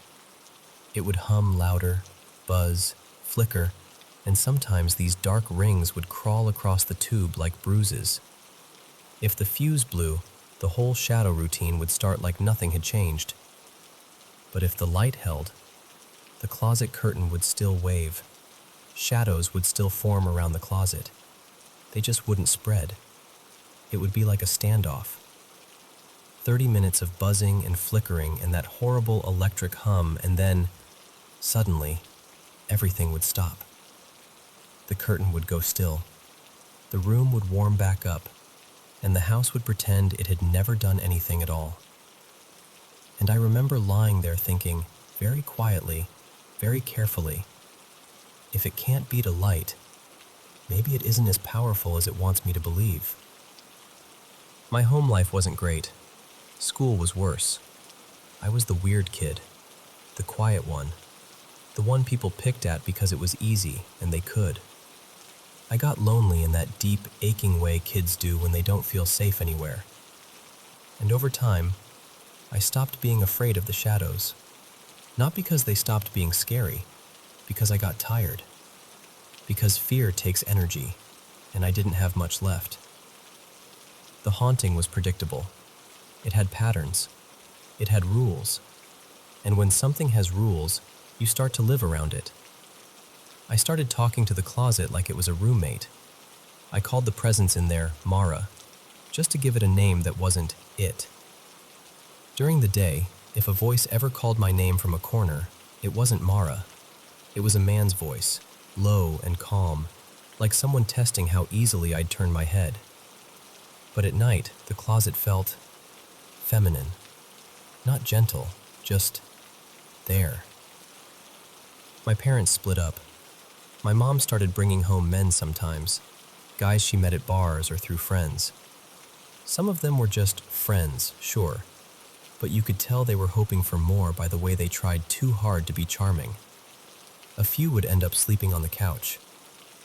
And here's where I'll be honest with you. This is the part that makes me sound terrible, and maybe I was. But I was also a kid who'd spent years being terrorized in my own bed, and I'd started to think the house had a sense of fairness. So I'd offer them my room. I'd smile and act polite like, "Oh, you can take my bed. It's rude to leave a guest on the couch." I'd carry them a blanket. I'd even tell them where the light switch was. And then I'd sleep on the couch and wait. You are not in control here. They would tear out of that house like it was chasing them. One guy didn't even grab his shoes. Another one left his jacket behind and never came back for it. And after the front door slammed and the house went quiet again, I'd walk back to my room, climb into my own bed, and whisper into the darkness, "Good night, Mara." By 18, the bank took the house. Foreclosure. We packed what we could, left the rest, and drove away like we were abandoning a sinking ship. And I still think about that closet sometimes, about the curtain, about the nightly ritual, about how something can live alongside you for so long, it starts to feel like part of the architecture. Years later, my older sister stopped by the local auto shop to get a tire patched. The owner, the son of our old neighbor, recognized her name, and of course they started talking about the farmhouse. He told her they'd remodeled it and insisted she come see. So she did. When she came back, she told me the place looked beautiful, brighter, airier, like somebody had finally taught it how to breathe. They'd knocked out the wall that used to be my bedroom and opened up the living room. The big picture window, the one that used to stare at that old pecan tree, was part of the living room now. And the closet? The closet is gone. It's just a wall. No curtain, no dark little mouth of a doorway, nothing to wave at 2:07 a.m. Sometimes I wonder what happened to Mara. If tearing out a closet is enough to erase something like that, or if all they really did was give it a new place to stand in the dark. And if I'm being honest, every once in a while, when I wake up at night and the room feels a little too cold for no reason, I still listen for fabric moving in a breeze that isn't there.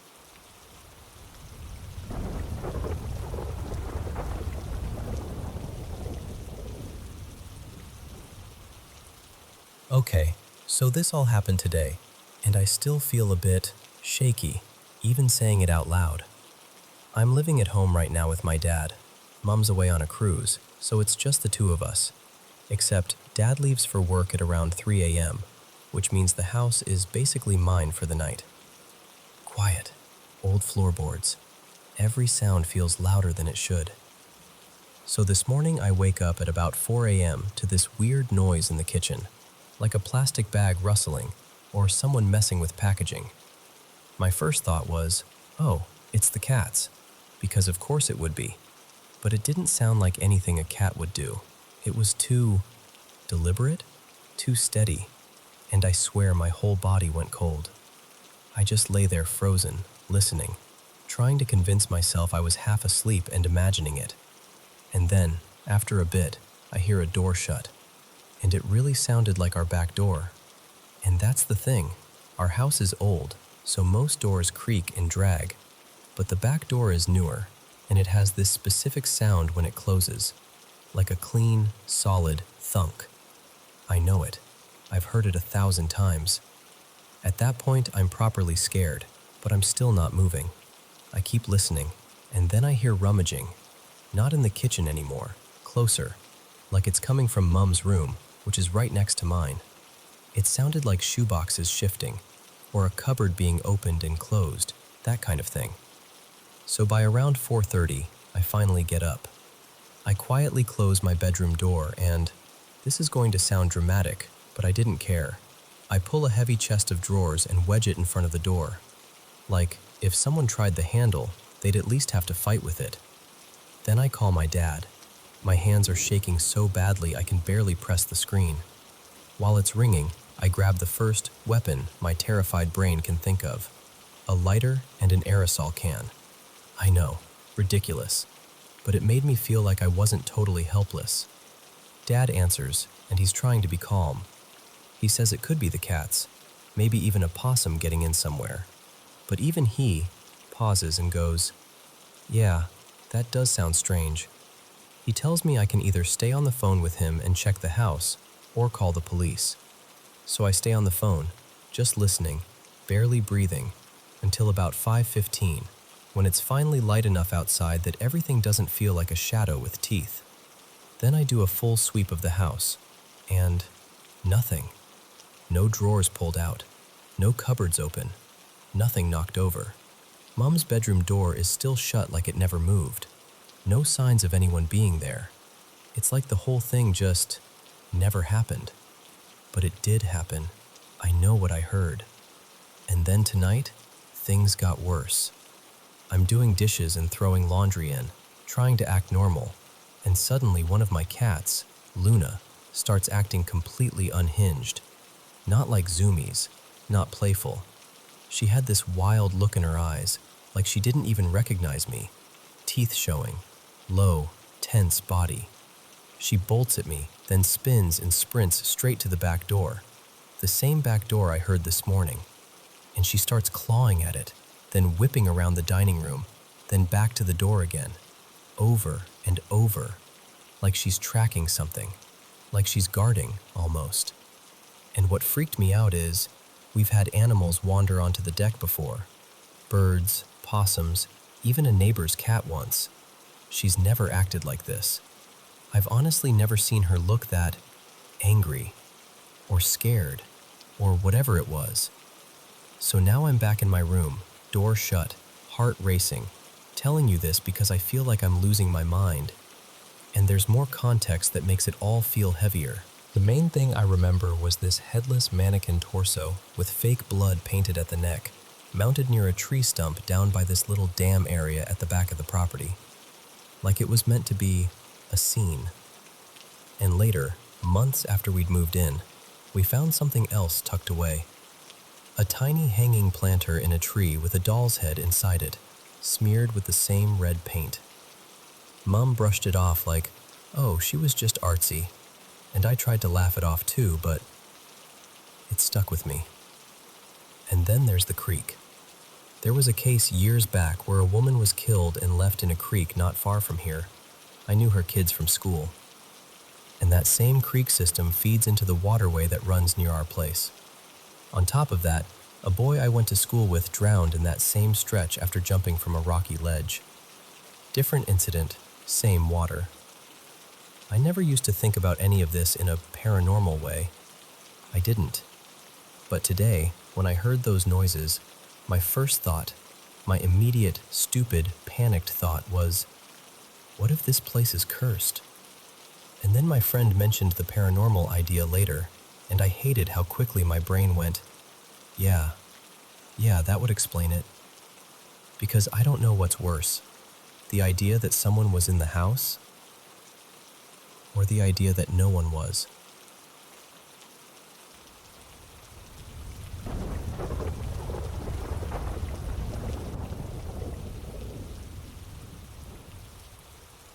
Okay, so let me paint the picture, because the vibe of this place matters. I live way out in the Appalachian region of Atlantic Canada, tucked into the kind of mountains where the trees get quiet and the nights feel extra deep. The house itself has been in my family forever. My grandparents built it in the late 70s, and after my grandmother passed, I bought it and kept it in the family. My granddad was gone long before I ever got to meet him, but somehow, he still feels like part of the household, if that makes sense. Right now, it's me, 39, a mom, my boyfriend, who's 38, and my 2 teenagers, my daughter, 17, and my son, 15. We've got 1 dog and 2 cats. We used to have another dog too, but we lost her late last autumn, and the house has felt a little different since then. Not bad, just thinner, like a layer of comfort got peeled away. And here's the thing. This house has always had activity. Always. Knocks on the walls, taps on windows when no one's there. Little sounds like someone shifting around upstairs when everyone's accounted for. I've heard what I swear is a man laughing. Warm, familiar, like it's coming from the wrong side of the years. Once, I was digging around in the storage room and saw just feet. Only feet. No body. Just a pair of feet, standing there like they belonged to someone who forgot to bring the rest of themselves. And listen, I know how that sounds, but none of it ever felt nasty. It never had that get out feeling. It's always been more like, this is just part of the house's personality. Like a harmless roommate you can't see. I'm used to it. Or I was used to it. because what happened recently felt different. Not evil, exactly, but too personal, too aware. So my boyfriend was on night shift for a few days. When he works nights, he usually hangs out upstairs until early morning, then comes down to bed after 6. Our bedroom is in the basement, only bedroom down there, and at night I always shut the door. Not because I think something's going to waltz in, but because, I don't know, it's a boundary. It helps my brain relax. Also, this is important. I don't go to bed alone. I don't care how safe a place feels, I need my dog with me. My big, lazy, snoring security system. That first night, I got into bed and I wasn't even close to sleeping yet. I was doing my usual bedtime thing, kind of like a prayer, but not religious. More like a quiet request to the universe. Protect the house. Protect the people inside it. Keep anything weird outside.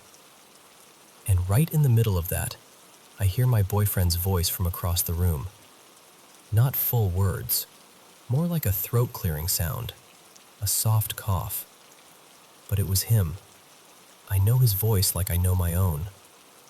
And my first reaction was to pretend I didn't hear it.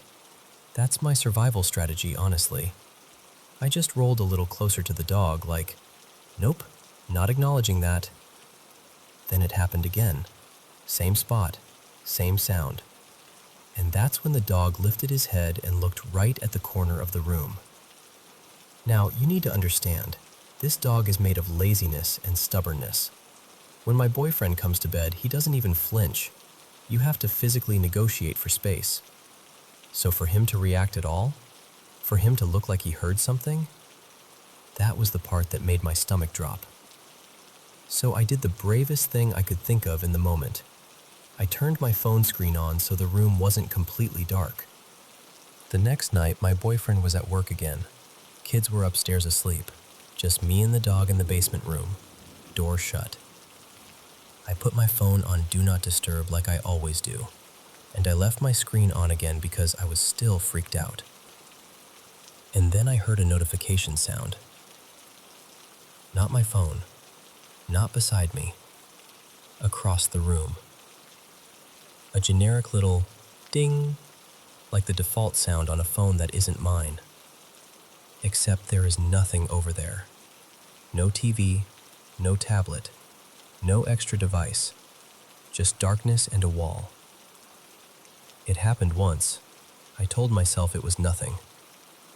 It happened again, same exact spot, like something was trying to pull my attention right to that corner. And I had this instant mental spiral of, nope, nope, nope, nope. I slid closer to the dog and wrapped an arm around him like he was a life raft. And I remember thinking, very seriously, I have 90 pounds of dog. Nothing is touching me.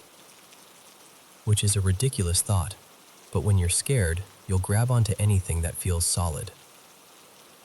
The next night was quiet. I was sick and exhausted and basically passed out the second my head hit the pillow. But then my daughter told me something that made it worse. She said that when she's home alone, she hears voices, like people moving around the house. Not clear conversations, just the sound of multiple voices drifting under everything. She'll hear the front door open and close when she knows we won't be home for a long time. She said sometimes, when she's out walking alone, she'll hear someone call her name even though no one's nearby. And she's at that age where she already doesn't want to leave her room, so now she keeps earbuds in when she's alone.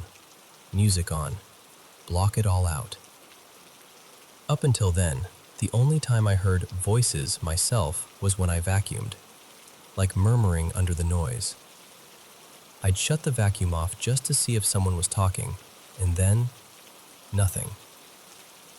So I started wondering if this was something that copies voices, a mimic. I mentioned it to a friend who's into paranormal stuff, and she got excited like, ooh, we should try to communicate. And I was like, absolutely not. Because everything I've ever learned about anything that mimics you is, don't invite it closer. Don't answer it. Don't play games. And then things escalated, to the part that still makes my skin go cold when I think about it.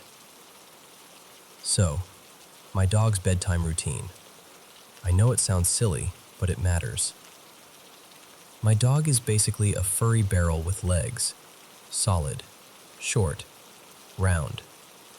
He's on a diet, because now he's the only dog and it's easier to control his food, but he's still built like a footstool. Last year, we lowered our bed because he decided jumping up was too hard, and the little steps we got him were suspicious and terrifying. But he still thinks he needs a running start. Like he'll back up into the main basement area, get a few good trots in, and launch himself like an Olympic athlete. Before that, though, he demands forehead kisses and a couple little snacks. It's a whole ceremony. Once he's in bed, he becomes an unmoving boulder until morning. Also, the bedroom door stays shut all night. Cats don't come in. Nothing should come in. Nothing should go out. Okay. This happened last Thursday. My boyfriend was at work. Just me and the dog. Door shut. Quiet. Dog pressed up against me, snoring like a chainsaw. Head on my boyfriend's pillow like he pays rent. I'm lying on my back, one hand resting on the dog because it calms me, and I'm doing my usual protective bedtime request. And then I felt it. Not a gradual settling. Not the mattress shifting from the dog moving. A jump. Two distinct depressions, like feet or knees, one on each side of my ankles. And then it felt like whatever it was crouched down over my feet and stayed. Just hovering there, watching. I went completely still. My brain was screaming, but my body did that survival thing where everything locks up. And the dog didn't move. He didn't even pause his snoring, which somehow made it worse, because it meant he wasn't reacting to anything physical that he could sense, but I could feel the bed. I could feel the pressure. After a few seconds, maybe longer, I honestly don't know, I started kicking my feet around like a panicked kid under a blanket, just thrashing, hoping it would get offended and leave. And as quickly as it came, it got off the bed. No footsteps, no voice, no creak. Just the mattress rising back up like whatever had been there simply wasn't. The rest of the night was quiet. I eventually slept, woke up to my alarm like nothing happened. Since then, my boyfriend's been back on day shift, and the nights have been calm again. He still doesn't believe in any of this, of course. The man could watch a ghost make coffee, and he'd call it a draft. But then yesterday, daytime, something happened twice, and it rattled me in a whole new way. I left the house to run errands. The main door we use goes into the garage where my car's parked. I shut it behind me like I always do, and I heard something slam into the inside of the door. Not a little bump, not the house settling. It sounded like someone threw their full body weight against it. I froze with my hand still on the knob. The dog was on the couch. The cats were nowhere near the door. There's nothing hanging there, nothing heavy enough to do that. I stood there for a second, heart pounding, and then I did what I always do when I'm scared. I pretended I wasn't. I ran my errands, came back, tried to shrug it off. Later, I left again. Same door, same normal amount of force when I shut it. And again, wham! Like something sprinted into it from inside the house, full speed, full weight, just to make sure I knew it was there. And that's where I'm at now. Because knocks and murmurs and harmless little weird moments, fine, I can live with that. But something using my boyfriend's voice, something trying to pull attention from across the room, something crouching on my bed and leaning over my feet, and then something slamming itself into the door like it's angry I'm leaving, that doesn't feel like the usual house personality. That feels like something new, and I don't like it.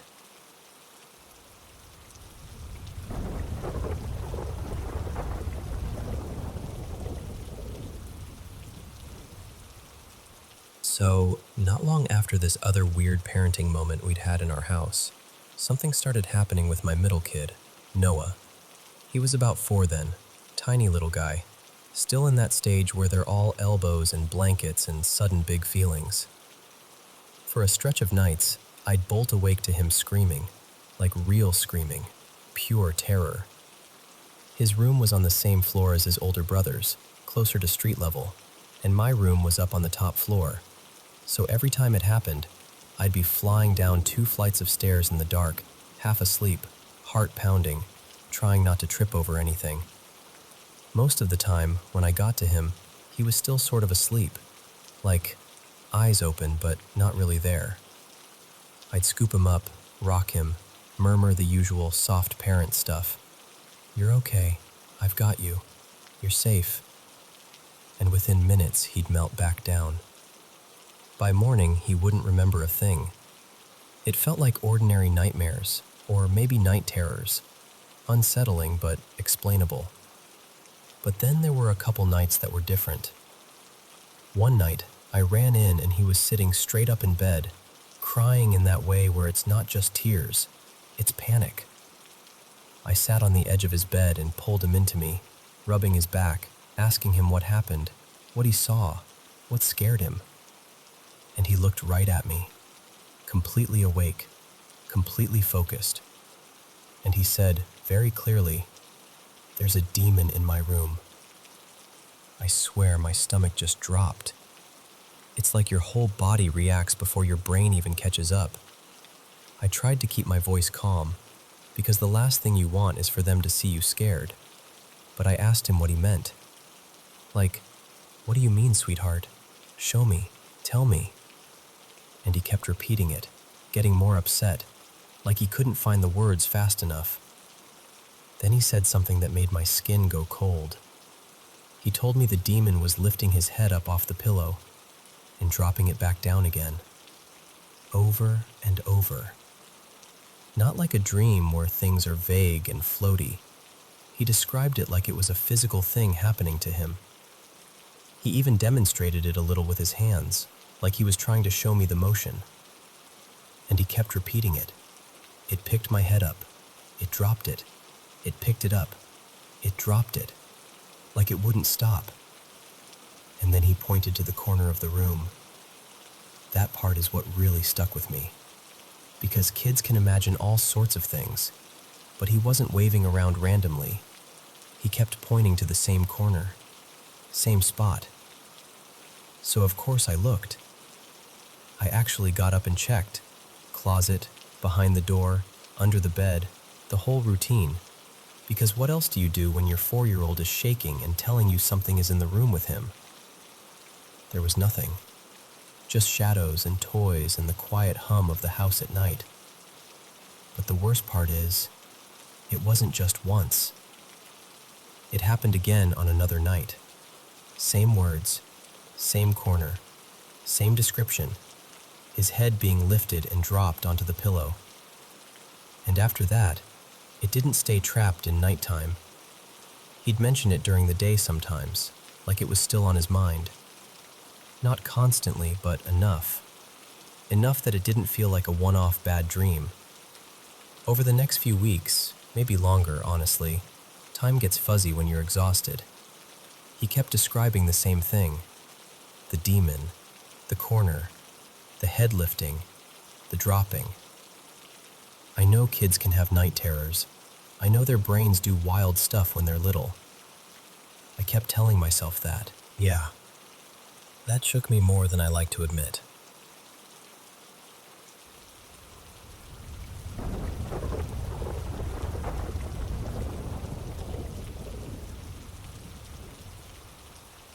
Welcome to the Paranormal M channel. Drop a comment below and tell me where you're watching from. Thanks so much for listening and for supporting the channel. Don't forget to subscribe and turn on notifications so you'll be one of the first to catch our latest videos. And by the way, thank you for sending in so many of your paranormal experiences. Now, without further ado, let's get started. Good night. Okay, so before I get into the spooky part, you need a little background. because this cat is genuinely the pride of my life. I've had my girl for about 5 years now. She's around 9, and I swear she runs this house like she pays the mortgage. Her name is Bellatrix, and yes, we originally meant to adopt just one cat, but you know how that goes. We met two, fell in love with both, and suddenly we were a 2-cat household. When we adopted Bellatrix, the shelter gave us a little history. She has some allergies, and she's had seizures in the past. Nothing constant, nothing we can't handle. Honestly, she's pretty easy to care for. But here's the part that made my heart hurt. She'd been returned multiple times before we got her, always within a few weeks. We've always assumed people got scared off by the seizures and didn't want the responsibility. Anyway, the paranormal speculation. The very first day we brought her home, she did what curious cats do. Immediately started touring the place like she was inspecting it. And I kind of followed her around because I was obsessed with her from the second she stepped out of the carrier. So the house layout matters here. We've got 2 floors, and then a basement that we don't really use for hanging out, but it's where we keep their food and litter boxes. Upstairs is basically one big open space: kitchen, dining room, living room, and off the dining room there's this huge sliding glass door that opens to the back porch. Then there's a long hallway with rooms branching off.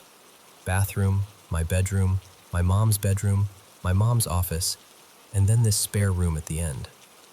And that spare room has always been weird. It used to be my room when I was little, like toddler to around 10.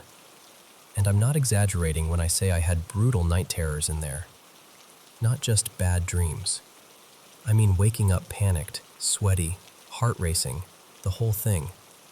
For years. Then I eventually switched rooms, and it was like someone flipped a switch. Nightmares stopped almost immediately. So Bellatrix is doing her little house tour, and she pads right up to that spare room. She steps inside, just barely, and I'm expecting her to sniff around like normal. Instead, she freezes. Then she starts hissing. Not the cranky cat, leave me alone hiss. This sounded like pure warning, like she was looking at something I couldn't see. She didn't stop until I backed up and shut the door. I remember just standing there going, okay? And here's the thing. 5 years later, she still won't go in that room. Not once. The door can be wide open, sunbeams on the floor, the other cat strolling in like it's nothing.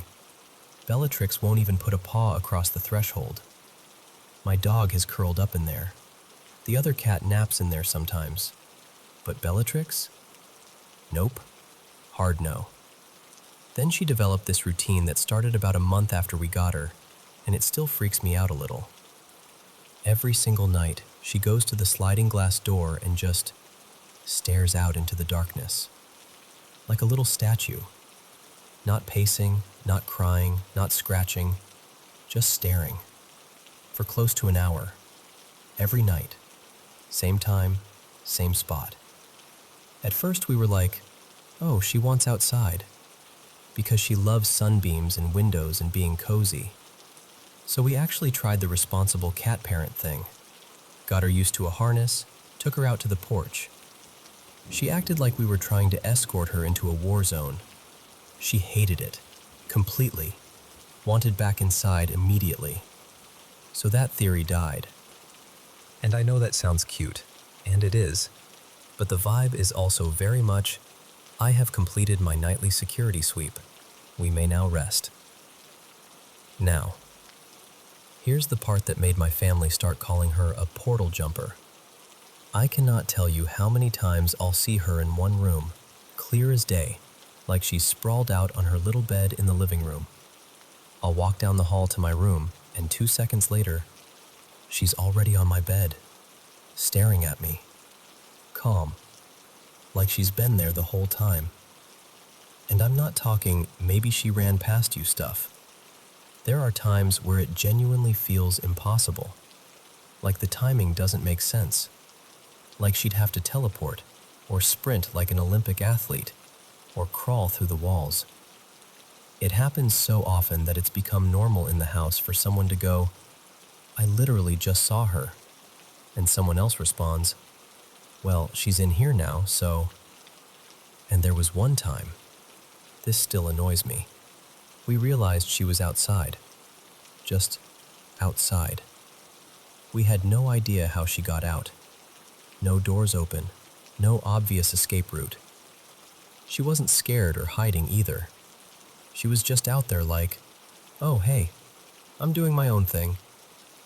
So recently, my mom and I were talking about all of this, kind of laughing, kind of not. And I told her, I genuinely think she's paranormal. Like, I think she has a weird connection to something. And my mom, who is usually pretty logical, was like, honestly? Yeah, I've wondered that too. We're not the type to blame everything on ghosts. We try to be reasonable. But when you stack it all together, the spare room she won't enter, the nightly staring into the dark, the patrol routine, the impossible appearances, it starts to feel like more than just cats are weird. And yeah, I know cats have this reputation for being spiritual little creatures, like they can sense things we can't. But Bellatrix? Sometimes I look at her and I'm like, are you seeing something? Or are you going somewhere? So that's my story. Tell me what you think, because at this point, I'm open to any explanation, including the possibility that she's Batman.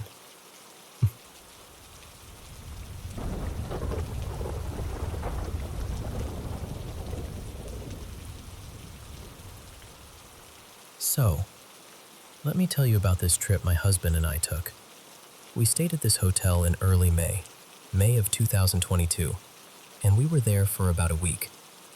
We checked in around the 6th and somehow got upgraded to a suite in the Nomad part of the building, which felt very fancy, especially because the bedroom had this gorgeous roll-top bathtub right there in the open, like it was meant to be a feature.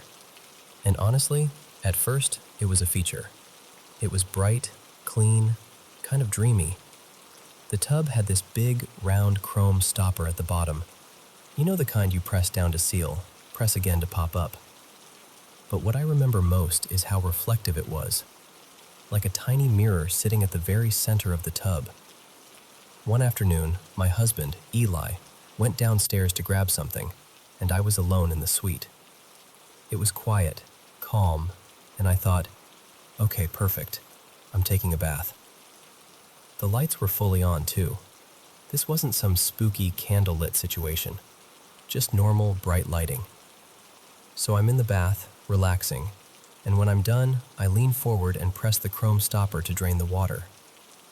As the water starts to sink lower and lower, my eyes drift down toward that shiny little circle, because it's right there, and I can see my own reflection in it.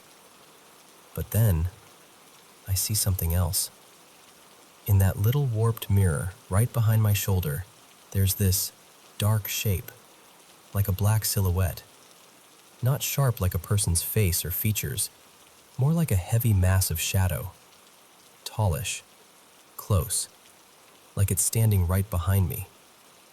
And I remember just freezing, like my whole body went still.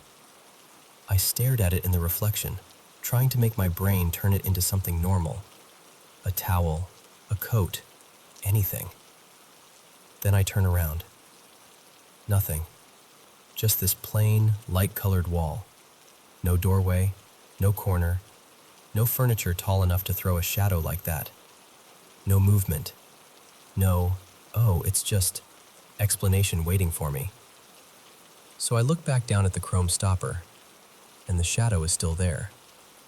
That's when I really panicked. Because now it wasn't just a trick of the eye. It felt like it was choosing to stay in that reflection. I start scanning for any logical source. Next to the tub, there's a small round table with a shopping bag on it. This bright teal color, like that iconic jewelry store shade. And for a second I think, okay, maybe that's it. Maybe it's reflecting weird.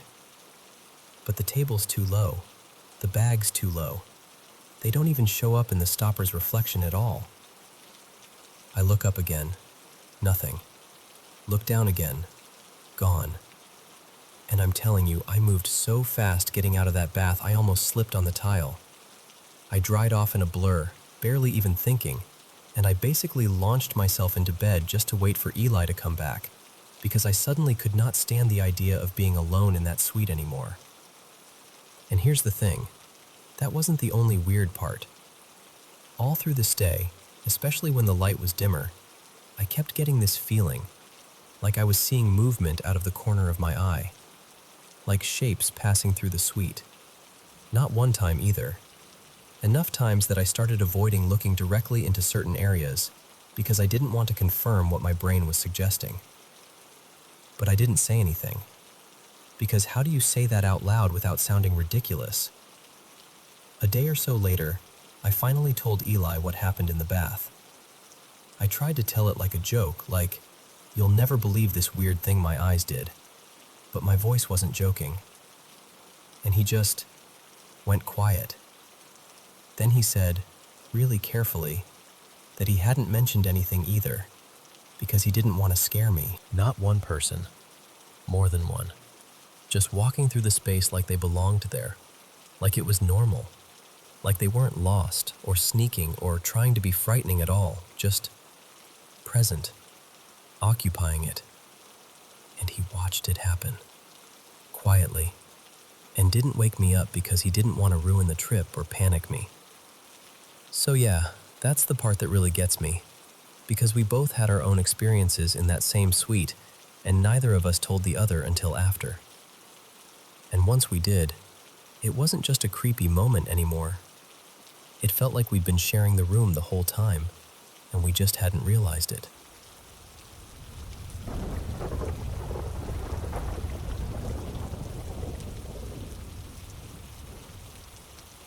So, I've been holding on to these two moments for a long time, and even now, talking about them makes my stomach tighten a little.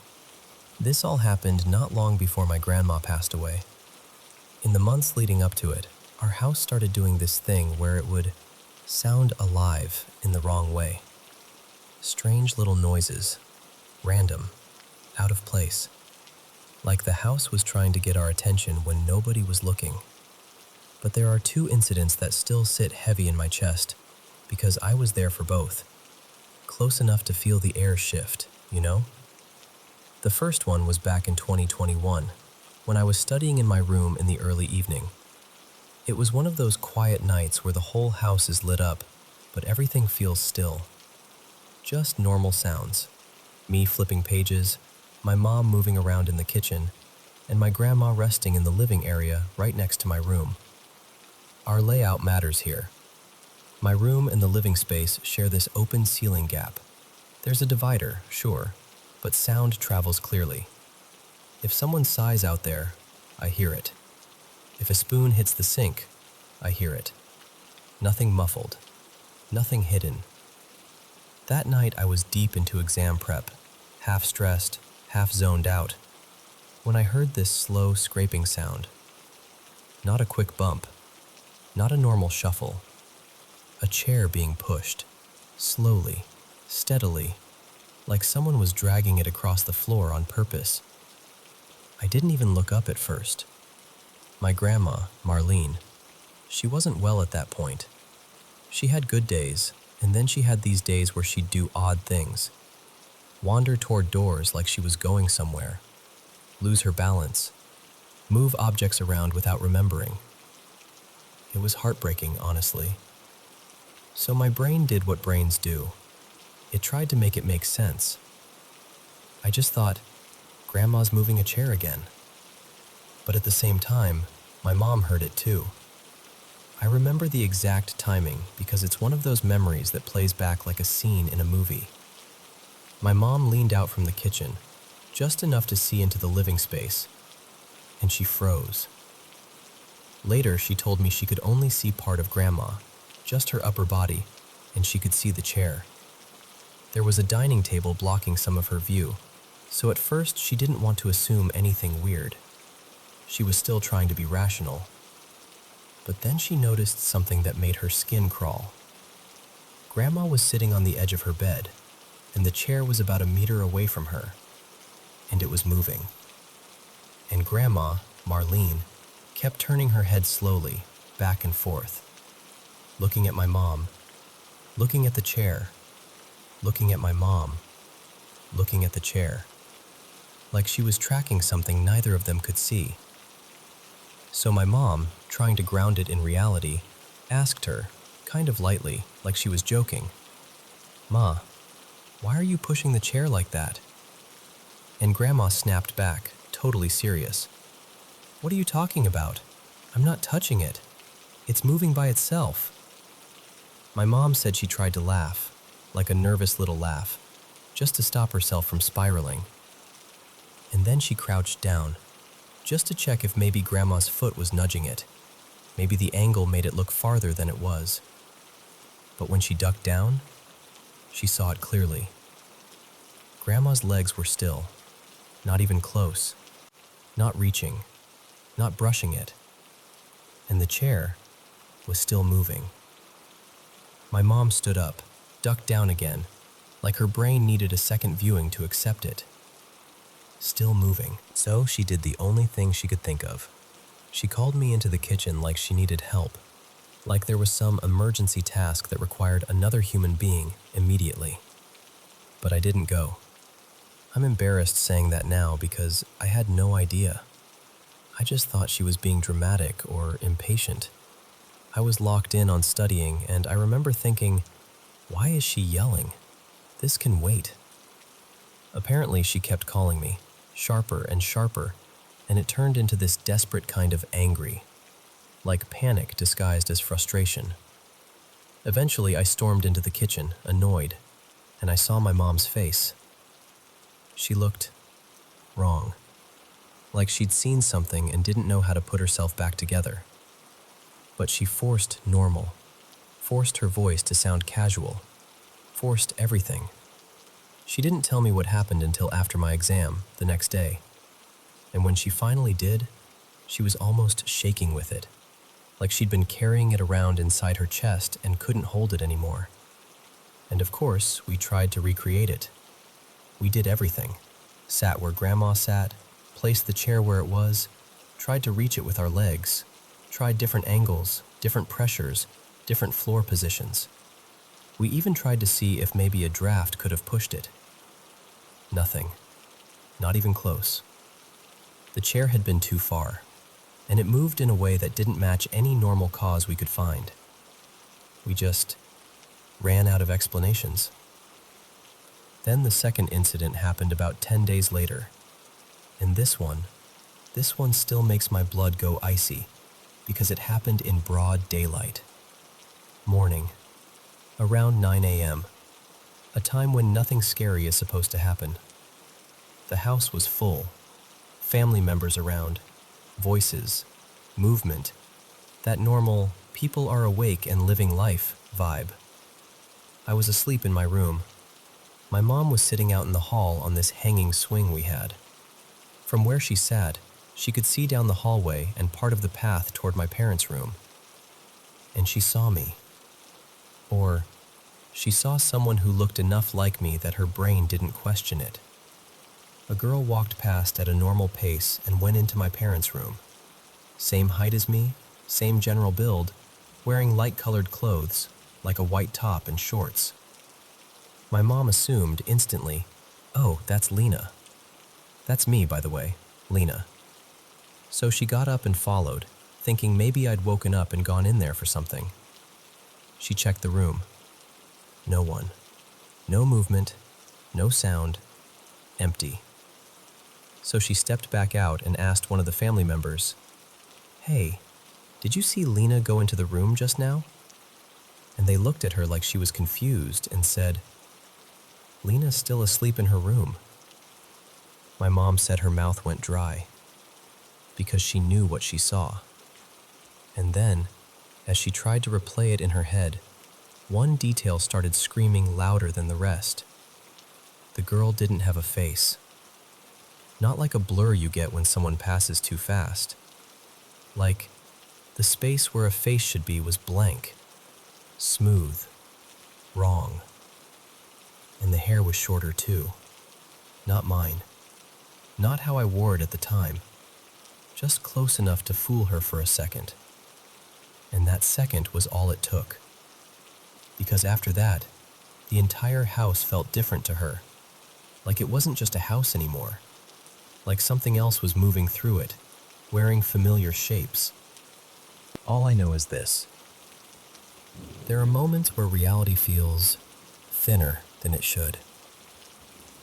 And those 2 mornings, one with a chair that moved with no hands, and one with a girl who looked like me, but wasn't me, are the moments that made me believe that sometimes something is there, even when you can't explain it.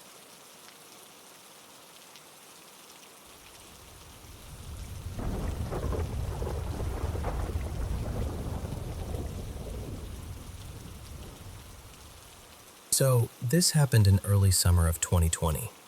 I was 14, and I still think about it way more often than I'd like to admit. It was one of those afternoons where the whole day feels glued in place, like the air is thick and time just drags. Sometime around 3-ish, maybe closer to 4.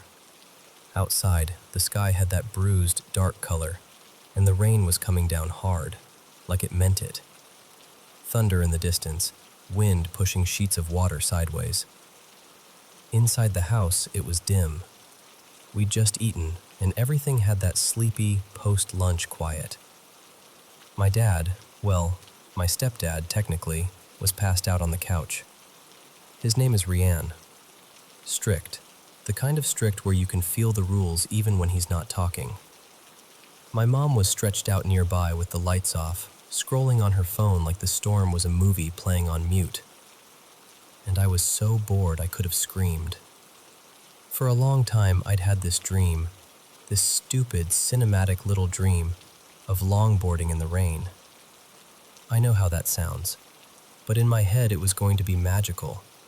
Like I'd glide through the storm and feel like I was in my own music video or something. The problem was, Rian would never let me. Not in a million years. Wet roads, low visibility, cars, all of it. He would have shut it down instantly. But that day, he was asleep. Deep asleep. And I remember this clear little thought clicking into place. This is it. This is my window. So I grabbed my longboard and slipped out.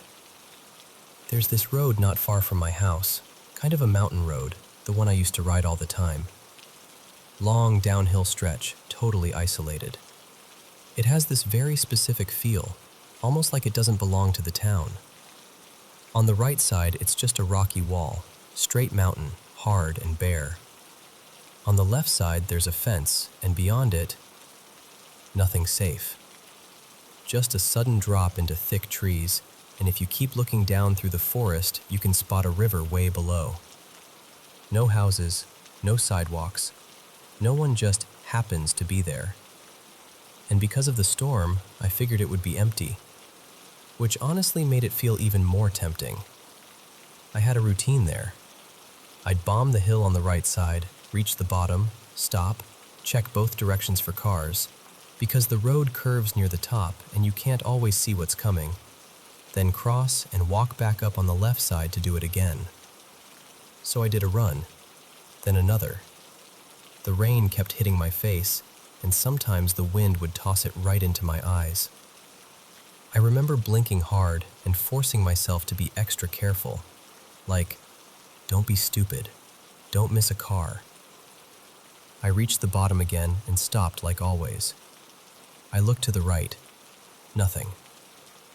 Then I looked to the left, and my stomach just dropped. Because walking toward me from the top of the road was Rian. No umbrella, no hood up, just marching down in regular outside clothes, definitely not what he'd been wearing asleep on the couch. And the way he walked, I can't explain it except to say it was heavy, fast, that angry parent stride that instantly says, "You're in trouble." My heart started hammering like it was trying to escape. All I could think was, I'm done. I'm grounded forever. I'll never touch my board again. That thought made me panic even harder. I lifted my hand and waved, kind of automatically, like if I looked calm, maybe he'd be calm. Like I could soften the explosion before it happened. Then I turned my head to the right to cross the road and start walking toward him. And as soon as my foot stepped forward, something in me went, check again. So I turned my head back to the left, and he was gone. Just gone. And it wasn't like he ducked behind something. There was nowhere to duck. The mountain wall was flat rock. The fence was just fence, and beyond it was a steep drop into trees. The road itself had no side paths, no driveways, no buildings. And there wasn't enough time. There was no way a person could vanish that fast. I stood there frozen, rain dripping down my face, trying to force my brain to come up with a normal explanation. For a second I told myself, maybe you imagined it. But I didn't. I know what I saw. I'm not even being dramatic when I say I was completely sure it was him. His shape, his clothes, his walk, the whole presence of him. Still, it felt impossible, so I decided to check. I walked up the hill slowly, scanning everything. Left, right, over the fence, up the rock wall like someone might be hiding in a crack. When I reached the top, the road was completely empty. No footsteps, no figure in the distance, nothing. I even leaned over the fence and stared down into the forest, half expecting to see, I don't know, a body? A jacket? Something that proved I wasn't losing it. There was nothing. So I turned around and went home immediately, soaked and quiet and shaken in this weird, buzzing way. And when I walked in, Rian was exactly where I'd left him, asleep on the couch. Same position, same clothes, like he hadn't moved an inch. My mom was still there too, still scrolling. I asked her, trying to sound casual even though my voice felt tight, "Did Rian go outside at all?" She looked up at me like I'd asked if the ceiling had opened. "No," she said. "He hasn't moved." And that was it. That was the whole thing.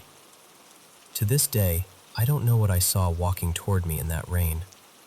I don't know if it was my brain playing tricks, or some coincidence I can't explain, or something else. All I know is that the feeling of that moment, seeing him, panicking, looking away for 1 second, and then realizing he'd vanished, still creeps up on me sometimes when the weather turns dark. Like the storm kept a secret, and I accidentally stepped into it.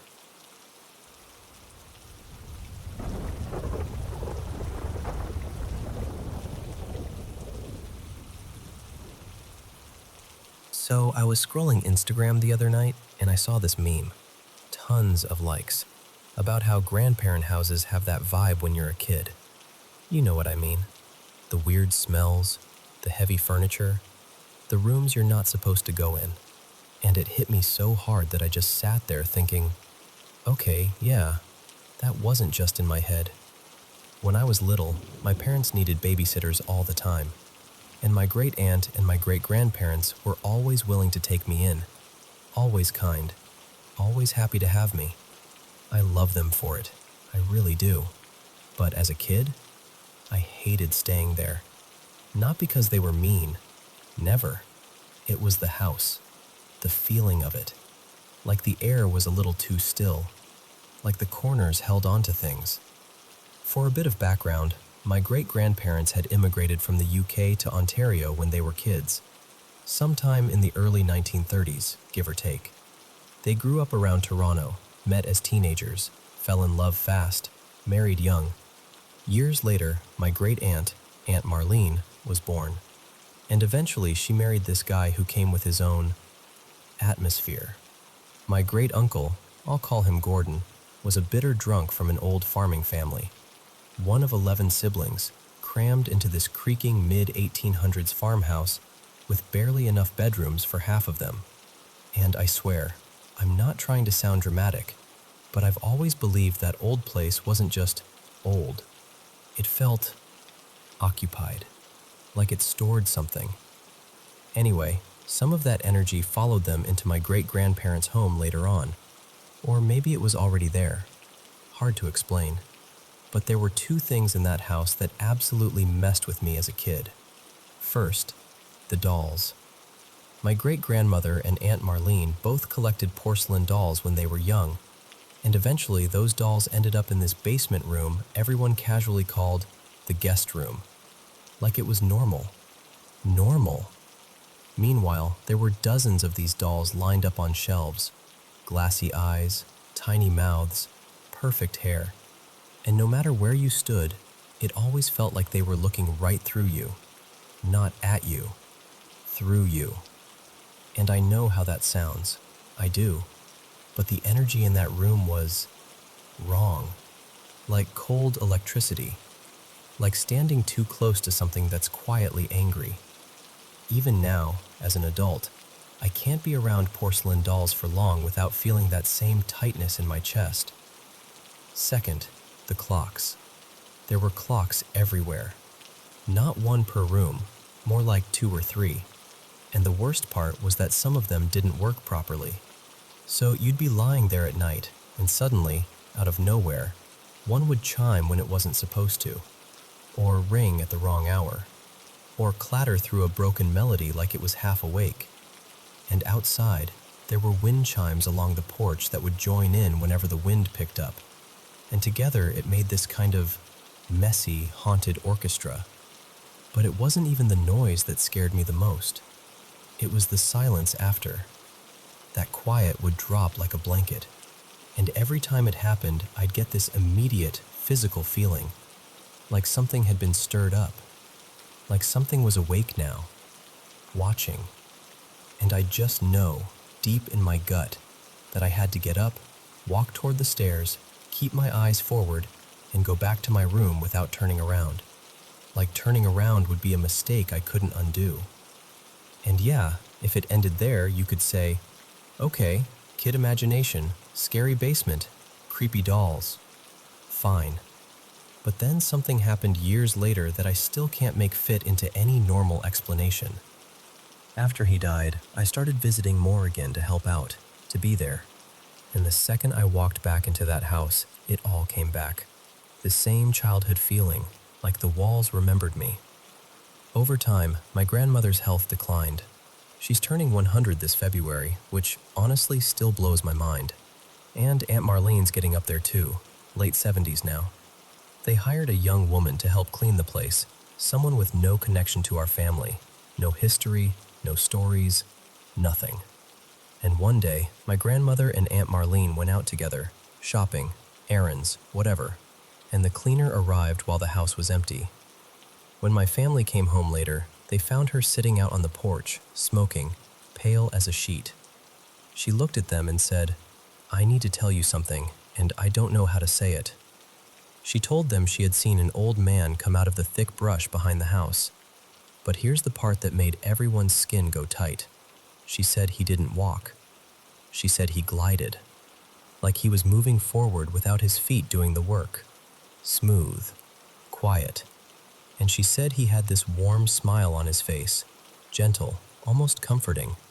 And in the moment, it felt totally natural to her. Like her brain just accepted it. Then a few seconds passed, and it was like she snapped back into herself, like waking up mid-dream. And she panicked, because she assumed some elderly man had wandered onto the property. So she ran to the front door and called out, asking if anyone was inside. Nothing. So she gathered her courage and searched the house room by room. Nobody. No doors opening, no footsteps, nothing. Just empty house. By the time my grandmother and Aunt Marlene got back, this woman was outside like she physically couldn't make herself go back in. And she described this fear that sounded exactly like the fear I'd felt as a kid after the clocks stopped chiming. That sense of being pushed out, like the house was telling you, "No, not right now. Get out." She described the man again, his face, his expression, the way he moved. And Aunt Marlene went quiet, like genuinely concerned. She walked to a closet, dug through some stored things, and pulled out a framed photograph. one that wasn't out on display at the time. She held it up and asked the cleaner, "Was it him?" And the woman's eyes went wide immediately. "Yes," she said, "that's him. It was my grandfather." And that's the thing. There weren't photos of him around then. The cleaner couldn't have studied his face and made up a story. She didn't even know who he was. Now it comes up at nearly every family gathering because nobody has a rational explanation that actually covers all of it. And I'm not saying I've got proof of anything. I'm not saying it's definitely paranormal. I'm just saying some places feel thin, like the world is layered there, like a doorway opens and closes without asking permission. And even now, fully grown, adult, bigger than I ever was back then, I still won't stay in that house overnight. Not for any amount of money. Not for nostalgia. Not for tradition. Because the second the clocks start singing at the wrong hour, I still feel like something is listening.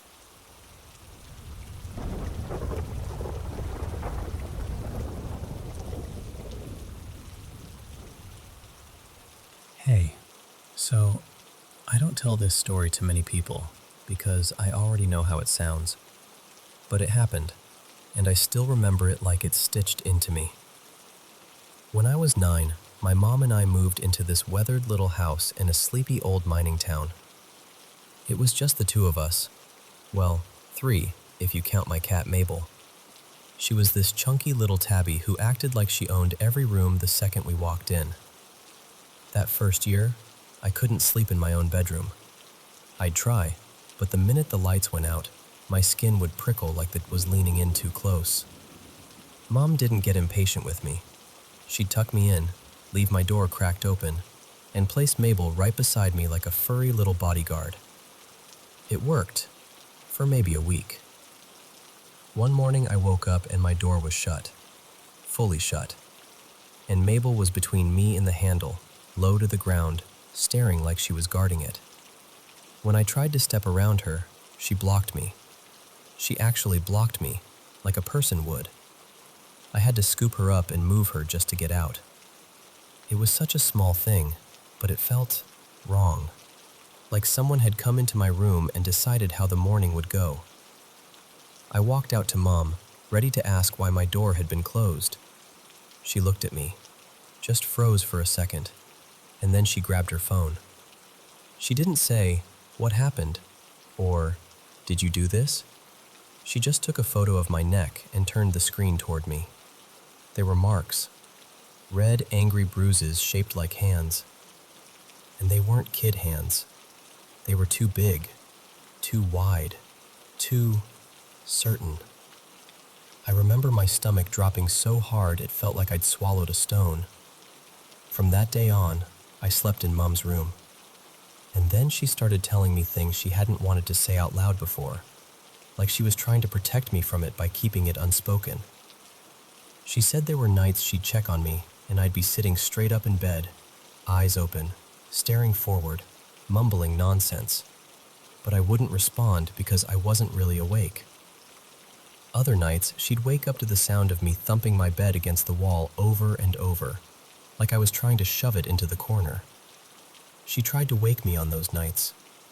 She said sometimes she couldn't, not properly, like I was locked behind my own eyes. This went on for months, and the bruises started showing up in new places. Hand-shaped bruises on my arms, long scratches along my ribs, little marks that looked like I'd been grabbed and held. Mom was exhausted and scared in a way I'd never seen before. Eventually, she stopped trying to explain it away and called in people, mediums, spiritual guides, anyone who might make sense of what was happening. The night they came, the house felt heavy, like the air had thickened. I was sitting alone in the living room with Mabel.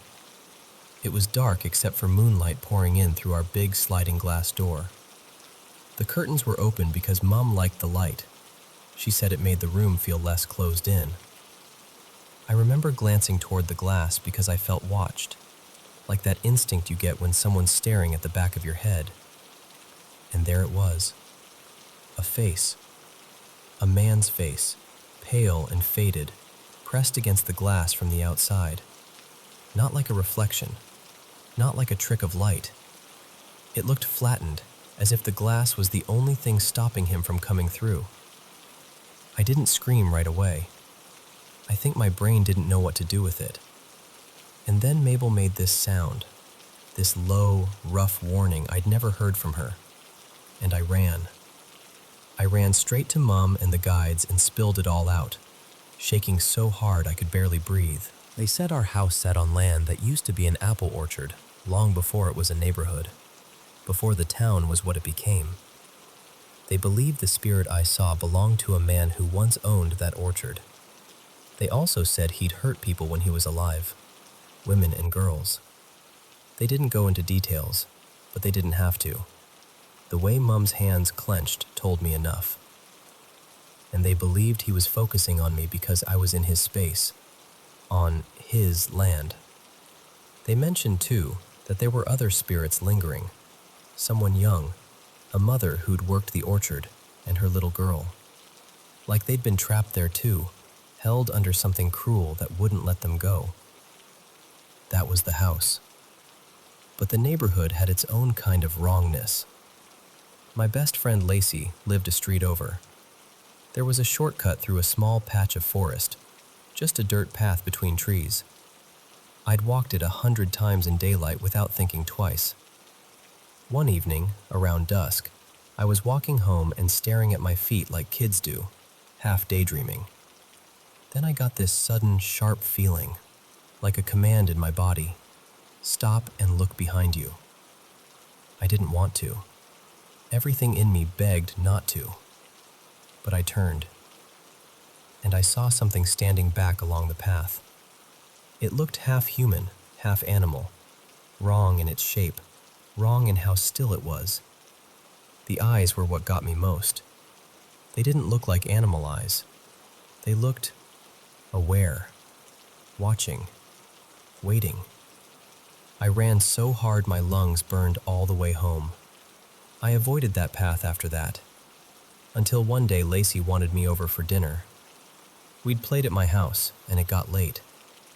Walking around the long way felt impossible, so she convinced me. She didn't know everything I'd seen, not really, but she knew enough to understand why my voice shook when I said I didn't want to go. We took the shortcut anyway. Halfway through, the forest went dead quiet. Not peaceful quiet, wrong quiet, like the world had paused. Even our footsteps sounded too loud. Lacey stopped first. She stared off into the trees and her face changed, like the blood drained out of it. She didn't say much, just grabbed my hand and yanked me forward, and we ran until we burst into her backyard like we were being chased. Inside her house, she finally told me what she'd seen. And it was the same thing. The same shape, the same wrongness, the same eyes. Now, this part is the hardest to say. A few months later, my mom died in that house. I can't even fully explain the panic of that morning. It was early, barely light outside, and I was a 9-year-old kid with no idea what to do except call for help and hope someone arrived fast enough. While the ambulance was on the way, I ran to Lacey's house because I didn't know where else to go. I needed her mom. I needed an adult. I needed someone who could take over because I was drowning. I got to the entrance of the forest path and froze. There was a line of them, those human-animal figures, standing along the side of the trail like they were posted there. Not moving, not speaking, just watching me. I remember thinking, I don't have time for this. I don't have time to be scared. So I ran anyway. I sprinted down that path like my life depended on it, because in a way, it did. I didn't look left or right. I didn't stop. I just ran until I was pounding on Lacey's door. Her mom pulled me in, held me, and then handled the paramedics when they arrived. She did what I couldn't. There was nothing they could do for Mom. After that, my dad came, and I moved across the country.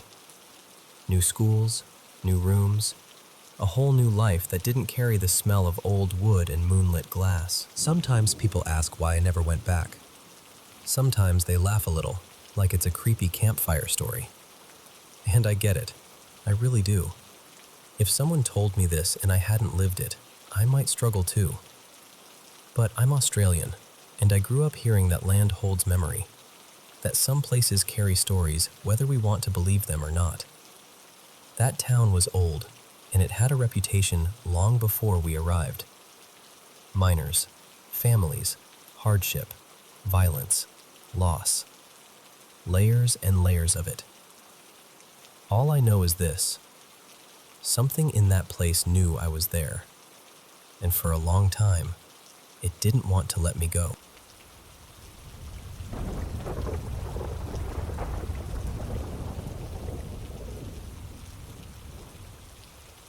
So, this happened maybe 6 or 7 weeks ago, and I'm still not over how real it felt. It was my first, truly my first, full sleep paralysis episode. I'd heard people talk about it, but I'd never experienced anything like that before. No scary movies, no creepy stories before bed, nothing. Just a normal night. I went to sleep around 11:40 p.m. Same routine as always. I remember feeling totally fine. No anxiety, no weird thoughts, nothing ominous. I fell asleep pretty quickly. And then, it's hard to explain unless you've been there, but I slipped into that half-awake, half-dream place. The kind where you feel like you're awake, but your brain is still floating in sleep. Out of nowhere, I got this intense feeling, like someone was staring at me. Not, I think someone's watching, but like this heavy, undeniable certainty that I was being watched right there. I remember thinking, okay, don't do this. Just go back to sleep. But then I heard sounds, right in my ears, like close, too close. It wasn't words exactly, more like whispery, sly little noises, like someone trying to get your attention without speaking clearly, kind of like a soft ps ps ps ps, and this scratchy ksasa sound. It felt personal, like it was happening inches from my head, like someone was right beside me making these secret, plotting noises. That's when I tried to snap fully awake. Except, I couldn't. I tried to open my eyes wider. Nothing changed. I tried to move my arm, my fingers, my legs. Nothing. Not even a twitch. My whole body was locked down like it had been turned off. And the fear hit so fast it was like getting shoved underwater. I could move my eyes though. So I looked around as much as I could, and that's when I saw it. This dark shape right up near my face. Not like a clear person, more like a black, blocky shadow. A heavy, dark aura hovering in the space where my face and the air should have been. And it felt like it was there, like it had weight, like it was occupying the room with me. And the noises kept going. I remember panicking, but the panic was trapped inside me. Like my mind was screaming, and my body was just dead still. My heart was pounding, and I couldn't even take a satisfying breath. And in that moment, out of pure instinct, like muscle memory from faith, I started saying Jesus' name. Not out loud, because I couldn't, but in my head, over and over. Jesus, Jesus, Jesus. And I swear to you, the second I did that, instantly, it broke. Like a switch flipped. Suddenly I could move. I sucked in this huge breath. My limbs worked again, and the pressure in the room vanished. I grabbed my phone so fast just to ground myself in something real, and the time was around 1:35 a.m. I didn't even sit up right away. I just lay there frozen in a different way, wide awake, staring at the wall above me, heart racing like I'd just run for my life. I stayed like that for a few minutes, just letting the reality settle back into place. Eventually, I worked up the courage to get out of bed. I left the room and ended up sleeping somewhere else because I just couldn't be in that space anymore. Even though nothing was there, It felt like the room had betrayed me. The next day, I was shaken. Like, truly shaken. But I haven't had it happen again since. Afterward, I read up on sleep paralysis, and honestly, it matched the classic description almost perfectly. The paralysis, the feeling of a presence, the whispers or sounds right by the ear, and the shadowy, dark figure close to the face or body. And I saw a lot of people say prayer, or calling on Jesus, snapped them out of it fast, which still blows my mind because that's exactly what happened to me.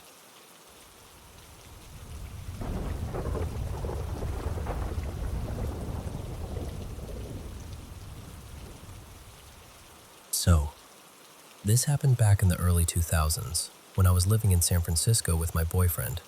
His name was Dane, in this old, kind of grand but sad hotel that had been converted into apartments. The unit was weirdly designed. The bathroom wasn't tucked away like normal. It was raised up like a little platform right in the middle of the place. And underneath that elevated block were these roll-out beds. People called them molly beds, like the old-school trundle style. At night, Dane and I would pull our bed out and line it up next to these big windows that looked straight into the building next door. One night, the moonlight was so bright it felt like a spotlight. Like the whole room was washed in silver. I remember waking up suddenly, just snapping awake. And at the exact same second, Dane jolted awake too. We didn't say anything at first. We just stared at each other in the glow, both of us wide-eyed, like, "Did you feel that?"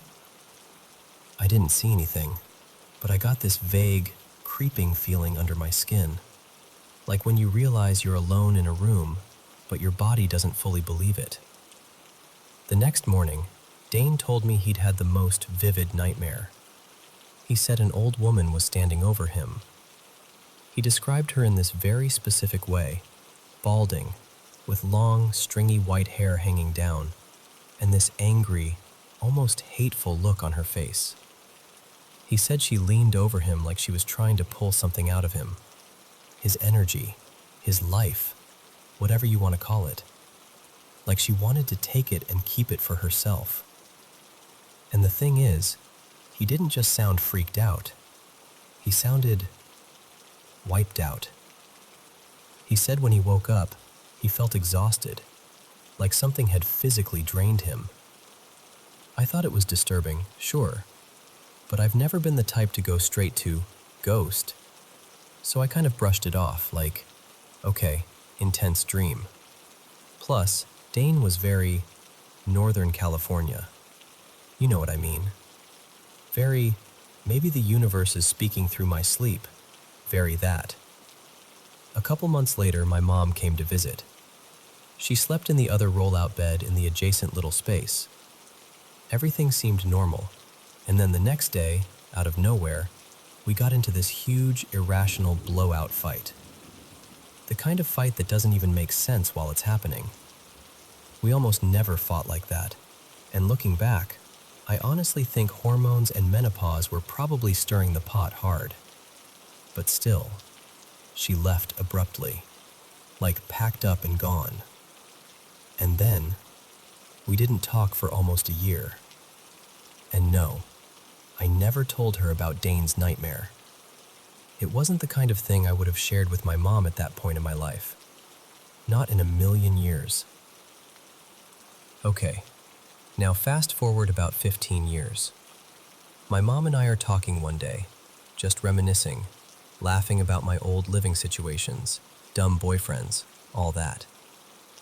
And I casually bring up that San Francisco apartment, and she goes, "Oh my God, that place was haunted."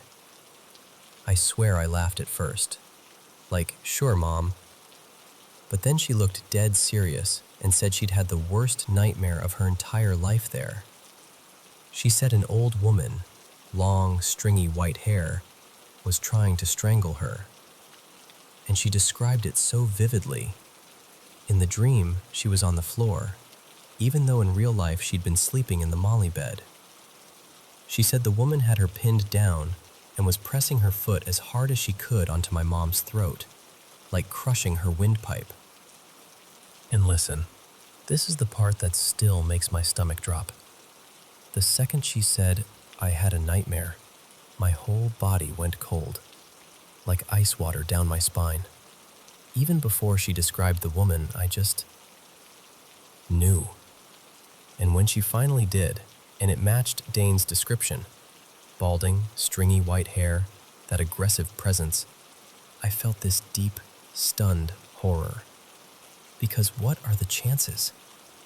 Two people, years apart, never told each other, both dreaming the same terrifying figure in the same apartment? I still don't have an explanation. I'm not someone who jumps to paranormal conclusions. I'm really not. But I can't deny how specific and identical their descriptions were. And the only other off things I can remember from living there weren't dramatic. They were subtle, almost mundane. Like when I was alone in the apartment reading or just hanging out, I'd sometimes get this feeling like being in a dentist waiting room. You know that sensation where you can kind of tell people are looking at you, but it's not warm, not friendly, not hostile, just watching. And somehow it made the loneliness feel sharper. And I hated going down to the basement laundry room. I can't even explain why. I just dreaded it. Like my whole body would tense up before I even hit the stairs. So, yeah, I don't have a neat ending. No big revelation. Just this one place, this bright moonlight, two separate nightmares that shouldn't match. And that cold certainty in my body the moment my mom started describing the same woman. Even now, when I think about it, I still get that chill.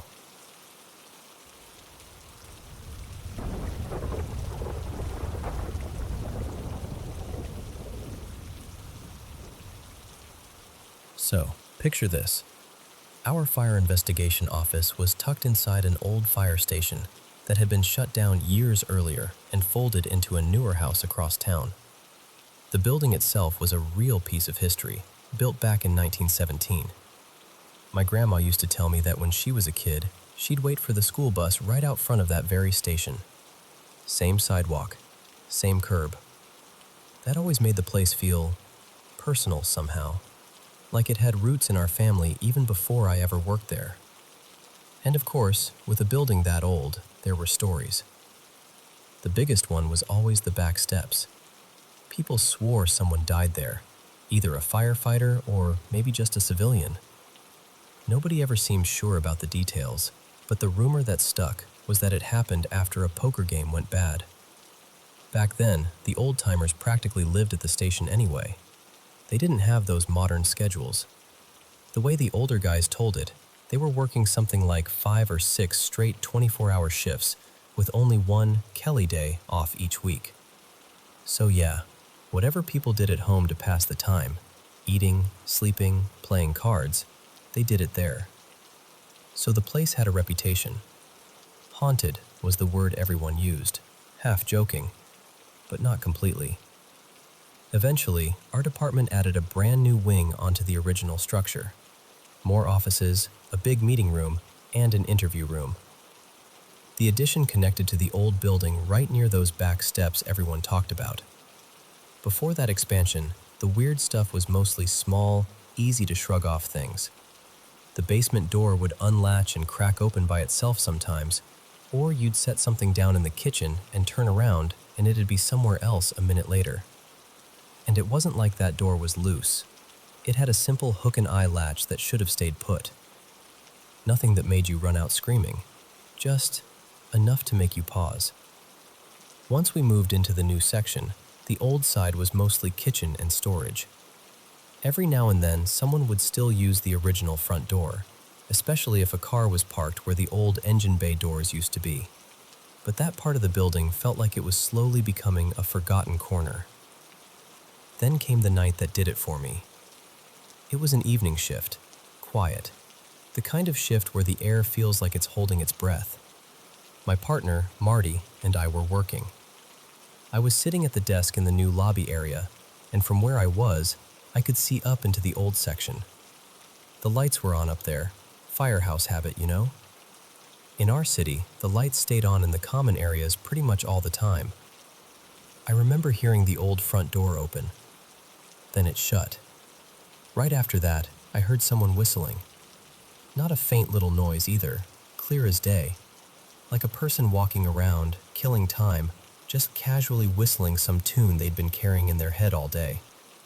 And I didn't even get nervous at first. I just thought, oh, Marty's back. Maybe he stepped out and came in through the old door. No big deal. So I waited to see him come around the corner. But he didn't. The whistling kept going. Steady. Almost relaxed. After a couple minutes, I started thinking, why is he still up there? And then another thought hit me. Who whistles like that while they're on the phone? It didn't sound like someone talking to anybody. It sounded like someone alone. Finally, I got tired of guessing. I stood up and started walking toward the old section, heading up those steps, the same steps that used to lead out the back. And the moment my boot touched the top step, the whistling stopped. Just dead stopped, like somebody had reached over and flipped a switch. Nothing. So I kept walking, slower now, toward the room where the old front door opened. When I got there, it was empty. No one. Not in the hallway, not tucked into the kitchen, nowhere to step out from behind. I checked the front door, still deadbolted. And that's the moment my stomach dropped, because I know what I heard. That door opened. That door closed. Someone was whistling. And now there was absolutely nobody there who could have done it. I didn't investigate further. I didn't check one more room. I didn't stand there trying to be brave. I turned around and quick walked back down into the new section like my life depended on it.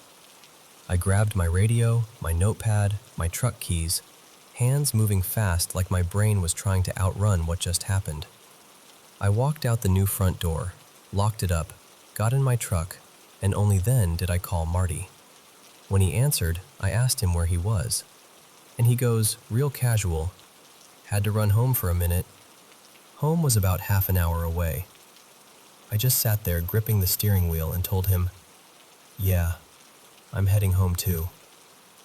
After that night, things didn't get dramatic. No apparitions, no shadows lunging at you, nothing like that. But the small stuff picked up again. Things falling off shelves when nobody was near them.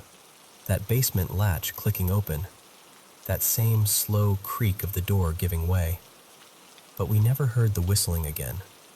And from that day forward, any time I had to stop by the office in the dead hours, 2, 3, 4 in the morning, to drop off samples or pull something off the computer, I didn't hang around. I did what I came to do, and I left. No wandering, no extra trips, and I never looked up those steps into the old section again. Nothing ever happened in the new addition. Not once. It was almost like whatever was tied to that place, whatever history had soaked into those old walls, it just wouldn't cross over into the newer part of the building. And honestly, I was perfectly fine with that. Because even though nothing about it felt evil, from that night on, any time I had to go anywhere near that old section, I got that same tight, uneasy feeling. Like I was somewhere I wasn't invited, and something up there knew it.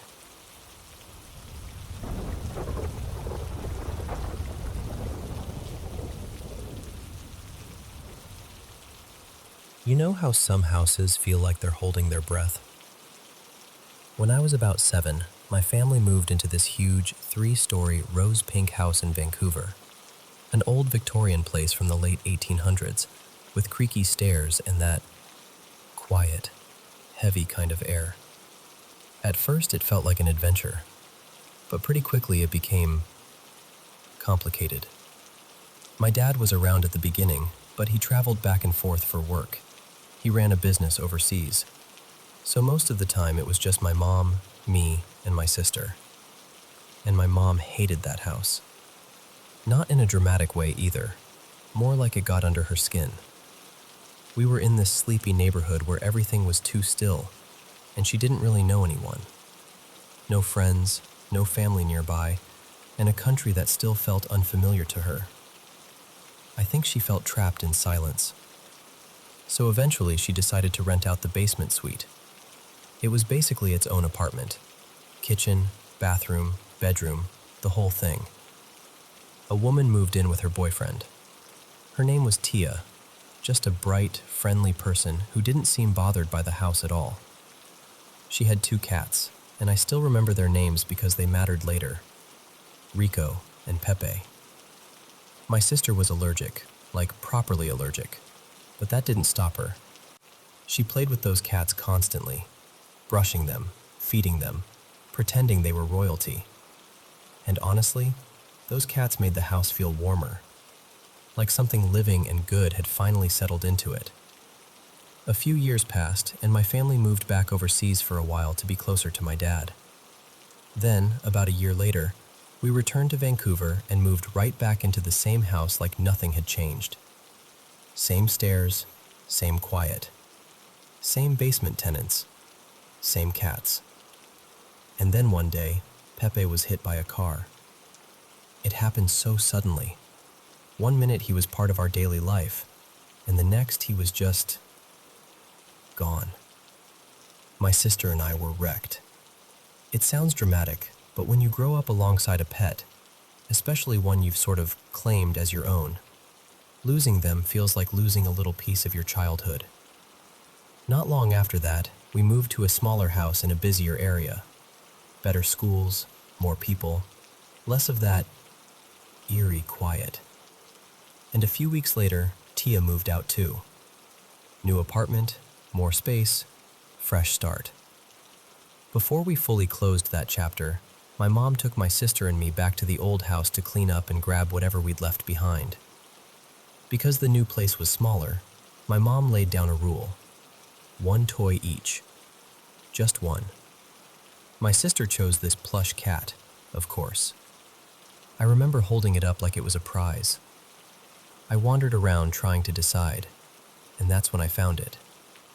A small wooden mannequin, one of those posable art models with stiff joints and a smooth carved head. It was sitting there like it had been forgotten on purpose. Tia had taken everything else, but the mannequin was left behind. And I know this will sound strange, but I felt drawn to it. Not in a happy way, more like something tugged at me, like, take this. I didn't even really want it, yet I picked it up anyway, almost reluctantly, and that became my one toy. At first, nothing happened. I put it in the living room, tucked into a corner facing the window. My sister thought it was funny and started making little outfits for it using tissues and scraps of fabric. It became this quirky little decoration people commented on when they came inside, like, "Oh, cute," and "Where'd that come from?" Then the marks started. Faint scratches on the wall. Not deep, barely even damaging the paint, but they were there. Thin little lines, like someone dragging a claw lightly across the surface. Later, there were tiny dents in the wooden stairs. Just small bruises in the wood that would appear and disappear in different spots. It made me feel comforted. And I convinced myself it was Pepe, like he'd followed us. Like maybe he wasn't ready to leave, and somehow that mannequin had become his anchor. Honestly, that idea made me feel better, so I held on to it. Then we started smelling cat fur around it, this dusty, warm, unmistakable animal smell, like you'd hugged a cat and it stayed on your sweater. But there were no cats in our new house. One night, my sister decided she didn't want it in the living room anymore and moved it into her bedroom. She told me she wanted to keep an eye on it, like she was joking, but she also wasn't. That night she woke up and saw something. She described it as a figure, soaked in darkness, like it was wearing shadow. Red eyes, 3 fingers. She said it was leaning over her bed, close enough that it felt like the air changed. And then it turned and walked toward our mom's room. My sister sprinted to wake my mom up, shaking and crying. My mom, half asleep, just insisted it was a nightmare. Imagination. Stress. So the next night, I put the mannequin in my room instead. It was raining hard, the kind of rain that taps on the window like fingertips. I remember lying there feeling this strange warmth, like someone had turned a heater on inside my chest. I slept fine. No nightmares, no figure, just that steady, comforting feeling. A few days later, my mom told me to move it back downstairs, so I did. But the house never really settled again. At night, we'd hear scratching and knocking from downstairs. Quiet at first, then more distinct, like someone tapping wood with nails. We kept finding more of those faint scratches, some hidden behind furniture, some halfway up the wall like something had reached. And my sister and I would catch the mannequin moving in the corner of our eyes. An arm slightly raised, a leg angled differently, the pose subtly changed.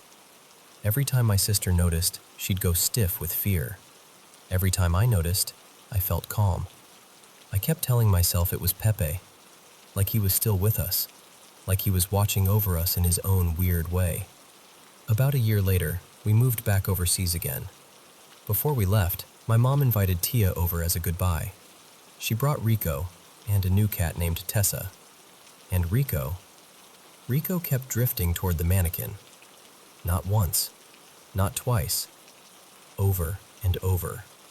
He'd sit near it for long stretches, staring, tail flicking, like he was waiting for something to happen.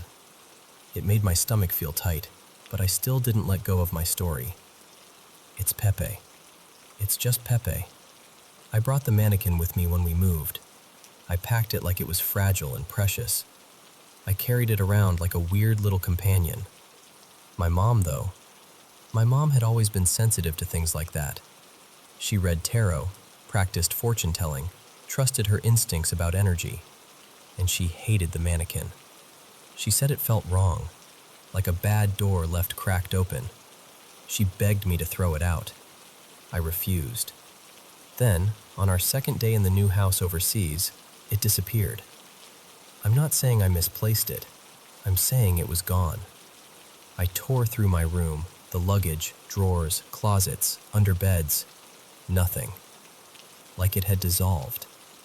And after that, things were quiet for months, almost peaceful.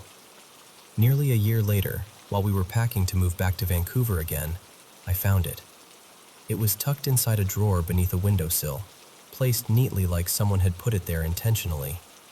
When I picked it up, I felt this sudden pulse shoot through me, like a shock, but not painful, just strong, immediate, familiar. And even though every part of me felt reluctant, I brought it back to Canada again. When we arrived, my mom refused to let it sit in the living room, so my sister and I made this bargain. We'd each spend one night with it in our rooms and then decide what to do. My sister went first. That was it for me. That same day, I took the mannequin and shoved it into a storage closet in the basement. I did everything I knew how to do. Burned incense, used oils, put out crystals, tried to cleanse the air like my mom taught me. I didn't want to fight it. I just wanted it contained, quiet, gone. And for a while, it worked. Life moved on. School, friends, routines. Every once in a while, I'd check the closet like you'd check a locked door. And it stayed there. For 2 years, nothing dramatic happened. Then my sister and I got into private school in New York, and we prepared to move again. On the day I went downstairs to grab the mannequin, because part of me still felt weirdly responsible for it, I opened the closet. It was empty. No mannequin. No dust outline. Nothing shoved behind boxes. Just gone. Like it had decided it was done with me. I never saw it again. Now I live in New York, and I'm doing fine. My family doesn't talk about it, not really. Like we all silently agreed it belonged to a different life. But sometimes, usually late at night, when the city is quieter than it should be, I think about that mannequin. About the scratches and the dents and that cat fur smell that shouldn't have existed. About my sister's red-eyed figure. About Rico staring like he recognized something. and I get chills every single time because I still don't know what it was. I want to believe it was Pepe, but if I'm being honest with you, I'm not sure it ever was.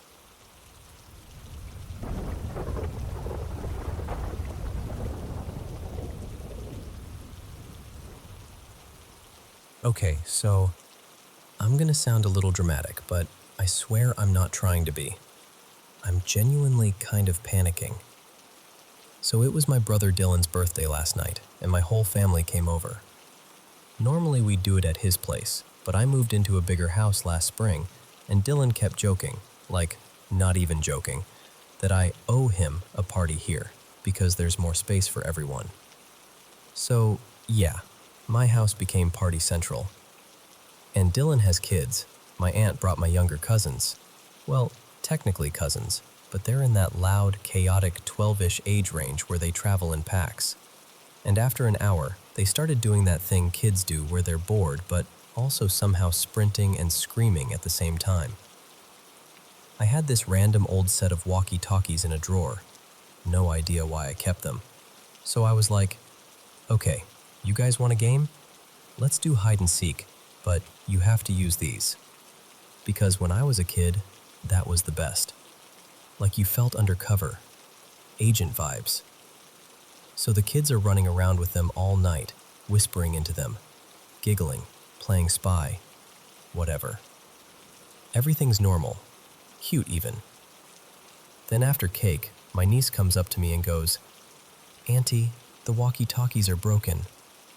And I'm like, yeah, honestly, they probably are. Because these things are ancient. I think my ex, Mara, left them behind when we split up a couple years ago, and I just shoved them in a drawer and never dealt with them. You know when something is so small you don't throw it out, but you also don't want to think about it? That. So I take them from my niece and I'm messing with the buttons, and I realize one of them is missing. Like it was a set of 5, and I can only find 4 on the kitchen counter. And while I'm standing there holding one, it starts picking up a transmission.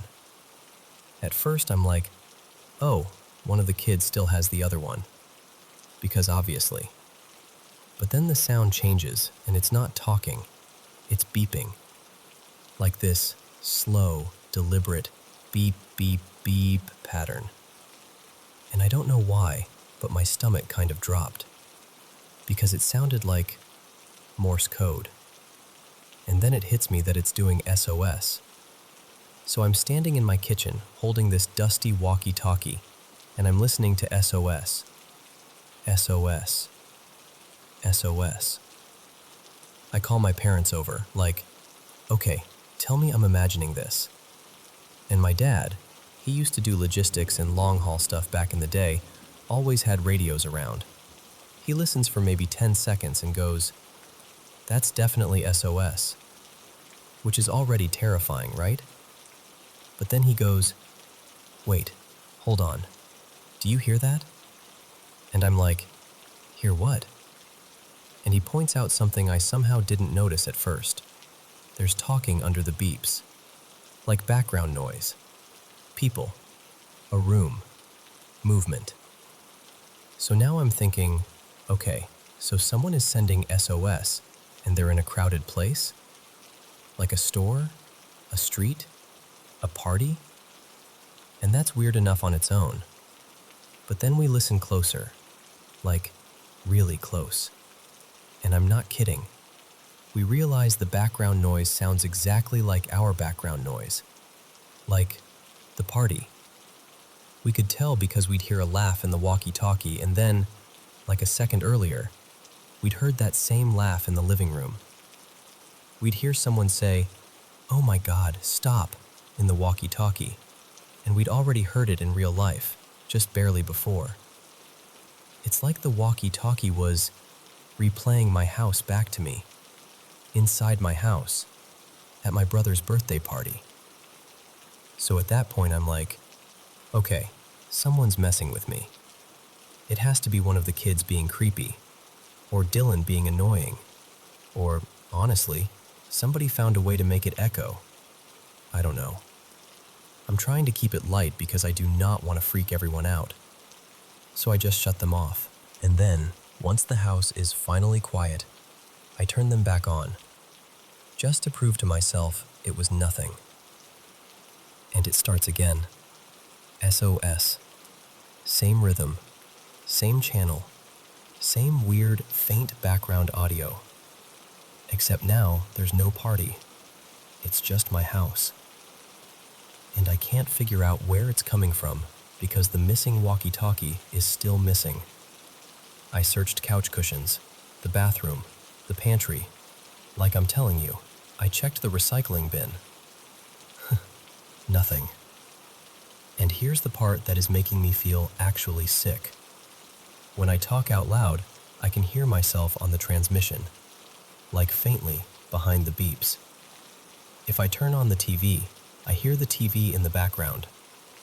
If I walk to the other side of the house and speak, I can still hear myself, like it's picking me up from somewhere, but I can't tell where.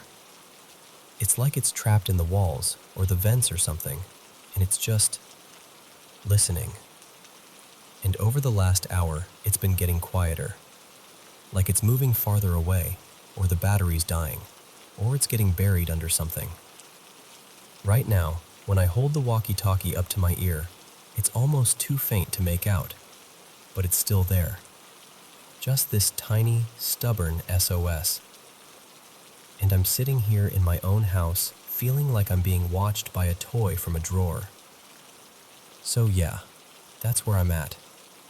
I don't know if this is some normal radio interference thing, or if one of the kids hit it somewhere and it's bouncing through vents, or if I'm about to find something I really don't want to find.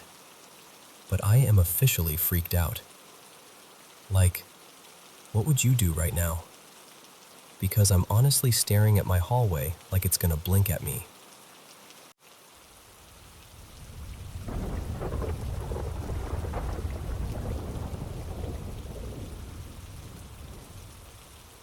So, I should probably start by saying I'm not the kind of person who jumps to ghosts.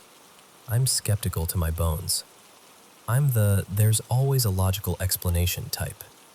Drafty window, weird plumbing, half-asleep brain making stuff up, whatever. I'd rather blame my house or my sleep before I blame the paranormal.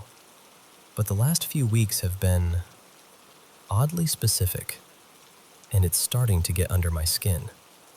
It began one night when I was in bed with my kids. Pretty normal around here. We'd all piled in, the room was quiet, and I was right on the edge of falling asleep. Then all of a sudden, I got this strange, tickly sensation along the back of my neck, like someone was leaning in close enough that every hair on my arms and back stood up. Here's the part that's hard to explain.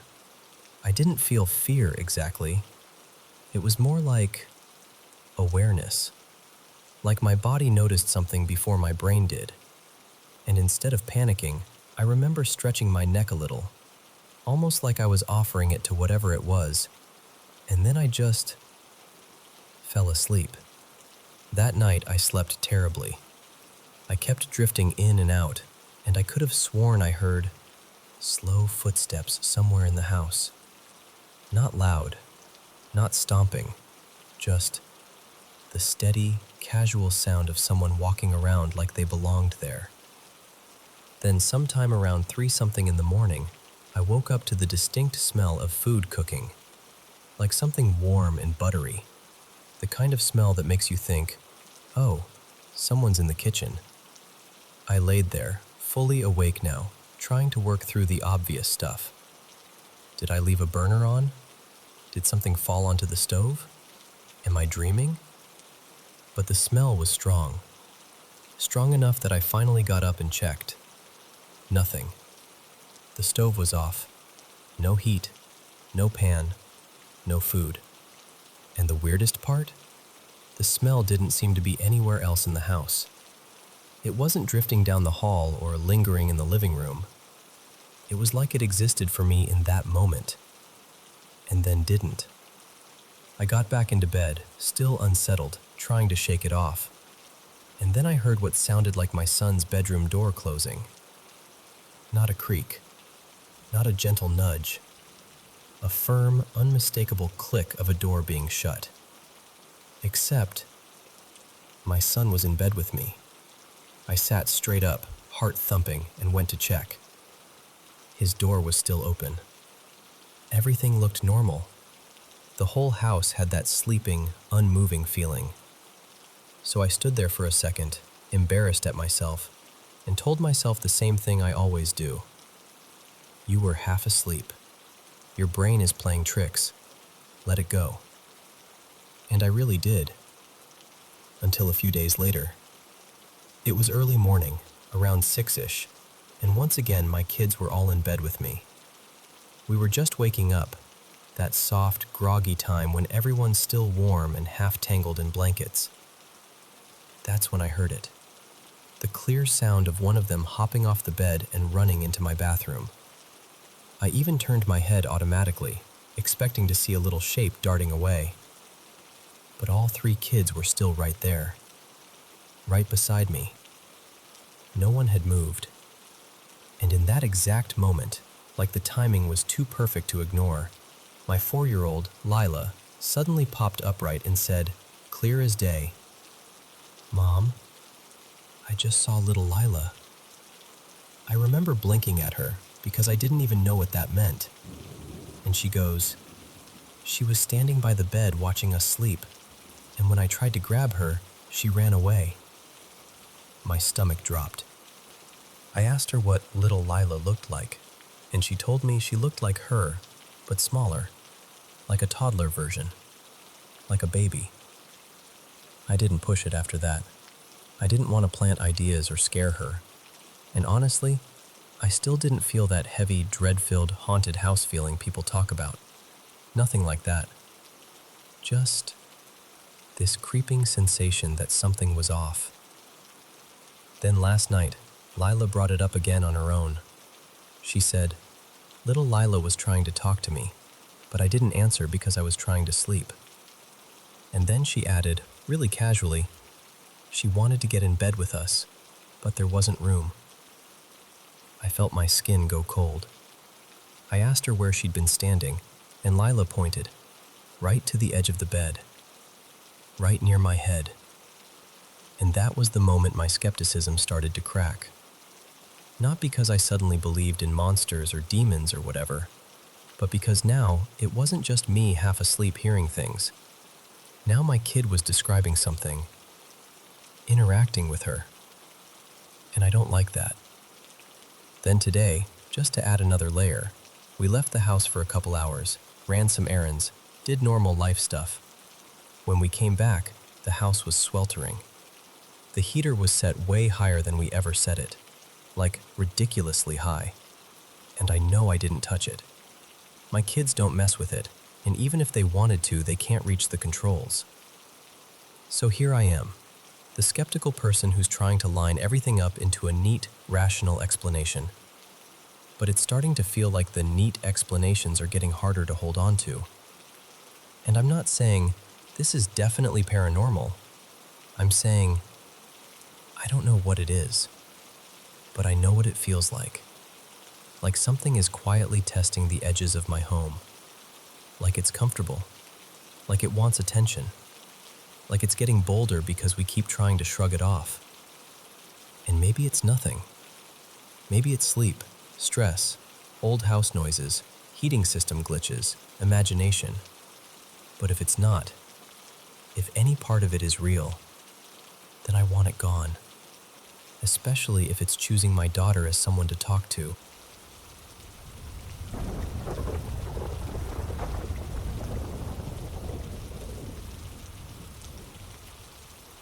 So this happened back in January 2025, and I still get that prickly goosebump feeling when I think about it. That night, my mom and I were in the living room, doing what we always did when we found a show we loved. Curled up, totally hooked on this dramatic telenovela. We kept saying, okay, one more episode. And suddenly it was after midnight, creeping toward 1 a.m. before we finally decided we should sleep. I went to my room as quietly as I could. My little girl was asleep earlier that week in my bed, And my dog was right there too, my sweet boy Sammy, tucked in like he owned the place. I remember trying not to make the mattress bounce while I pulled up my blanket and slid in beside them. I had barely settled, like I wasn't even fully asleep, more like that foggy space where your eyes are heavy, but your mind is still kind of listening. And then I heard my bedroom door open. Clear as day, I heard my sister's voice, urgent and shaky, calling my name like something was wrong. The tone was pure panic, like she was trying to warn me. Instantly, my heart kicked up, and before I could even speak, something yanked my left arm, hard. Not a gentle tug, a real pull that jolted me upright. I snapped my eyes open, and I was sitting there in this half-upright position, and I could still feel the pressure on my arm, like fingers had just let go. And then Sammy, he started growling. Not his normal, someone's at the door growl either. This was low, deep, warning. He was staring at the doorway like he could see something standing there. His whole body was stiff. He kept that growl going for a long time, long enough that I started watching the door too, afraid to even blink, because the room looked empty, but he was reacting like it wasn't. Eventually, I don't even know how, I fell asleep again. I didn't tell my mom the next morning. I think part of me wanted to pretend it didn't happen, like if I didn't say it out loud, it wouldn't be real. But then the next night, it happened again. We stayed up late again, still glued to that show, and this time we didn't turn in until around 2 a.m. I went back to my room, but that night my daughter was sleeping in her own bed. It was just me and Sammy. I remember getting under the blanket and lying face down, exhausted. Sammy was asleep near the headboard, curled up in his little spot. I looked over at him, felt a little calmer, and closed my eyes. And I swear to you, not even 10 seconds went by. My bedroom door opened. This time, it sounded like my mom. She was calling my sister's name, frantic, rushing closer like something terrible had happened. I could hear her voice moving toward the bed. And then, this is the part that makes my stomach turn. Even her voice started to sound wrong, like it stretched and warped, like a recording slowing down, almost distorted. And then I felt it. Something grabbed my sheet and tugged it, and at the same time something clamped around my foot and lifted it. I froze, like my whole body locked up instantly. My heart was pounding so hard I could hear it in my ears. I couldn't even scream at first because I felt too shocked, too trapped inside my own skin. Behind me, Sammy erupted into growling again. Angry, protective, like he wanted to lunge but didn't know what he was dealing with. I forced myself to move, and the second I reacted, this icy cold sensation washed over my foot, like something had just been holding it. The sheet had been pulled halfway up my calf. Sammy kept growling, and the room looked completely empty. But I knew something had been there. The next day, my mom told me she'd been having horrible nightmares both nights. Really dark, disturbing ones. And that's when I finally told her everything.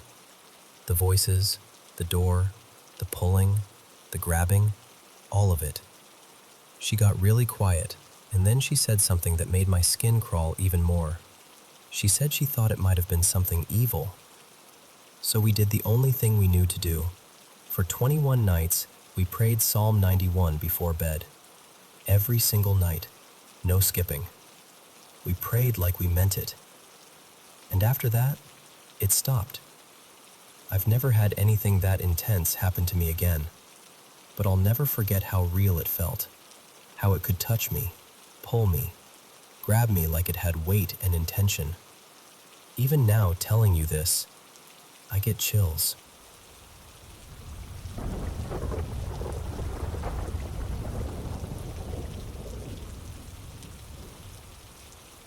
Hello everyone watching the Paranormal M channel.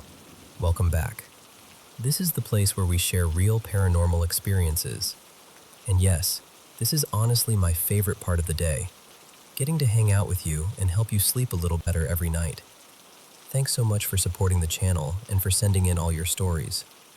Don't forget to subscribe and turn on notifications. All right, let's get into today's paranormal experiences. Good night. Hey. So this is something I don't tell a lot of people, because it sounds like the kind of story that makes you pause and wonder if the person saying it is okay.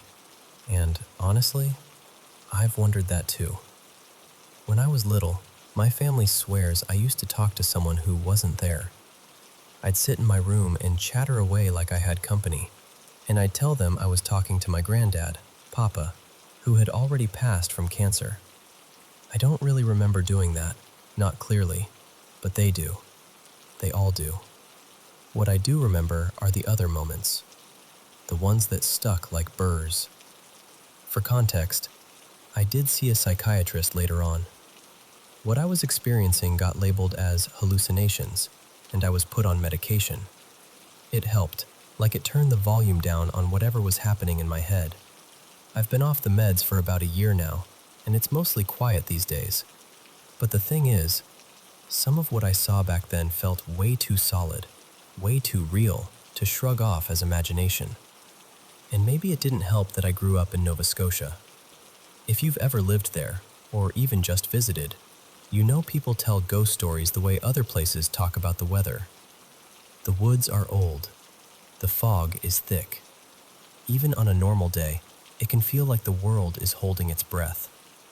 Anyway, there's a cemetery not far from where I grew up, close enough that an 11-year-old could bike there after school without it being a whole big adventure. I had this beat-up mountain bike I was obsessed with, and I'd ride out there with my backpack stuffed with sketchbooks and pencils. I didn't have many friends. Drawing was safe, quiet. So was the graveyard. It sounds strange, I know, an 11-year-old choosing a cemetery as their hangout spot, but it felt peaceful.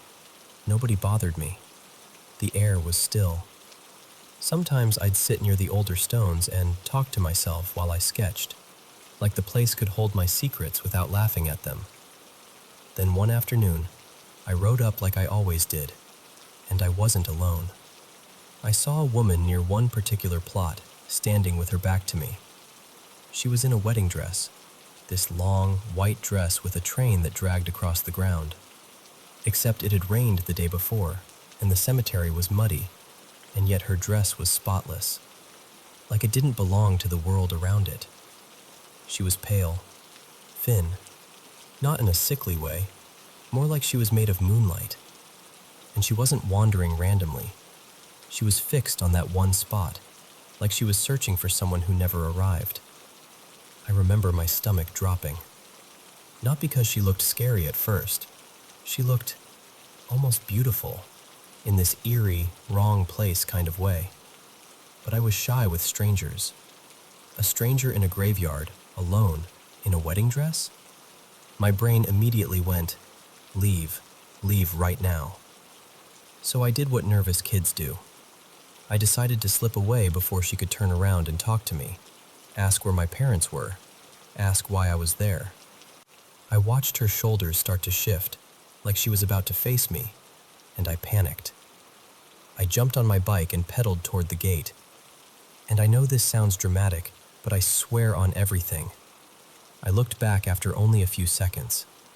She was already at the gate, just standing there, watching me ride away like she'd been waiting for that moment. And that's when I saw her face, or what was supposed to be her face. It wasn't right, like it was unfinished, like someone started painting it and then stopped. I can't tell you the shape of her nose or her mouth because my brain refuses to fill in the blanks. But I remember the eyes. They were there, and they weren't. They felt hollow. Not angry exactly, just empty. Like looking into a house where no one lives anymore, not walking, jogging. After me. I didn't wait to see more, I just went. I pedaled so hard my legs burned, and I didn't stop until the graveyard was far behind me, and my lungs felt like they were ripping. I didn't tell anyone that day. Not properly. I think I tried later, in that half-laughing way kids do when they're terrified and testing if it's safe to admit it. But it didn't matter. Adults always have an explanation ready. Oh, that was an angel. No, demons. You're gifted. You're a medium. And I remember thinking, okay, cool. Or maybe I need help. Because what kind of kid sees a faceless bride in a cemetery? I kept going back though. Not every day after that, but often enough. And the graveyard started to feel busy in small ways. Sounds like children laughing when no one was there. Footsteps behind me when I was alone. That place had a lot of tiny headstones. Kids who didn't get to grow up. And almost nobody visited them. No toys, no flowers, just weather and time. Around 12, my life got heavy in a way that's hard to describe without your throat tightening. Bullying at school, my grandmother getting sicker, my mom drinking more than she should. And then, I got pulled into a relationship with an older boy that wasn't really a relationship at all. It was control, fear, pressure. The kind of thing you don't even recognize as abuse at first because you're too young to have the words. And weirdly, that's when I started going to the graveyard more, because it felt like the only place that didn't ask me to pretend I was fine. I'd bring little offerings, not like candles and ritual stuff, just pieces of me. A drawing tucked under a stone, a flower I'd picked on the way there. I'd clean up around the graves, brush dirt off nameplates, straighten little fallen decorations that someone left years ago. I never stepped directly on the plots. I treated the place like it had rules, like it deserved respect. I think I believed, deep down, that if I was gentle with the dead, something gentle might find its way back to me. And then one night, that boy tried to do something to me that I still struggled to say out loud. It was violent, and it was wrong, and it left me feeling like my body didn't belong to me anymore. Afterward, I didn't tell my parents. I didn't tell a teacher. I didn't tell a priest. I didn't tell anyone. Part of me thought it was my fault. Part of me thought, this is just what love is like, which makes me want to go back in time and wrap my arms around that kid version of me and shake the world until it made room for her to be safe. I grew up around Catholicism, so my brain went to that awful place where you think suffering means you're being punished. Like God was angry at you, and this was the price. So I started praying on my own, but not in a church, in the graveyard. There was a big tree near the spot where I'd first seen the bride, and I'd sit under it and whisper prayers I half remembered and half made up. Forgiveness prayers, protection prayers, begging prayers. The kind of prayers you say when you're crying so hard you can't breathe right. I assumed no one was listening. But then one day, he came with me. It was daytime, and for a while it was normal. We walked, talked. The air felt ordinary, until we got close to that area under the tree. His whole body changed. He went pale, like the color drained out of him. He stopped so suddenly I almost walked into him, and he just stood there staring past me, staring into the cemetery like he'd suddenly realized he was in a room where he wasn't welcome. "I want to leave," he said, and I laughed a little because I didn't understand. "Why?" He swallowed hard and said, "Something is watching me," but he looked at me with real fear, the kind you can't fake. "It's watching me," he whispered. "It's angry. It hates me. We need to go." And even then, I didn't fully let myself believe it. We kept walking, but he got worse the deeper we went, like the air itself was pressing on him. Then he looked down at his ankle and froze. What is that?" I looked too. There was this bright orange cord, like a wire almost, wrapped tight around his ankle. Tight enough that it looked painful. And I swear to you, it hadn't been there when we walked in. He hadn't crouched down. He hadn't even paused long enough to mess with his shoe. It was just there. Like something had decided to mark him. He yanked my hand and dragged me out so fast we were practically running. After that, it got harder to tell myself everything was just in my head, because that moment didn't feel like a hallucination meant to scare me. It felt like something else had finally turned its eyes on him. And I'm not proud to admit this, but I felt relief. Not joy, not revenge, just this shaky relief, like, I'm not alone. Someone sees. Someone knows. I eventually got away from him when I started high school, and later I found out it wasn't just me. Other girls came forward, more than I ever wanted to imagine, and something in me snapped into place. If I stayed quiet, he'd keep doing it. So I reported him. The legal process was brutal and messy, and not as satisfying as people think it is. But I was believed. Enough. He didn't get every charge people hoped he would. It wasn't perfect. But he was found guilty, and there were consequences. And what still messes with my head is this. Every time he tried to threaten me afterward, every time he tried to ruin me, it was like it didn't stick. Things fell through. His plans failed. People didn't turn on me the way he wanted. It felt like something kept stepping between me and the worst of it. I'm not saying that's supernatural.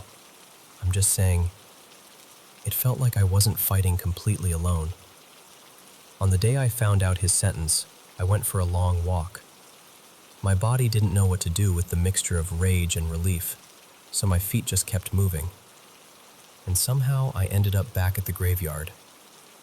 I walked straight to that plot under the tree, the one I always prayed near, and I sat down like I used to. I was older then, 15, maybe 16. The place looked the same, but I didn't. I cleaned up a little, picked up debris, straightened what I could. Then I sat and prayed one last time, not begging, not desperate, just grateful. And I said, out loud, to the stone, to the air, to whatever might have been there all those years, thank you for believing me. Then I left.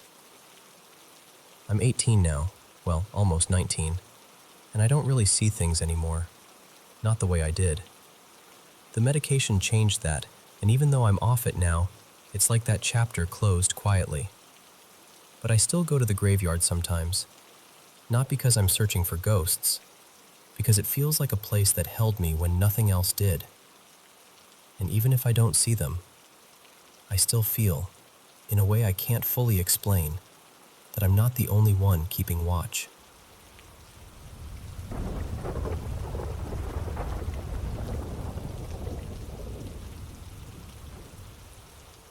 So let me tell you about something that happened to me in the Delaware Water Gap, on the New Jersey side, back in early March, a couple years ago. It was on that rough stretch of Old Mine Road between the pull-offs for Van Campen's Glen and the Upper Glen. If you know the gap, you know it has a way of getting under your skin. I've spent so much time out there over the years that it feels almost personal, like the place recognizes you. And I've seen plenty of wild stuff in those woods too. Coyotes calling off in the distance, bobcats slipping through the brush like ghosts, snapping turtles big enough to make you question your life choices, hawks and owls watching you like you owe them money. I've even crossed paths with black bears more times than I can count. So I'm not somebody who panics every time a shadow moves. But what happened that night? I'm telling you straight, this wasn't maybe it was an animal territory.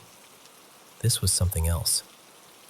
It was my first real hike after winter, and the day had been beautiful.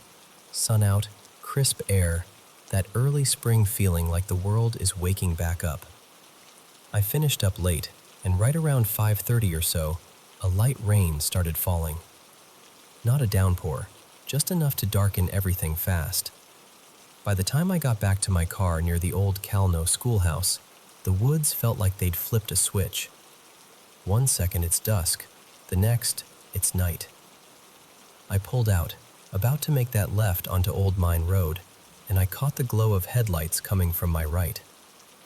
My first instinct was to punch it and get in front, because locals learn real quick.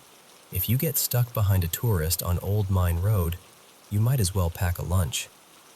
The posted speed is 15 miles per hour, but between the potholes and those crater-sized dips, half the people drive like they're navigating the moon. But I hesitated, just for a beat, because I thought, what if it's a park ranger? I didn't feel like looking guilty for no reason. The vehicle rolls past me, and it's not a ranger, and it's definitely not a nervous tourist. It's a newer red pickup, looked like a Silverado, with Pennsylvania plates. The driver was moving like they knew the road, weaving around the worst potholes smooth as anything. I fell in behind them, keeping a couple car lengths back, basically letting them lead through the damage. We passed the main lot for Van Kampen's Glen. The road rises a little, then levels out, and that's when the truck taps its brakes. Not a slam, just a firm little checkup like they saw something ahead. Then the brake lights flare fully, and the truck stops dead. I stop behind them, confused, looking for the obvious explanation. Deer? Downed limb? Maybe a big branch dragged into the road. And then I see movement on the right side, close to the shoulder, something swaying in the dim light in a way that just felt wrong. Not like an animal shifting weight, not like a bush in the wind either. It was this jittery, uneven motion, like it couldn't decide what shape it wanted to be. I watched the silhouette of the pickup driver lean toward their window, trying to get a better look. And that's when I realize what I'm looking at least what it seems like at first. It looks like a fox, but it's standing upright, on its hind legs, too tall, too straight. The proportions are off in that way your brain tries to correct, like it's insisting it has to be normal, because the alternative is ridiculous. My first thought was, oh man, that thing's sick. Rabid, maybe. Something neurological. Because I didn't want to think anything else. Then there's this quick pause, 2 seconds, maybe 3. I swear my brain couldn't translate it fast enough. It was like watching a scene without subtitles. The red pickup doesn't hesitate another heartbeat. It slams into gear and takes off like it's fleeing a fire. Tires biting, engine roaring, the whole truck fishtailing for a second as it crests that rise, like the driver almost lost it. And then the taillights are gone around the bend. And I'm just sitting there behind them, staring forward with my hands locked on the steering wheel, like it's the only solid thing left in the world. So I do the one thing you do when your brain is screaming for clarity. I hit my high beams. And the light catches it fully. This thing is about 3.5 feet tall, maybe closer to 4. It's leaning forward like it's hunched with age, and it's doing this horrible bouncing sway, like it's balancing on the balls of its feet, rocking and twitching in short, unnatural bursts. The closest comparison I can make is that unsettled, erratic movement you sometimes see in people who aren't fully present, like their body is moving ahead of their mind. And then I see the face situation, and my stomach drops. Because the fox head, what I thought was a fox head, doesn't look right. The eye areas are wrong, like empty, like the sockets are there, but there's nothing in them the way there should be. And the hands, God, the hands, not paws, small human hands, wrapped up in something, cloth strips or leather binding, like crude little gloves.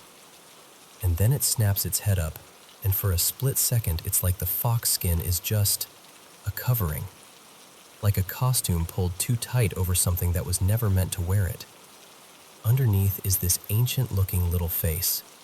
Humanish, but not in a comforting way. Weathered, sharp, old. And it spreads this grin across its mouth that's so mean and delighted. Like it's proud of scaring you. Like it's feeding on the reaction. And in its hands, it's holding something like a staff, or a rattlestick, about half its height. When it jerks it up toward my window, the end of it has 3 bright orange ornaments, Shapes like little gourd bulbs or maracas, or even those old oversized Christmas lights. They were arranged in a way that made the top look almost forked, like a rough trident shape. It doesn't strike my car the way it struck the truck. It just shakes that rattle hard, right near my window, as if it's warning me off. And I could have sworn it was muttering while it did it. Not clear words, but that nasty little rhythm of someone talking under their breath and laughing at the same time. Listen, I've been scared before in the woods. I've had moments where adrenaline hits and you go cold. But this was different. This felt like my reality had been nudged sideways. And then the only instinct I had left kicked in. Leave. Now. I didn't slam the gas like the truck did, but I got moving fast enough that the potholes didn't matter anymore. And as soon as I was rolling, I started talking out loud to myself. Yep, you saw that. Yep, that just happened. Yep, that was real. Over and over, because part of my mind was already trying to erase it, trying to smooth it out into something acceptable, trying to tell me it was a trick of rain and darkness and exhaustion. But I knew it wasn't. And here's the weirdest part. Once I got some distance, I realized I wasn't even feeling pure fear. I felt charged, grateful even, like I'd been allowed to glimpse something I wasn't supposed to see, like the gap had lifted a corner of its curtain for half a minute and then dropped it again. And the face, this is going to sound oddly specific, but it reminded me of the strong-featured, hard-working indigenous guys I've known through jobs over the years. That kind of deep-set intensity in the eyes. Only in this case, it was twisted into something mischievous and mean. Like a little trickster that had been around way longer than any of us and was sick of people driving through its backyard. I'm not going to sit here and tell you I know exactly what it was. I don't. But if you ask me what it felt like an old spirit, a watcher, a bully. Something that wanted outsiders to know, very clearly, that the road and the woods weren't theirs just because there's a sign and a parking lot. Call it folklore, call it paranoia, call it whatever makes you comfortable. But the normal explanation is honestly worse to me. Because the only non-weird alternative is that there's some little person out there at night dressed in foxhide with a rattlestaff, waiting to terrorize drivers for fun. And I don't buy that. Not out there. Not in that stretch. Not with the way it moved. I don't think it wanted to kill us. I truly don't. It felt more like a warning, a scare tactic. Like, keep moving. Don't stop. Don't linger. But I'll tell you this. I still think about that staff sometimes. The way it looked. The 3 orange ornaments. The way it shook it like it was part weapon, part instrument, part message. And every time I drive Old Mine Road in fading light, I catch myself glancing at the shoulders, half expecting to see something swaying in the dark, bouncing, waiting, grinning like it knows a secret I don't.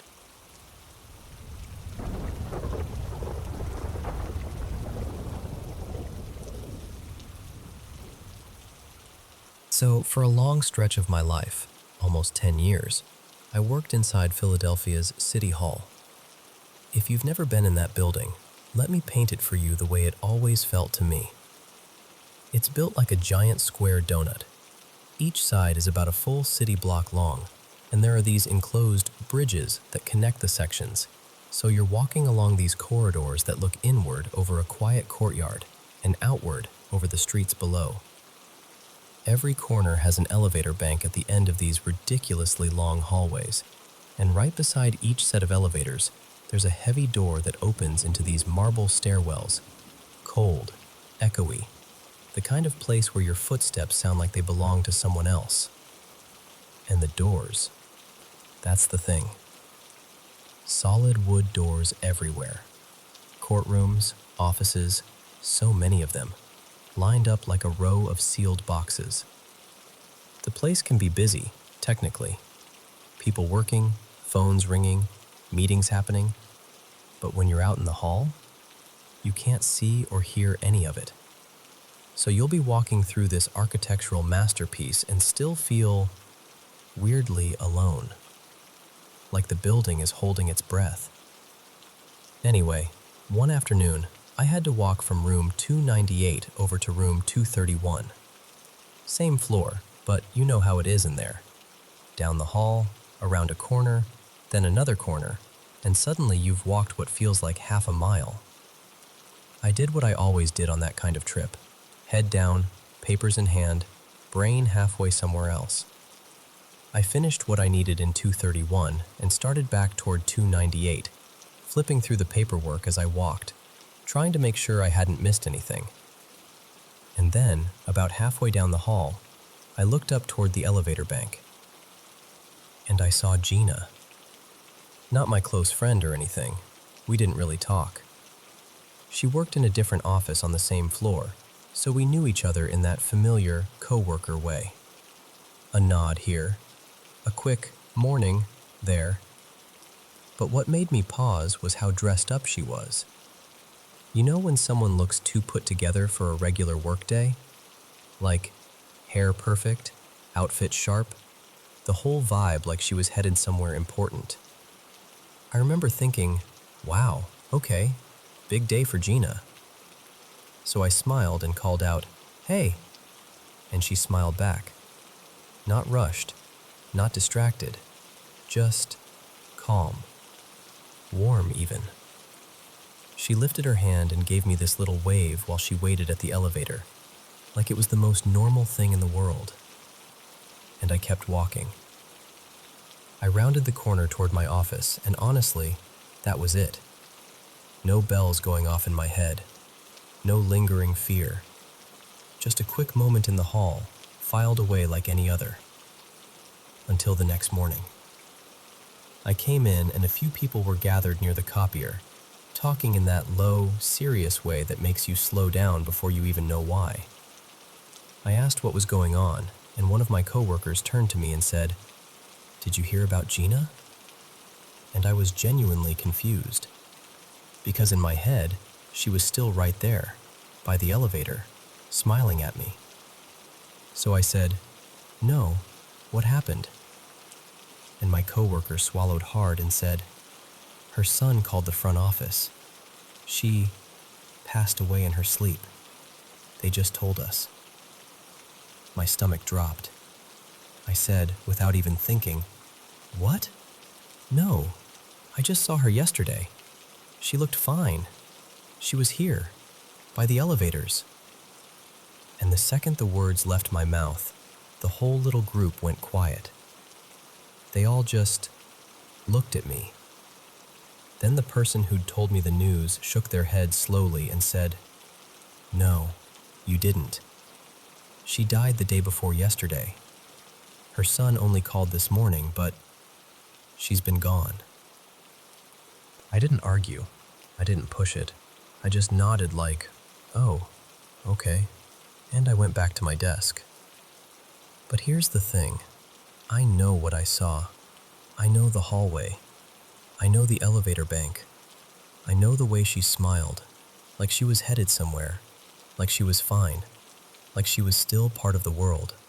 And ever since then, every time I picture those endless corridors in City Hall, I think about how a place can be full of people and still feel empty, and how sometimes you can walk through a building that's holding 1,000 lives behind wooden doors, and still run into someone who, by every normal rule, shouldn't have been there at all.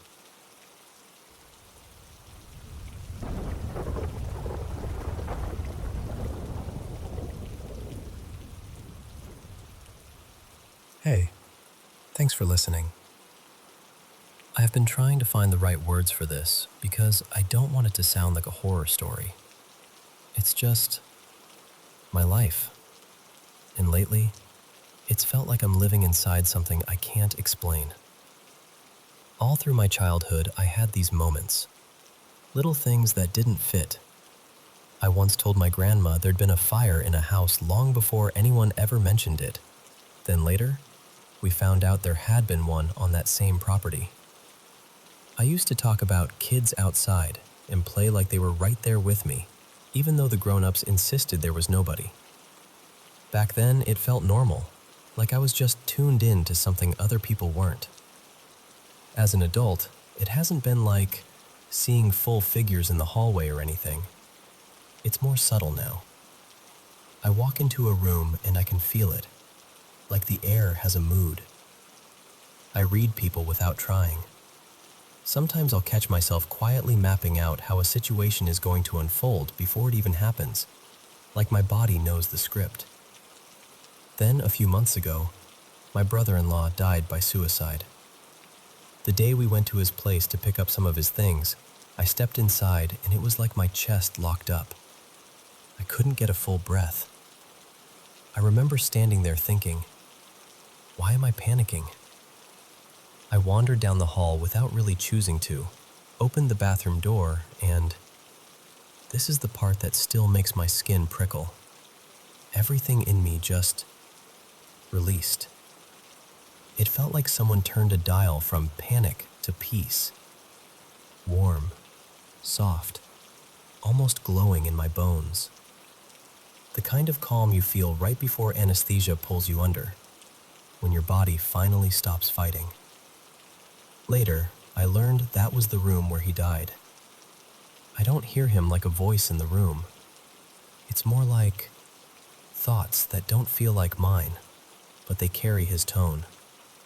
And I'll get these quick flashes in my mind, snapshots that I can't place, until I mention them to family and someone goes quiet and says, "That's real. That happened when he was little." One image kept coming back. A dark leather couch with this bright, burnt orange pillow. I tried to shrug it off. Brains do weird stuff when we're grieving, right? But when we went to the viewing to say goodbye, there it was. That exact couch. That exact pop of orange. I remember just standing there, cold all over, because I hadn't been looking for it. I didn't even know it existed. And there's this other thing. His cologne. I'll catch a whiff of it when my partner, his sister, gets overwhelmed or starts to crumble. It's strongest at my grandparents' place, especially when everyone's worried about their health. Just a sudden thread of that scent in the air, like a hand on my shoulder that isn't mine. I could almost live with all of that. Grief does strange things, and love doesn't always leave quietly. But then, there's this house. We moved here around a year and a half ago, closer to 16 months, I think, and I can't find much about its history. No clear trail. But the feeling inside it is heavy. Like the moment I walk in, something in my gut drops, like my organs fall an inch. It's not spooky. It's oppressive, dense, like the house is holding its breath and expecting me to do the same. And the weirdest part is, I can't leave. Leaving should be easy. It's just a door. But it feels like pushing through wet cement. On the rare times I do get out, I'm scattered and unreal for a few minutes, like my brain is full of static. And then, suddenly I'm myself again. And I'll think, there you are. Like the real me briefly returned. I keep saying out loud, I think someone died here. I haven't seen a man in the corner. I haven't watched anything crawl across the floor. It's not that. It's just this certainty that sits in my body like a stone. I get these visions in my mind of a bedroom, my bedroom, laid out a certain way, with a certain kind of light, a certain kind of furniture arrangement. One night I went digging online, searching old listings and archived photos, and when I found them, my stomach flipped. The room in the photos matched what I'd been seeing in my head. Not perfectly down to every object, but enough that I felt like I'd been dreaming someone else's memory. And now I'm pulled to that room constantly. I'll stay in there for days. It's like my body believes it's the only place that makes sense, even when it doesn't feel safe, even when it feels like the walls are too close. My mental health has collapsed in ways I can barely describe without feeling ashamed. I don't work anymore. My sleep is down to a couple hours if I'm lucky. Eating feels like an impossible chore. I've been on so many medications I can't even keep track without checking the bottles. And I've had moments, more than once, where I've tried to end my life. I need you to know something, though. I don't want to die. That's what makes it so terrifying. These urges can hit like a wave that isn't mine, like a command that doesn't match my heart. I used to be steady. I had routines. I ran a business. I was studying psychology. I had structure and drive. Now I can barely recognize the way my days look, like my life got swapped out and I missed the moment it happened. There are other small things. Noises that make you pause. A door that clicks when nobody's near it. A water bottle tipping off the counter when it wasn't close to the edge. The kind of stuff you can rationalize until you're already unraveling, and then it lands heavier. During the worst of it, I adopted a cat. She's this little dark, glossy thing with sharp eyes, not the cute, playful type. At the shelter, she barely moved, and the staff warned me she could be aggressive, that she wouldn't be affectionate. But the pull I felt toward her was so strong, it was like my body chose her before my brain could argue. The moment I brought her into my room, she started purring. Now she won't leave my side. Bathroom, shower, bed, she's there. She sleeps on me like she's anchoring me to the world. She's picky with food, but she'll actually eat if I'm nearby, like she needs me present to feel safe. And she stares, always stares, at the same spot in the room, like she's watching something that never blinks back. Lately, I've been having panic episodes where I'm convinced I'm not safe. I barricade myself in my room. I look at the people I love, and my brain tries to tell me they aren't really them, like I'm watching a bad copy of my own life. I've done things I don't understand afterward, like trying to get out through a window, like my body is in pure escape mode. And there was one night that still scares me to say out loud. I lost time while driving. I came back to myself outside the car, in a scrubby area off the road, and my phone showed I'd called my mom and my sister to say goodbye. I don't remember making that call. I don't remember pulling over. I don't remember getting out. The ambulance came.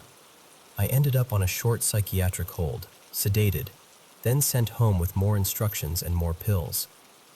And now I'm here, on the couch, writing this while my stomach churns. The nausea eases if I go to my room, which makes no sense because the room is also the place that feels like it has a gravity all its own. My body is exhausted, but my nervous system won't stand down.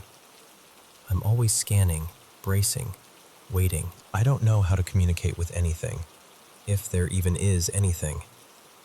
I don't want to invite something in, and I don't want to feed a delusion if that's what this is. I just know I'm losing myself, and I miss the person I used to be. So I'm telling you because I need someone outside my own head to hear it plainly. I am scared.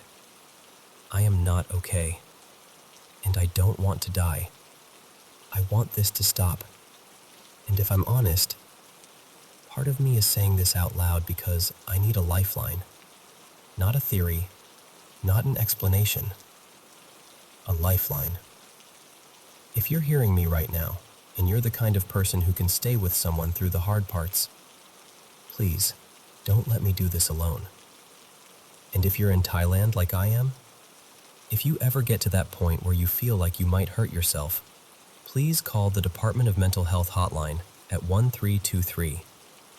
If you need someone to talk to, you can also call Samaritans Thailand at 02-113-6789, and in an emergency, you can call 1669 for an ambulance.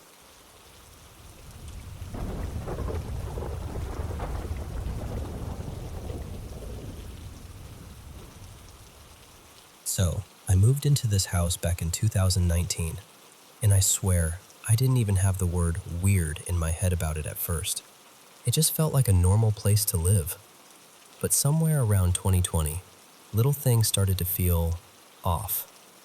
Not dramatic movie off, more like, wait, was that just me? Off. The first thing I really remember was my dog. His name was Buddy. He was about 7 at the time, and he got into this strange routine that happened almost every night. He'd be lying there, totally calm, and then all of a sudden he'd sit up and start sniffing the air like he caught a scent that wasn't supposed to be there. Not playful sniffing, focused, intent. And then he'd freeze, completely still, like he was waiting for some invisible command. It reminded me of those search dogs when they hit on something important. He'd stay frozen for maybe 30 seconds to a minute. Then he'd casually walk right back to his bed and lie down like nothing happened. No barking, no growling, no panic. Just this odd little ritual. That went on for a couple months, and then it just stopped. And honestly, life got busy and I forgot all about it. Over the years after that, I'd have small stuff go missing, nothing huge. Like a coaster that should be on the bar suddenly showing up on a shelf upstairs. Or a remote disappearing for days and then turning up in a spot I swear I already checked. But it wasn't constant, so I never really tied it together. I just assumed I was tired, distracted, messy, whatever.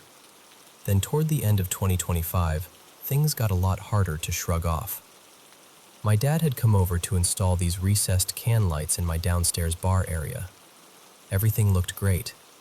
That same night, I had a few friends over, just a chill hangout. A couple beers, some darts, playing pool, the usual.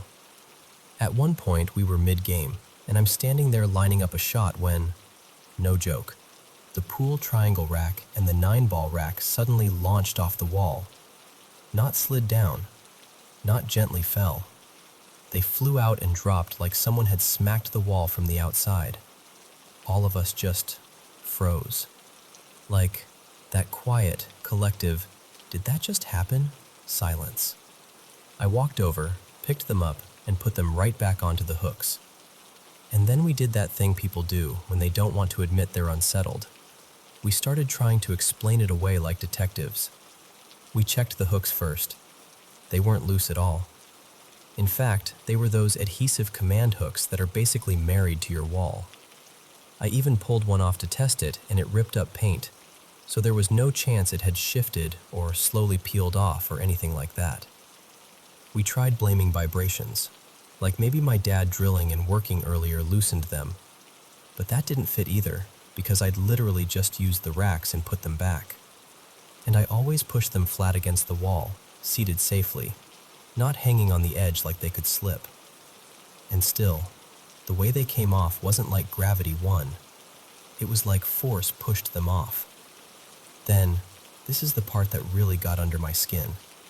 Less than a week later, my mom stayed over with me and my boyfriend for the night. The next evening, she casually asks me, "Were you hanging stuff in your room around 2 a.m?" I laughed and was like, "What? No." And she goes, "I heard banging, like you were hammering nails into the wall." The thing is, I was asleep. It was a work night, and my boyfriend was asleep too. He's the kind of sleeper who would absolutely notice if I got up, because he basically sleeps pressed against me. He swore I didn't move. So now I'm sitting there with 2 separate incidents, weeks apart, that don't really connect, but also don't feel easy to dismiss. So yeah, that's where I'm at. Not claiming it's anything supernatural, but also not totally convinced it's nothing. And I guess I'm telling you because I genuinely want to know. If this were happening to you, what would you think it was?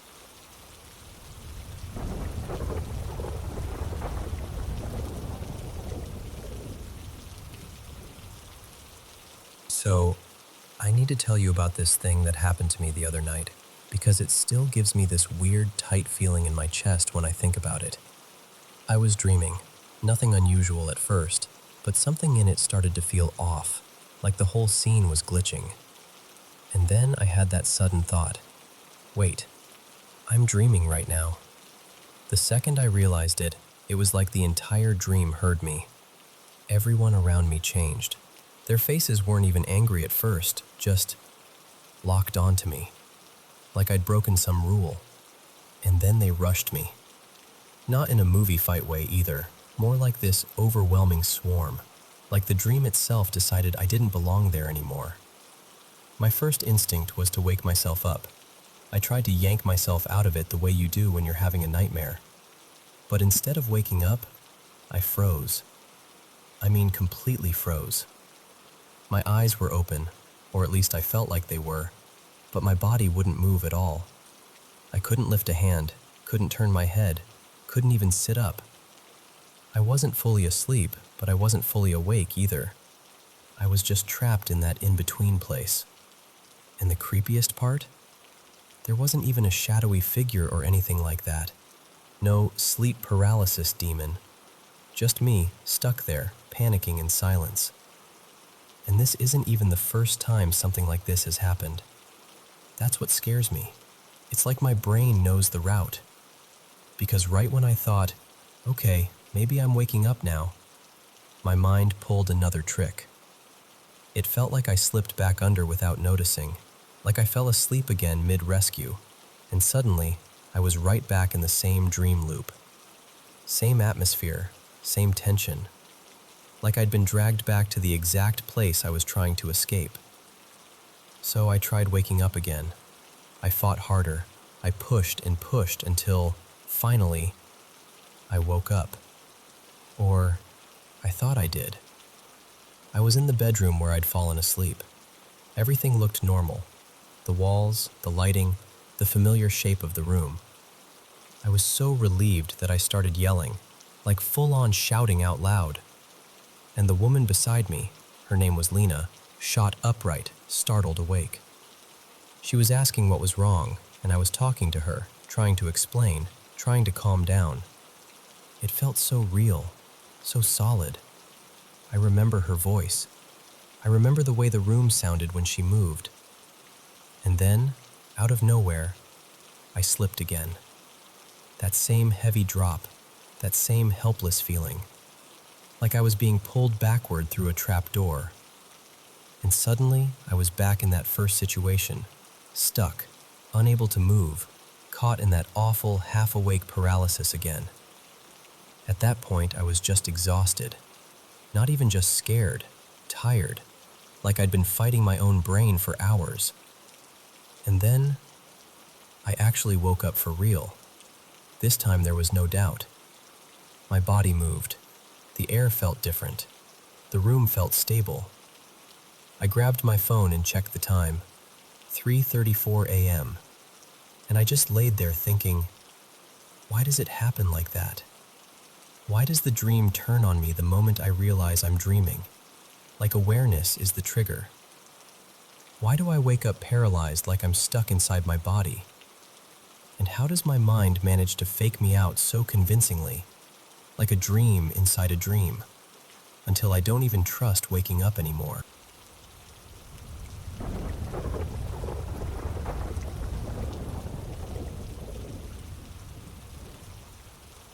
So, let me take you back a couple years. There were 5 of us at the house that night, just friends hanging out, because Ria's parents were swamped with work and almost never stayed home back then. It felt like we had the place to ourselves, like a little private world. And honestly, we were laughing so much we completely forgot the one tiny detail we all knew in the back of our heads. That house had a reputation. At first, everything was normal.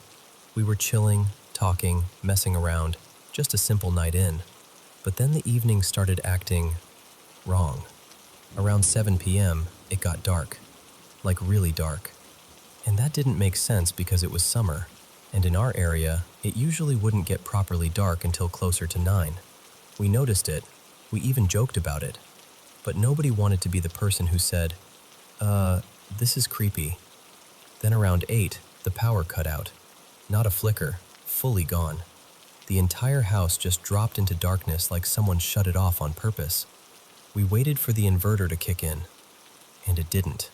Turned out that had died too, so we were stuck with this thick, heavy dark. No lights, no fans, nothing. We lit a few candles, and two of my friends started feeling around the place trying to find a torch. And while they were doing that, the temperature shifted. I swear, it was like someone opened a door to winter. It got cold. Not a little chilly cold, weird cold. The kind of cold that makes your skin tighten. And again, we all noticed.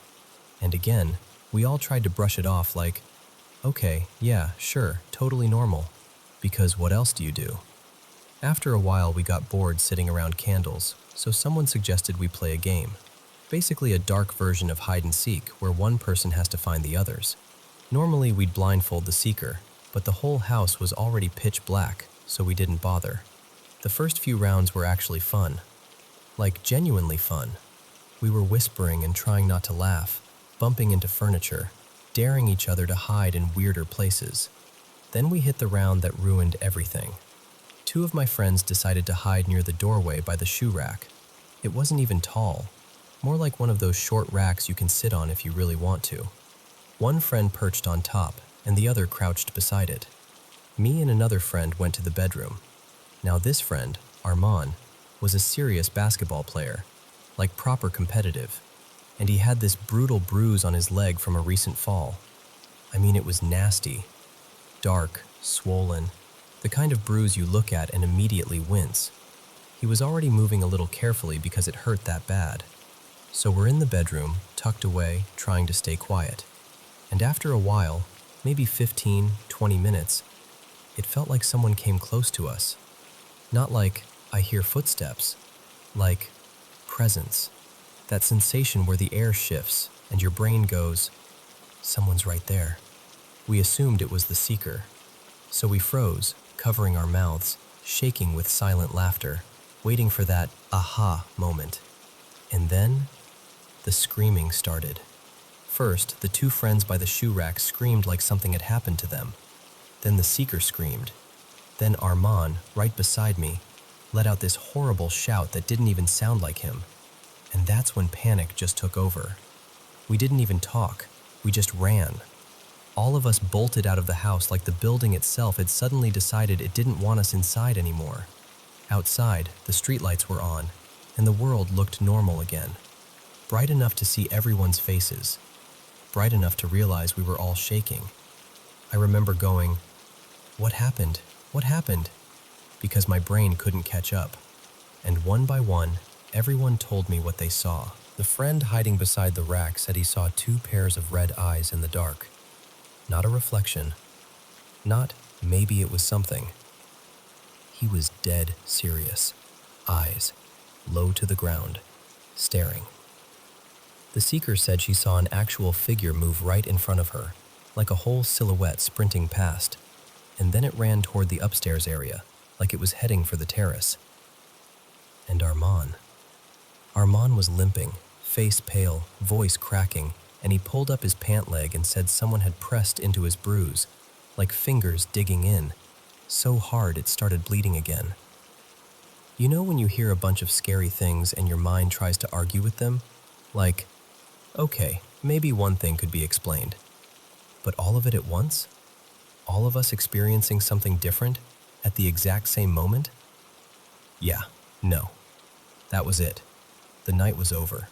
No debate. No, maybe it's fine. We called it immediately. And later, Rhea told us something that made my stomach drop even more.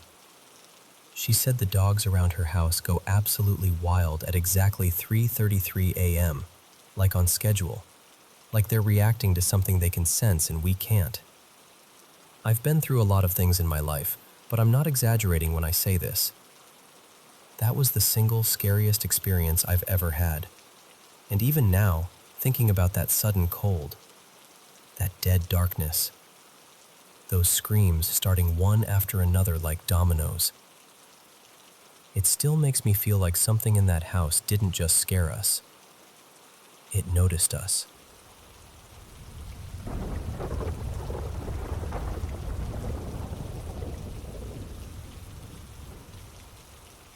Hey, so I've been holding on to this for a while, and I'm sharing it the same way it lives in my head, like I'm talking to a friend who won't laugh at me. When I was 15, my mom moved us from Ohio down to West Virginia, Huntington. It wasn't the middle of nowhere or anything, but it had those edges where the city just sort of gives up and the woods start. You know what I mean? Streetlights, sidewalks, and then suddenly a trailhead and trees that look like they've been there forever. It was late summer, still warm out, and my little brother, Bub, and I decided we wanted to be out of the house. We weren't looking for trouble, just that restless teenage, I can't breathe in these four walls feeling. We grabbed a couple tall cans, and I had a few joints tucked away. Bub wasn't much of a drinker, so most of it was mine. We figured we'd walk toward the park and maybe cut through the trail if it felt safe. The park wasn't far, but there was this stretch you had to walk where things got quiet, like the city noise fell behind you. There was an open lot on the left, a square of grass where you could tell a house was supposed to be built someday. No fence, no construction, just this empty patch next to the road, like a missing tooth. We were maybe, I don't know, a couple 100 feet from it? Close enough to see clearly, far enough that if something moved, you'd have a second to react. And that's when we saw it. At first, my brain didn't even have a label for it, just something pale. Really pale, bald, long-limbed in a way that didn't look right. It was low to the ground on all fours, facing away from us like it hadn't noticed we were there. The way it held itself wasn't like a dog or a deer. It looked wrong, like it was doing something it wasn't built to do. Bub stopped so hard he almost bumped into me. I felt his hand grab my arm, tight. And in this small voice, like he didn't want it to hear, he goes, "Sissy, what is that?"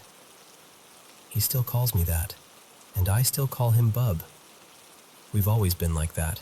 No real names, just family names. I remember this very clearly. I didn't answer.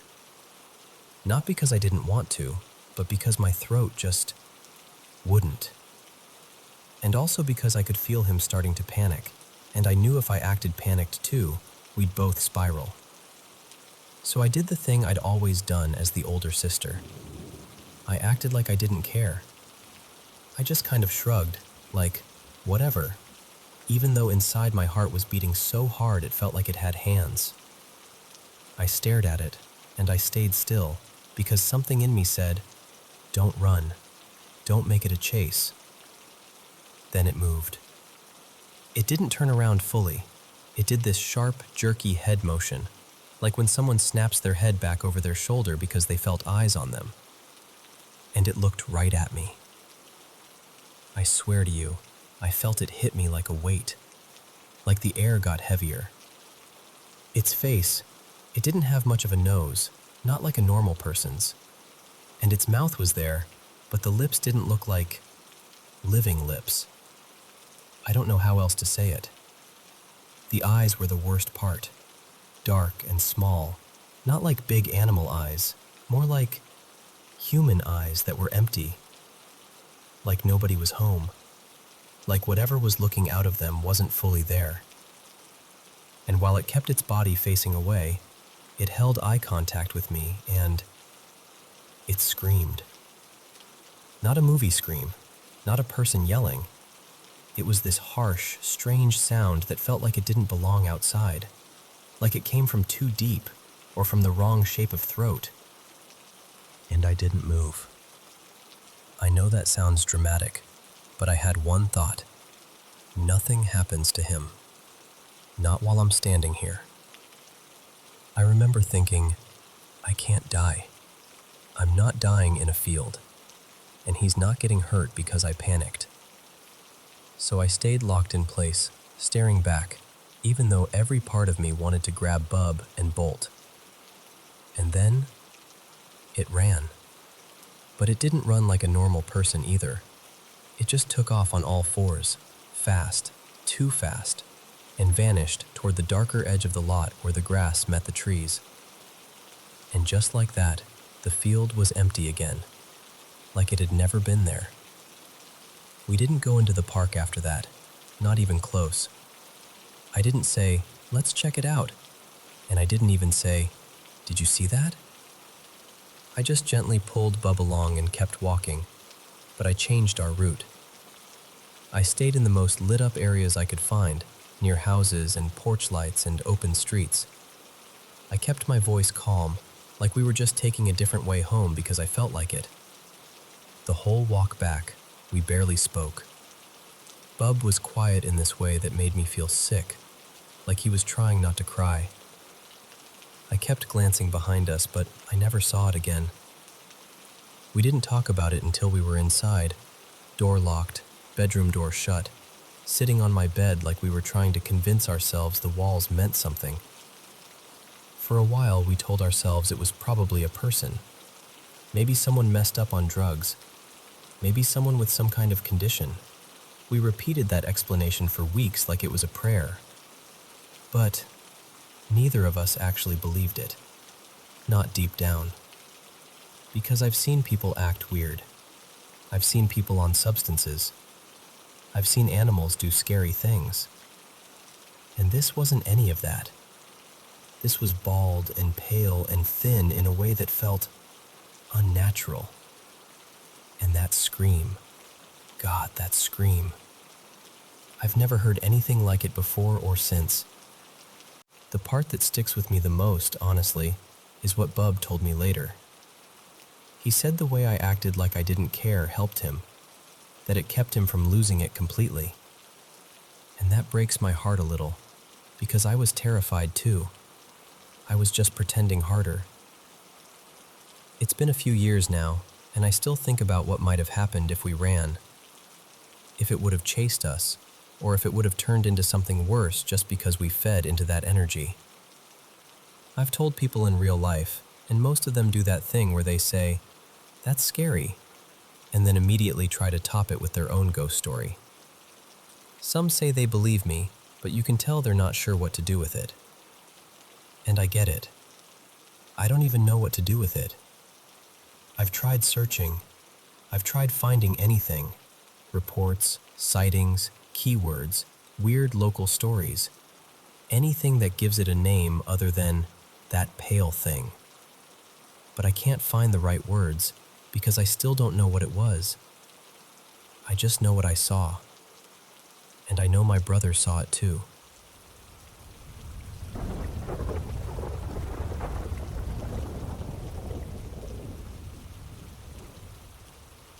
So, this happened a while back, but I can still feel it in my stomach when I think about it.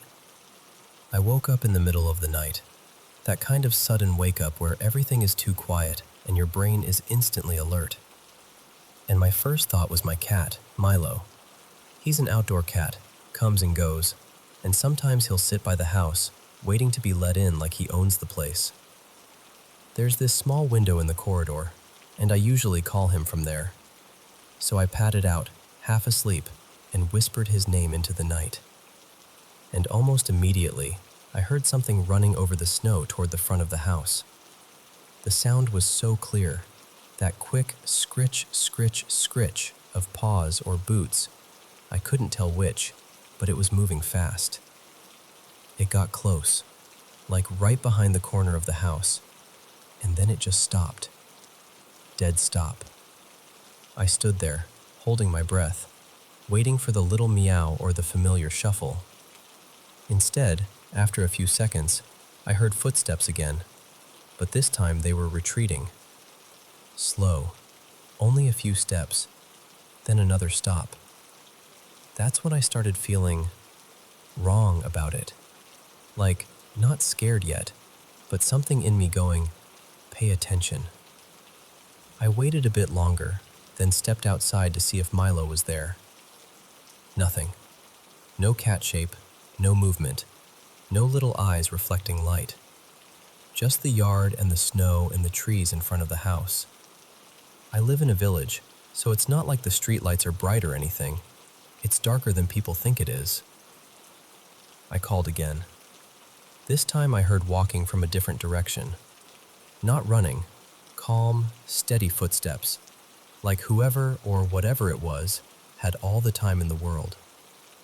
But I still couldn't see anything. The trees were just trees, shadows, nothing solid. I remember thinking, maybe I should go closer, just to check. But the instant that idea formed, I got this strong, almost physical feeling of no. Like my body rejected it before my mind could argue. So I stayed put. Then I heard it again. 1 or 2 steps, then another. Like it was testing the space between us. Like a weird little game of step, stop, step, stop. I climbed onto the stairs to get a bit higher, thinking maybe I'd finally spot Milo or some fox or something. Still nothing. Just the yard, the snow, and that uneasy silence. There were these wooden pallets stacked near the house, and my brain tried to make it make sense. Okay, it's an animal hiding behind the pallets. That's it. So I took a step, and again, that same internal warning. Don't go over there. And I actually listened to it, which is not always something I'm good at. I stood there, frozen, staring into the dark like if I stared hard enough, the night would confess what it was hiding. Eventually, it went quiet. Quiet enough that I started doubting myself. Maybe it really was Milo. Maybe I just scared him off. Maybe it was nothing. So I went back to my room. A few minutes passed, I don't even know how many, and then I heard footsteps again, faint, from outside. That same slow movement on the snow. I got up and went back to the corridor window. I opened it again, just a crack at first, and listened. I called softly, "Milo?" Nothing answered, but I could feel it out there. I leaned in closer and stared into the darkness. And after a few seconds, something peeked out from behind those pallets. Not a cat, not an animal, just eyes. I didn't see a face. I didn't see a body clearly. Just those eyes, watching from the edge of cover like it had been waiting for me to look again.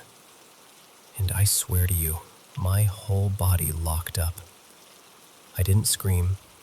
I didn't move. I just stared like my brain forgot how to do anything else. And the worst part is, it didn't move either. Not even a flinch, not even a blink that I could see. Eventually, survival kicked in. I shut the window so hard my hands hurt, and I ran back to my room like I was being chased. I slammed the door and stood there, heart pounding so loud it felt like it was filling my ears.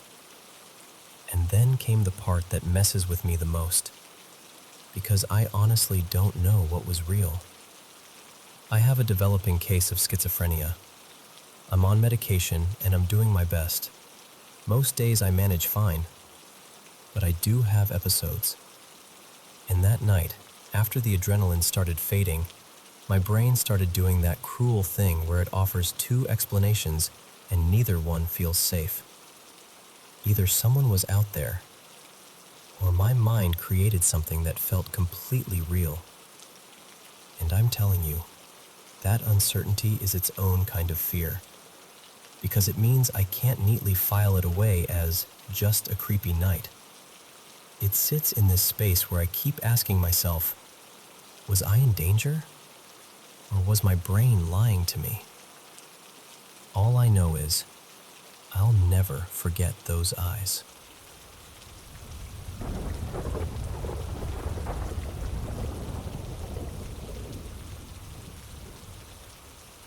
Hey, so I'm gonna try to explain this without sounding like I'm completely losing it.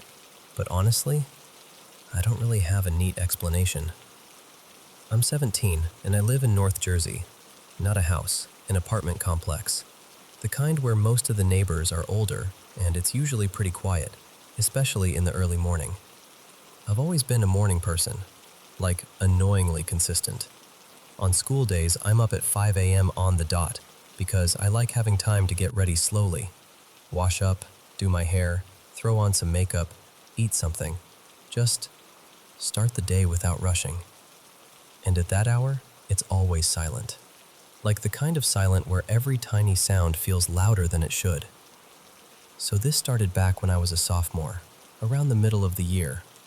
I remember because my routine was the same every day, and what I heard always happened at the same point in it. At 5:20 a.m., I started hearing what sounded like a woman screaming. At first, I did what anyone would do. I tried to explain it away. Maybe someone was watching something too loud. Maybe it was kids messing around. Maybe it was the building itself, old pipes, weird echoes, the way sounds travel through these walls. But then it kept happening.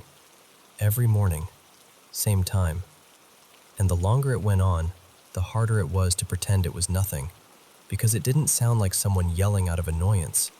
It sounded like pain, like panic, like a person begging the world to stop. The worst part is, it wasn't just one scream. It was repetitive, over and over, and it kept getting louder, like whatever it was getting closer, or getting angrier, or getting more desperate. Now, I'll be honest with you. I've always believed in paranormal stuff.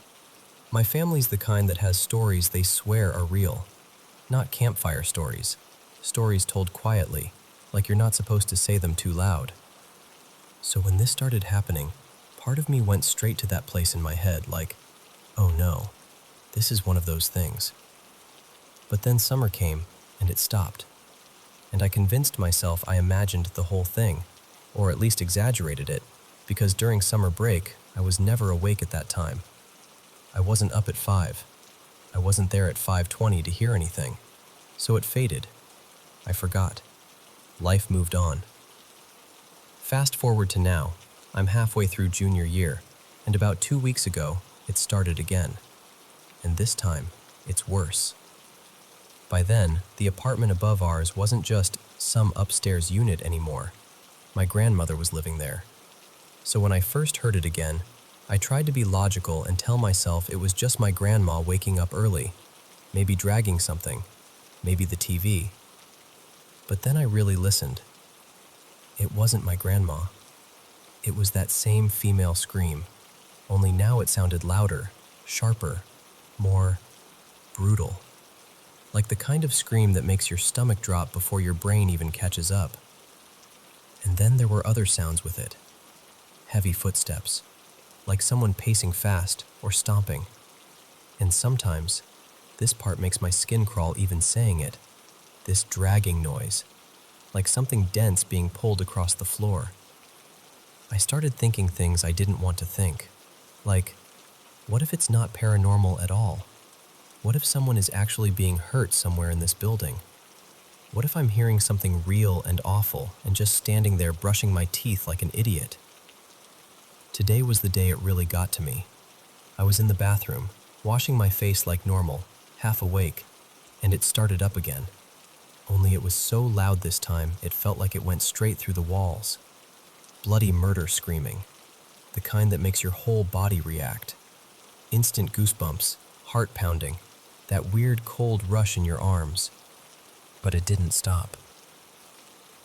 It went on and on, like 20, 30 minutes, and it felt so real that I started getting this heavy dread in my chest, like I wasn't just hearing a sound, I was being pulled into it. And when I finally went into the kitchen, my mom was there, just normal, calm, like nothing was happening. So I finally asked her, for the first time ever. I was like, "Do you hear that? Have you heard it before?" And she just nodded, like it was casual. She said, "Yeah, I've heard it." And I remember just staring at her like, "What do you mean you've heard it?" I asked why she never said anything to me, and she brushed it off. Said it was probably just neighbors being loud or kids or people arguing, and that these buildings amplify everything. But my mom is also the kind of person who has seen things that made her choose religion just to feel safe again. She had experiences when she was a teenager, back in her home country. Stuff that scared her so badly she trained herself to explain everything away after that. Like, if she gives it a normal reason, it can't touch her. Then she hit me with something that made me feel sick. She told me my grandma has been hearing it too, ever since she moved in upstairs. So after school, I went up to talk to my grandmother, my abuela, and I tried to sound casual, like, "Hey, have you been hearing anything weird in the mornings?" And she didn't even hesitate. She told me those screams wake her up at 5:20 a.m., almost like an alarm clock, and that it usually stops around 6:10. Hearing her say the exact same time, without me prompting her, made my whole body go cold. Because that's the part that doesn't feel random. That's the part that feels intentional, like something is scheduled. And now I'm stuck, because I've tried to research the building. I've tried to find stories, past incidents, anything. Some old news article, some warning, some explanation. But there's nothing. It's just an old complex with quiet hallways and people who keep to themselves. But the sound is too consistent, too long, too emotional, too human. And I keep thinking about the way it makes me feel when it starts, like the air shifts, like the walls are thinner, like something is closer than it should be. So yeah, I don't know what to believe. I don't know if it's the building playing tricks with sound, or someone actually being hurt, or something else. Something that's been here longer than we have. All I know is, every morning when I see the clock creeping toward 5:20, I feel my stomach tighten like my body already knows what's coming.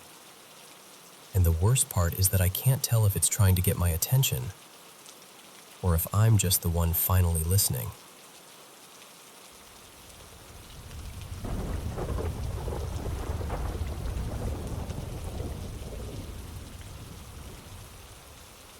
So, I don't talk about this a lot, because it's one of those things that sounds ridiculous out loud, even though I know what I saw. The first time it happened, I was about 6. I was sitting on the carpet with my tablet, just reading. Nothing creepy, no scary videos, none of that. I remember the screen freezing, like it hit this loading page. And that's when I noticed the reflection. Right there in the black glass, behind me, was this face. Except it didn't feel like a real face, more like a mask shaped like one. Bright white, super plain, no real features to grab onto. The weird part is how narrow it was, like someone took one of those blank craft masks you can buy in a pack online and squeezed it thinner. I honestly didn't even feel fear at first. It was more like my body reacted before my brain did. I shut the tablet off instantly, stood up so fast my legs wobbled, and I tossed it behind me like I expected it to smack into something. When I turned around, nothing. Empty room, quiet house. Just me, standing there with my heart starting to catch up to what happened. The second time I saw it clearly was years later, around 16, when my best friend Jay was sleeping over. It was late, like the kind of dark where the house feels like it's holding its breath. My door was cracked open, and we were sitting on the floor playing games with the sound low. And then, at the exact same moment, we both paused. No words. No, "Did you hear that?" Nothing like that. We just stopped playing and slowly looked toward the hallway like something was standing there.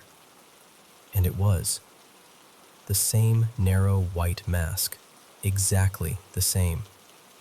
This time, I think I saw more of it, like a thin, shadowy body attached to it, darker than the hallway itself. But it moved fast, kind of gliding, like walking, but not quite. It crossed the hall and slipped past the doorway, like it had somewhere to be, like we weren't even the point. Jay saw it too. I know he did, because we looked at each other right after, and his face said everything mine was trying not to. And here's what's so hard to explain. Neither of us felt threatened. No dread, no run, no panic. Just this heavy awareness, like something was there, and it wanted us to notice that it was there. Those are the only 2 times I've seen it head-on like that. But in between, I've caught it in the corner of my eye, just a sliver of white where it shouldn't be, gone the second I turn. And other stuff has happened too. Little things at first, then bigger. The one that sticks with me the most is this. We had a piece of fine china sitting on top of the fridge. No pets, no one near it, nothing shaking, no explanation. And it just slid. Like it got shoved with force. It launched off the fridge, skated across the kitchen, and into the living room. And it didn't break. That part messed with me almost more than if it had shattered, because it felt deliberate, like it wanted to show strength, but not destruction. But the reason I'm talking about it now is because something happened recently that crossed a line it's never crossed before. I've been with my girlfriend, Liana, for about 5 years. We're both 18 now. She's way more into spirituality than I am. Like, she'll talk about energy and signs and all that, and I'm usually the one trying to find the practical explanation. She comes over all the time, and she's never had anything happen to her in my house. Not once. Until this. She asks if I can scratch it for her, and I'm like, yeah, of course. So she turns around, and my stomach just drops. Her lower back, the top of her butt, the sides, it was covered in scratches. Fresh ones, red, wet, some of them actually dripping like they'd just happened. And they weren't random. They were in these paired lines, clustered in sets of 3, like something dragged down, lifted, then did it again. My first thought was, maybe she did it in her sleep. But she bites her nails to nothing, like they don't even reach past her fingertips. There's no way she could have done that to herself, especially not that many, especially not that deep. And the blood, it dried freakishly fast, like the scratches were made right before we woke up, or right after. I just stood there staring, trying to force logic into it, and all I could think was, this thing has never gotten close. It's never touched me. It's never tried to scare me. But it touched her. And I can't shake the feeling that whatever's been lingering at the edges of my house for years, whatever's been wearing that narrow white mask, finally decided it didn't just want to be seen anymore.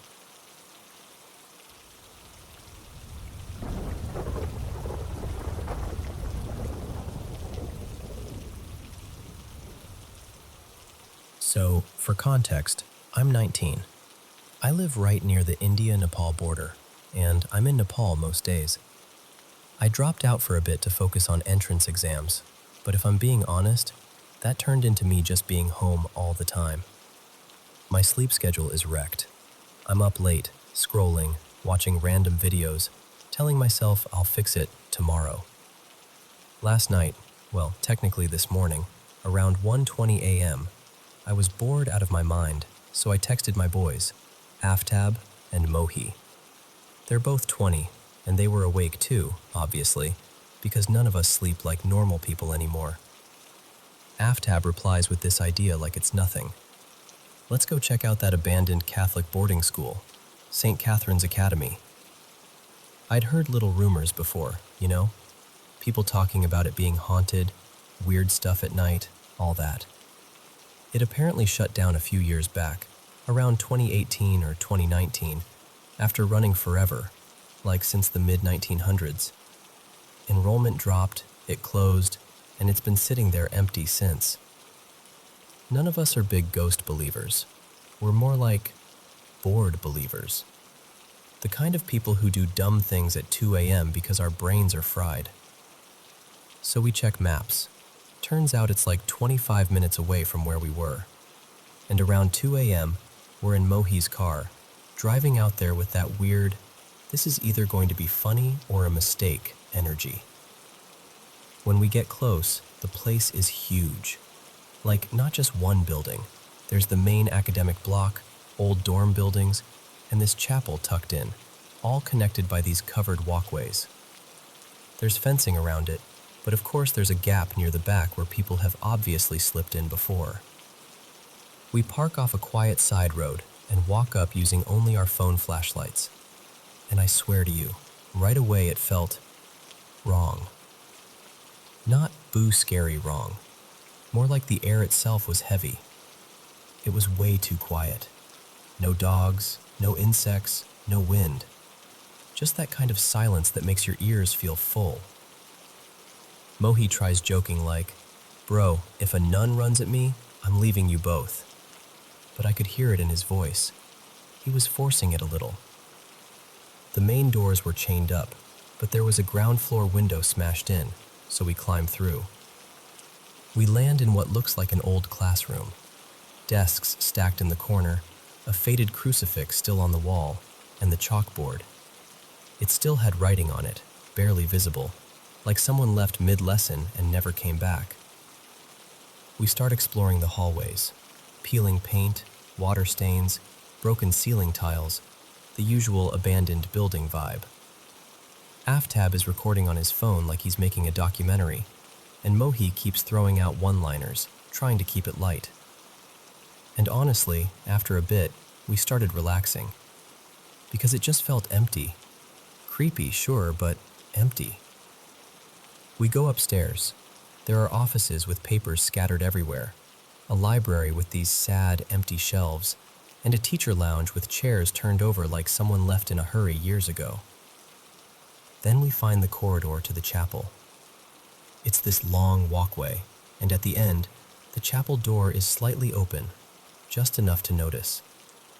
That alone felt wrong, because everything else was either locked or broken into.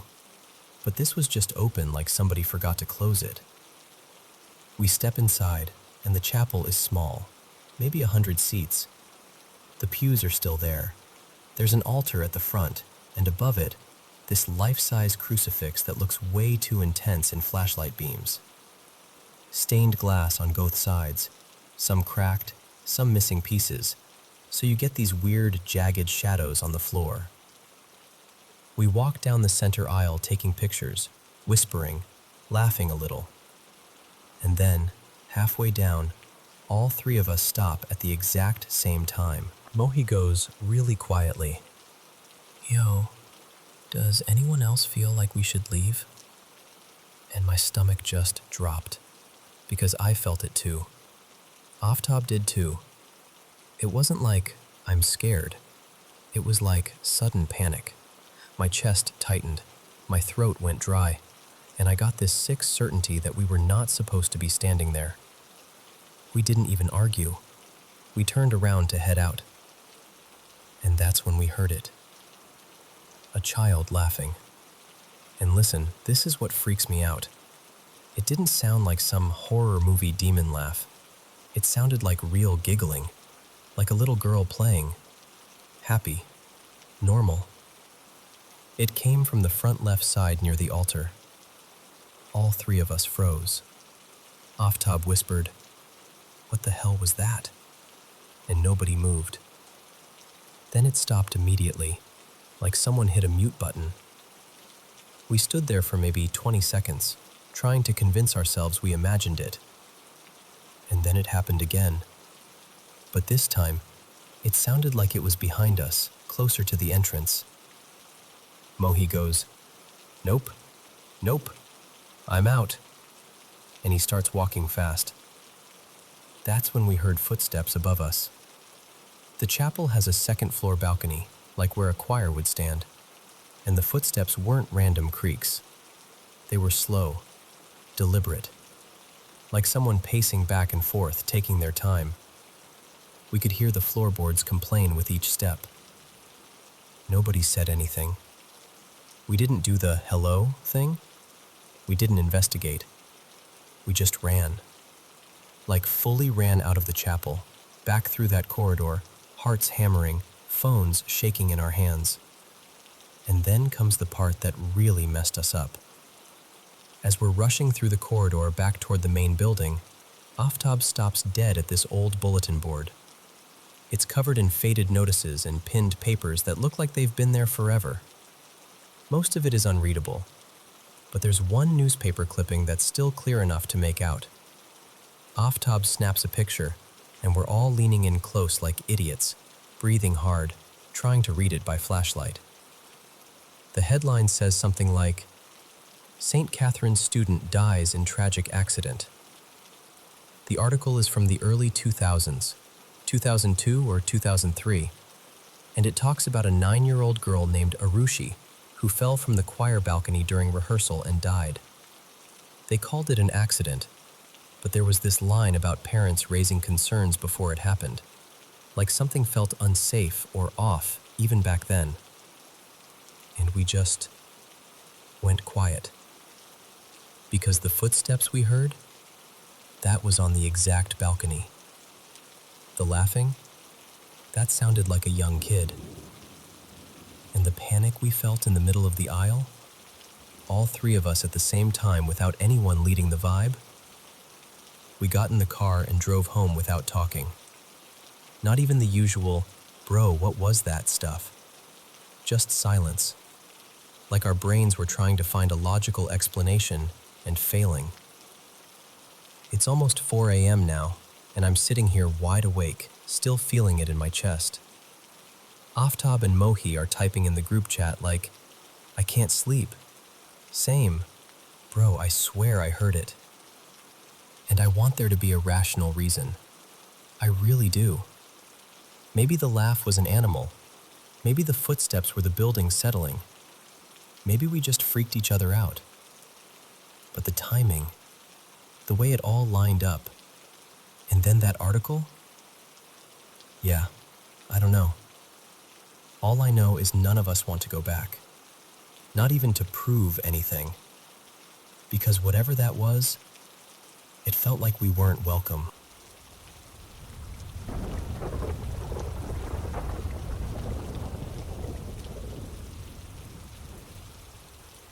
So, ever since our new neighbors moved into the other half of our duplex, I swear my sleep has been wrecked. They've got this little toddler, maybe 2 or 3, and the kid just goes. Like, full speed, back and forth, tiny footsteps pounding through the place like a mini freight train. After a couple nights of lying there wide awake, I started hunting for anything that might help. Earplugs didn't cut it. Headphones were annoying. And eventually, I landed on a white noise machine. Figured it'd be the simplest fix. And it was, at first. But then something happened that I still can't fully shake. One night, I'm lying in bed with the machine on, trying to let my brain finally drift off. And suddenly, through the static, it sounded like a little kid's voice. Like a small child, clear as day, softly saying, Dad, Dad, Dad, over and over. Not loud, not screaming, just tucked inside the noise. I sat straight up, heart racing, and I went to check the house. Checked on my partner, checked on the kids. Everything was normal, everyone asleep, quiet, no TV, no toys, nothing.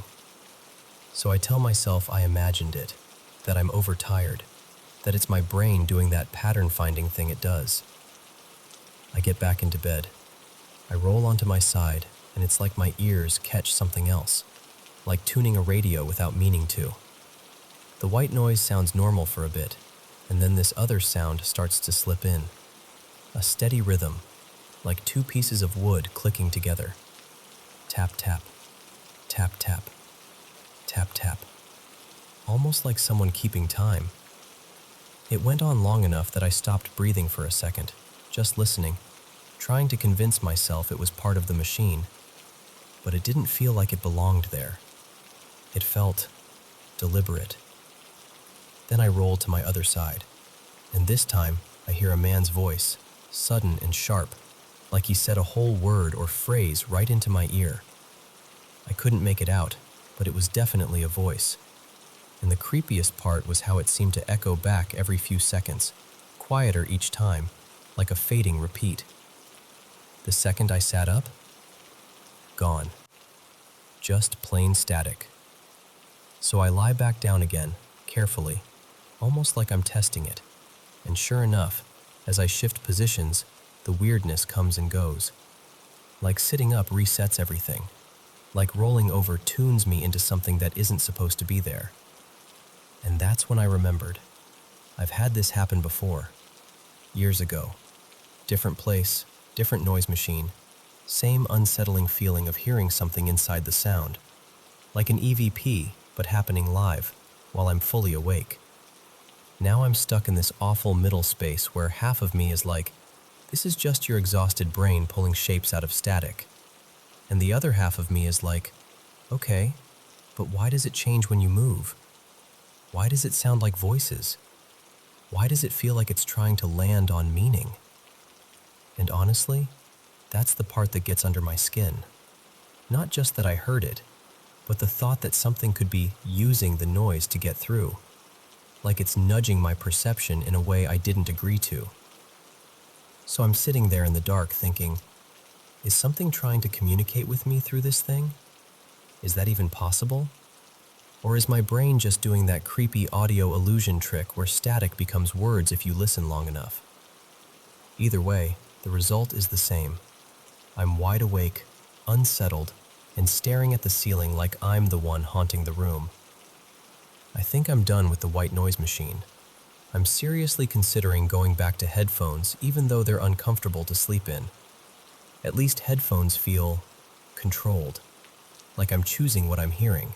If you were me, sleep-deprived, already on edge from the non-stop stomping next door, and then suddenly hearing that in your relaxing noise machine, what would you do?